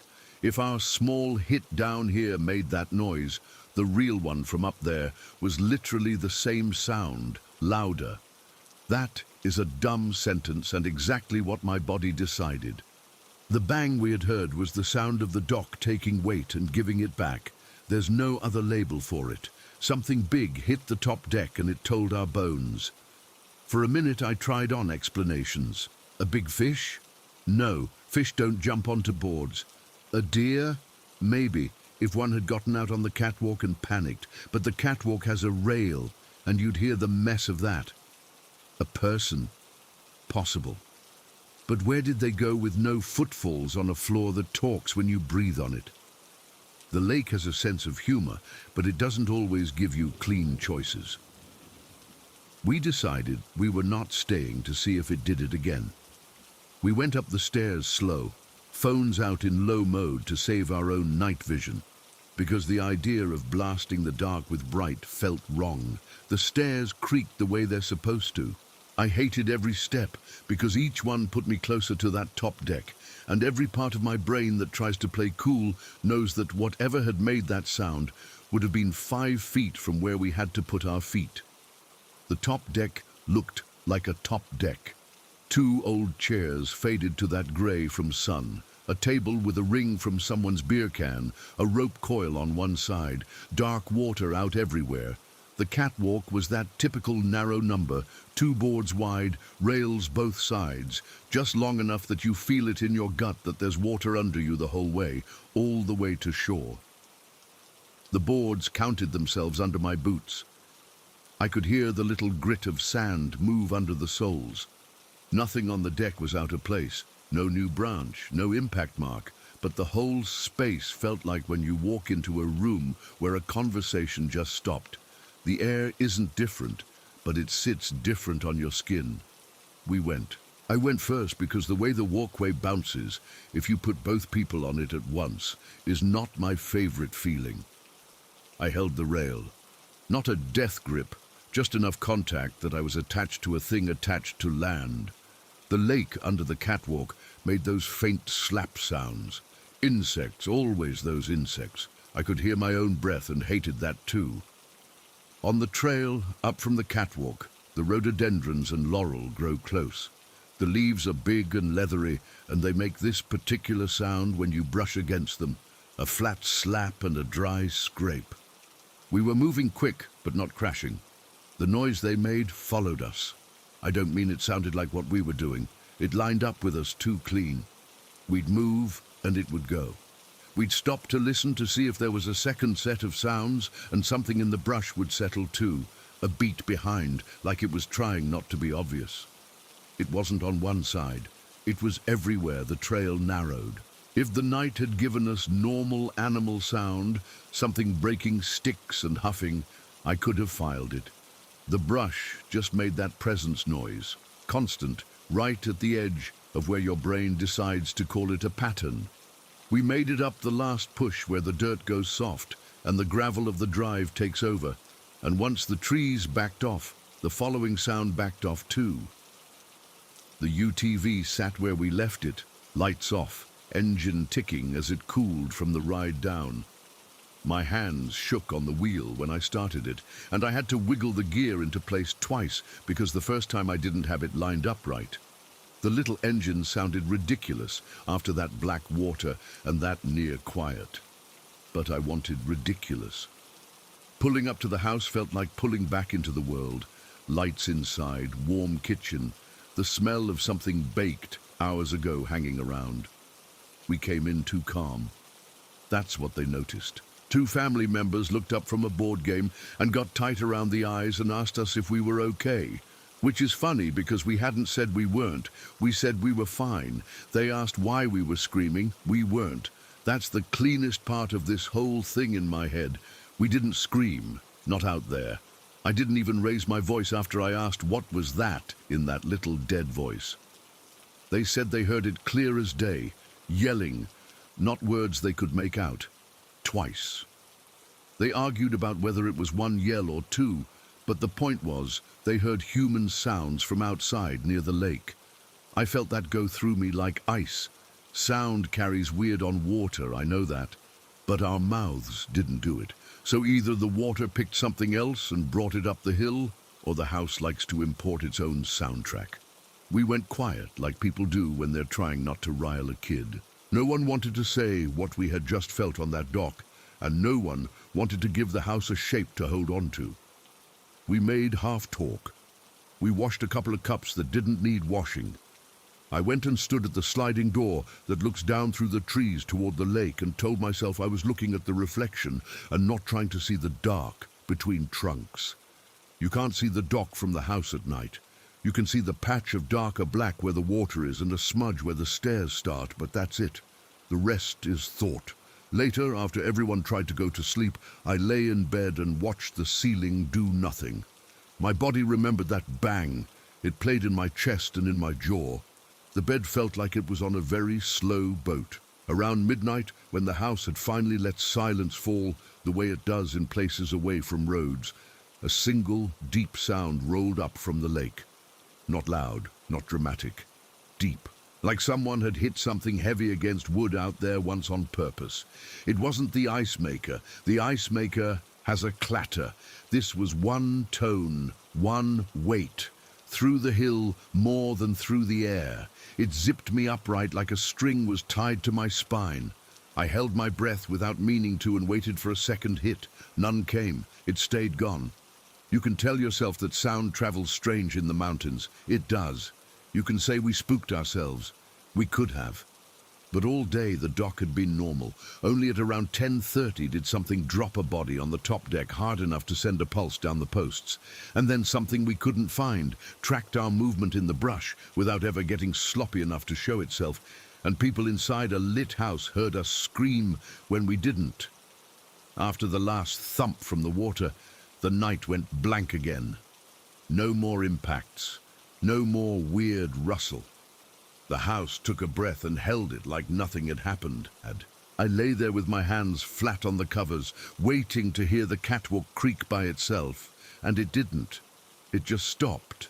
And I'm stuck with the memory of that one hit I felt in my bones, the only exit we had, sitting on the second level with nothing on it. And the way the brush sounded like someone keeping pace without feet to make the sound with. Story 15.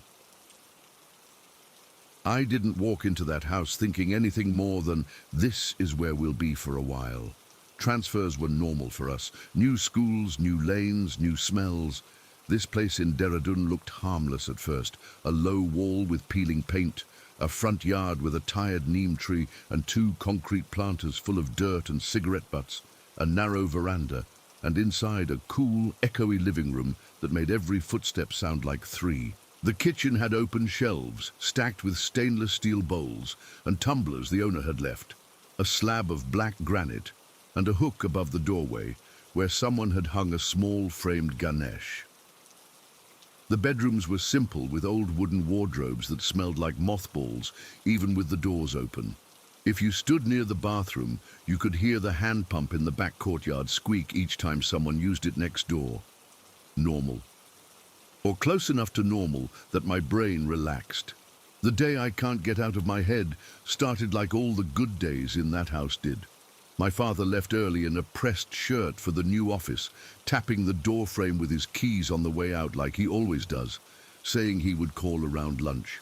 My mother lit an agabati in the morning, the way she does in every house, and stood for a minute in the kitchen doorway with the incense stick in one hand, touching the smoke to the frame of Ganesh and to the air over the stove. It smelled like jasmine and burnt sugar and covered up that clean but empty smell of a place that's been unoccupied. Sun came toward the front through the neem leaves, and the neighbor's kid was reciting tables out loud because his mother makes him do that on the veranda before school. I didn't have school yet. Admissions take time. My job was to stay out of the way and be useful when my mother called. I wiped the wooden windowsills with a damp cloth, and it came away black. I felt happy in the small way you get when there's nothing urgent to do, and you like the feel of a place that's new. If you'd asked me to make a list then, it would have said, smells like agarbatti, floor cool under feet, low hum from the inverter because load shedding is a constant here, and the house feels big to me, even though it isn't. Around late morning, the bells from a nearby temple drifted over the roof, and the neighbor shouted for someone to bring down the bucket from the terrace. That's how I keep time in my head for that day. You can't trust clocks in a new house because some don't work and some work wrong. The doorbell here was a cheap ding-dong box with wires that flickered when the power dipped. It sounded too cheerful for the door itself, which was old and heavy and had a latch that was stiff from disuse. The owner's wife came a little before noon. I need to explain her because she sits in the middle of this day, whether I want her to or not. The first day we moved in, when my father dealt with the rent agreement and keys, she was butter in front of him, uncle this and uncle that, even though my father hates being called that by anyone with more white hair than him. And then she turned to my mother, and her whole face did a different thing, like sweet had run out. You know when you can feel someone decide you're not their people. It was in the way she picked up our tumblers and put them back down with too much care. The way her eyes stayed on my mother's hands, as if she expected to catch her doing something wrong. She came that day in a pressed sari, smelling like talcum powder. She brought guavas from her garden and handed them to my father when he came home for lunch, talking softly, head tilted, like a good auntie. Then my father left for the office and she stayed, saying she wanted to help settle my mother. In the kitchen, with the men gone, her voice changed. No, she didn't start shouting or anything stupid like a movie. She did small cuts. This shelf we keep for our things, don't crowd it. The gas cylinder! Be careful! The last people were careless. So many objects already, as if we had brought too much life in.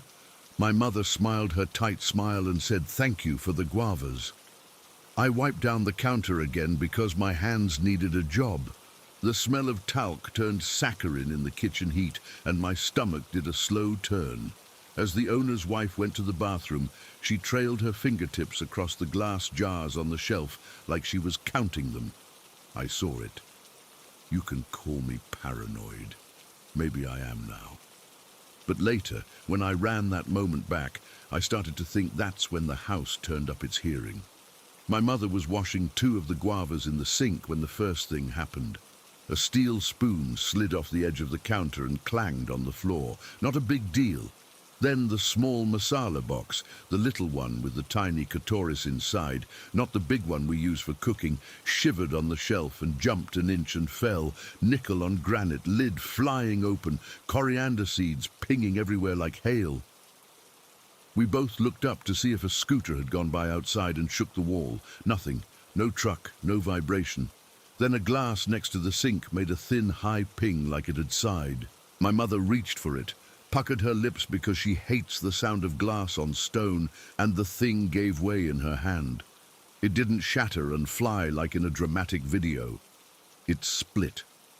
A clean crack that started near the rim and zipped down to the base in a tidy curve, not random, and the top edge folded in and laid a line in the heel of her palm, like the glass wanted to leave a memory there. Not a deep cut, but precise, as if the glass had learned a route through flesh. She hissed, and then put her hand under the tap the way every Indian mother does, holding it there with stubbornness while the blood ran thin into the sink and then stopped. She didn't cry out. She pressed it with a wad of cotton and tied a strip of old dupatta around it and went, "It's nothing! Don't make a face!"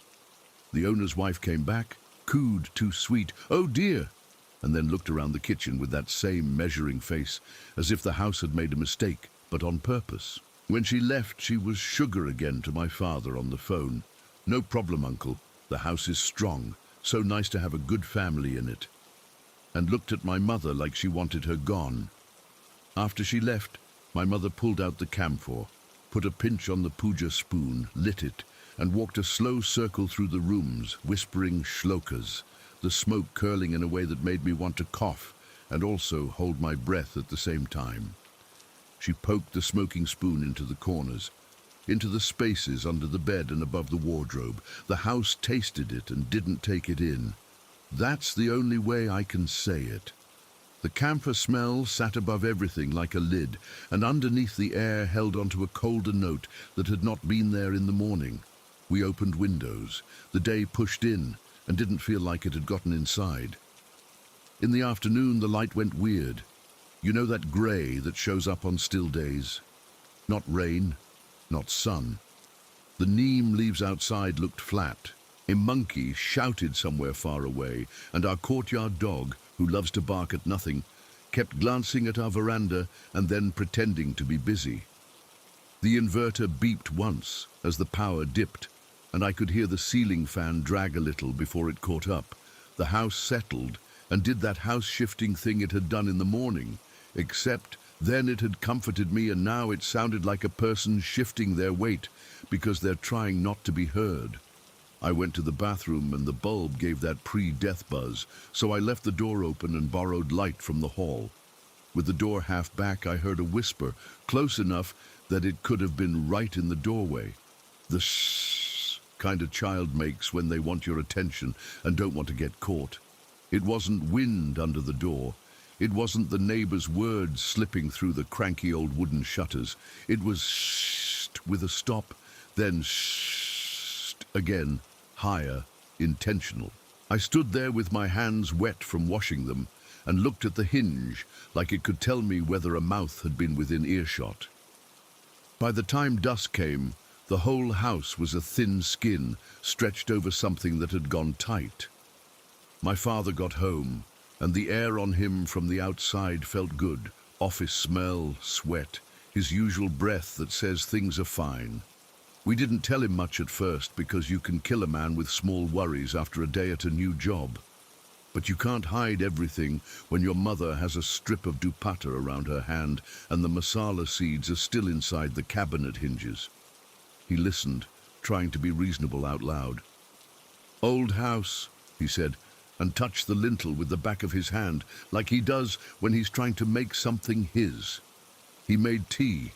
He poured it too strong on purpose because that's what he does when my mother looks pale. The steam felt like it did something to the top layer of the air in the kitchen, but under that, the room kept looking at us. It was after dinner that I saw the first thing that made my mouth go dry, the way I now know terror tastes. Our house had no toys in it. None. I was too old for sleeping with them, and too young to not remember exactly what I had. Everything I liked was in a couple of cardboard boxes, still in a corner of the living room, waiting for me to beg the energy to open them. We hadn't even found my comic books yet. The bed in my room had a plain bed cover, a nubby, cheap one with blue flowers my mother bought at the bazaar outside the bus stand. It smelled like sun from hanging on the line at our old place. The wardrobe sat opposite the bed, the big kind with mirror warped enough to make you dislike your face in it if you stared too long. And the space between the two was a thin walkway past the end of the bed to the window.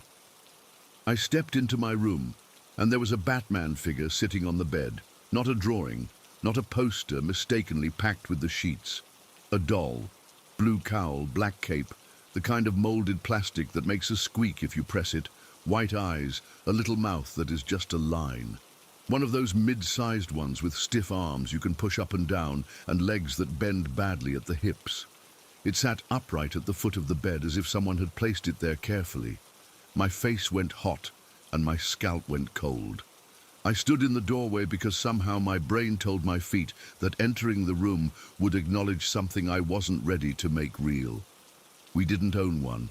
No one had given me one. When we moved, I had said goodbye in my head to 3 plastic army men, a stuffed dog with one ear, and a small matchbox car. No caped hero. I walked in finally, because what else can you do? Stopped a foot from it, bent down and put one forefinger on the top of its cowl. It tipped backwards with a small weight, fell onto its back, and made the faintest clack on the bed frame, through the bedspread, that sent sugar glass panic through my chest. It was solid enough to be the kind of toy that has a little screw hole in the back. It made bed frame noise like a body would. I told myself then that someone had left it in the cupboard, that maybe it had been wedged between things and sprang out when the house moved. I picked it up. The plastic was room temperature, not warm from a hand. I put it on the chair near the door, backing away like an animal. I called my mother without telling her why. She came and looked at the toy with that new tightness on her face and said nothing. She picked it up and turned it over the way you check a thing for a secret. There was no sticker, no pen marks. The bottom of one foot had a scuff like a stone had scraped it long ago. "In the cupboard?" I asked. She didn't answer me. She put it on the top of the wardrobe because she always changes the subject of a problem by moving it higher than me. We slept, all of us, in my parents' room that night because no one felt like being brave. My father on one side of the bed, my mother in the middle because I wanted her there like I was 5, me on the other side with a thin pillow that smelled like what those pillows always smell like in new places. The fan barely moved air. The inverter did a small click when it shifted from battery back to mains.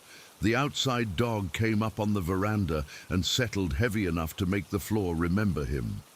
I waited for sleep, like it owes you something and you never get it. It took me a long time to close my eyes. When I did, it felt like the room had been waiting for that exact second. I woke with that shoulder jerk you get when you think you're falling and you're not. And when my eyes opened, the wardrobe opposite the bed had something in front of it. A shape in the space between us and the window, tall, still, with the proportions of a person and not. The mind does a thing before it calls something ghost. It tries on everything else it knows. A long coat on a stand? No stand. My father in a shawl. That was stupid. He was snoring quietly at my shoulder. Curtain caught weird.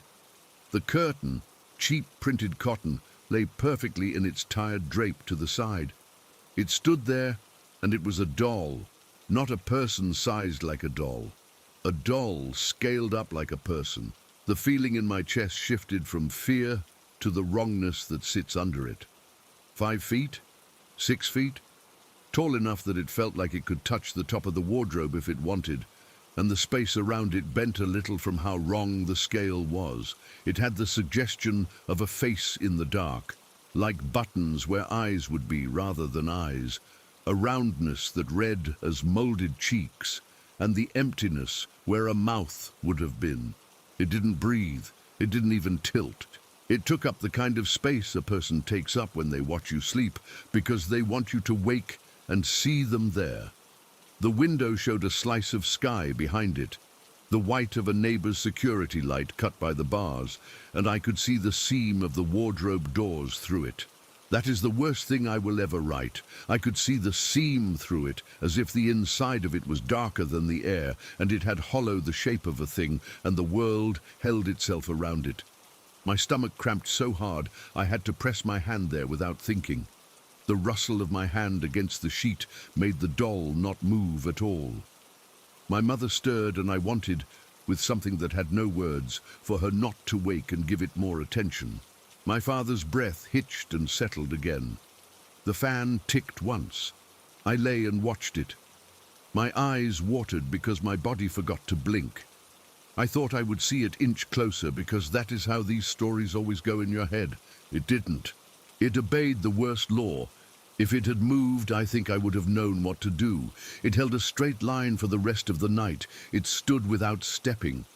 It waited while I waited for morning to happen, like a mercy. Every time sleep tried to ride over me again and push me down, my brain put a hand against it and kept me right above the waterline because I could not let this thing be in the room while I was gone.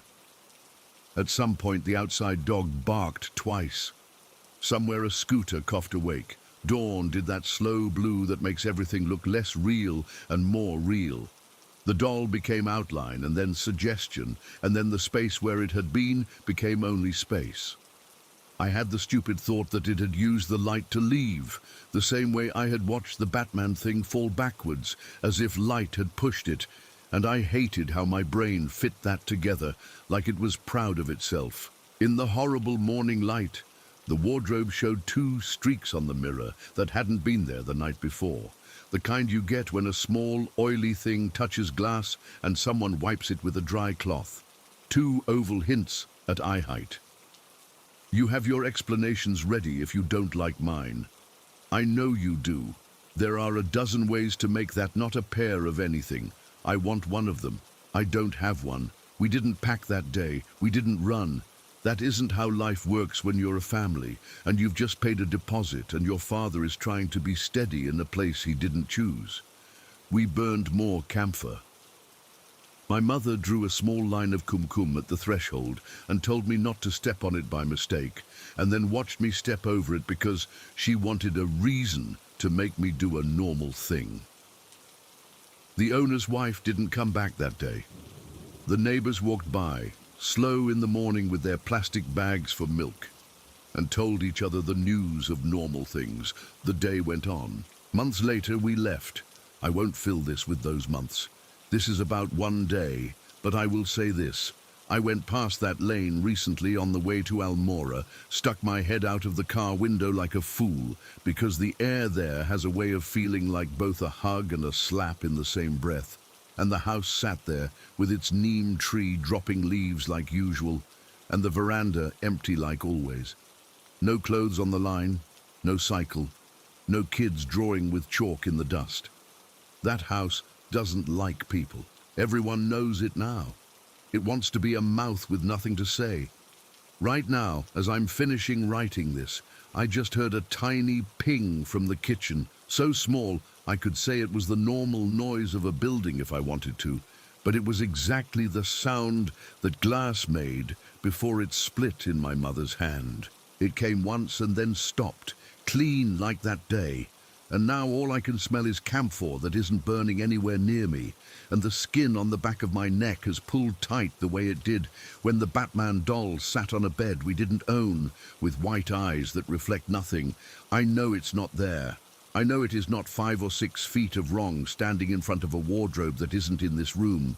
And still, for a breath right now, it felt like the night cut through from that house to this one, saying nothing I can put into a sentence, then folding itself shut and leaving me here blinking at ordinary air with no one to tell me why.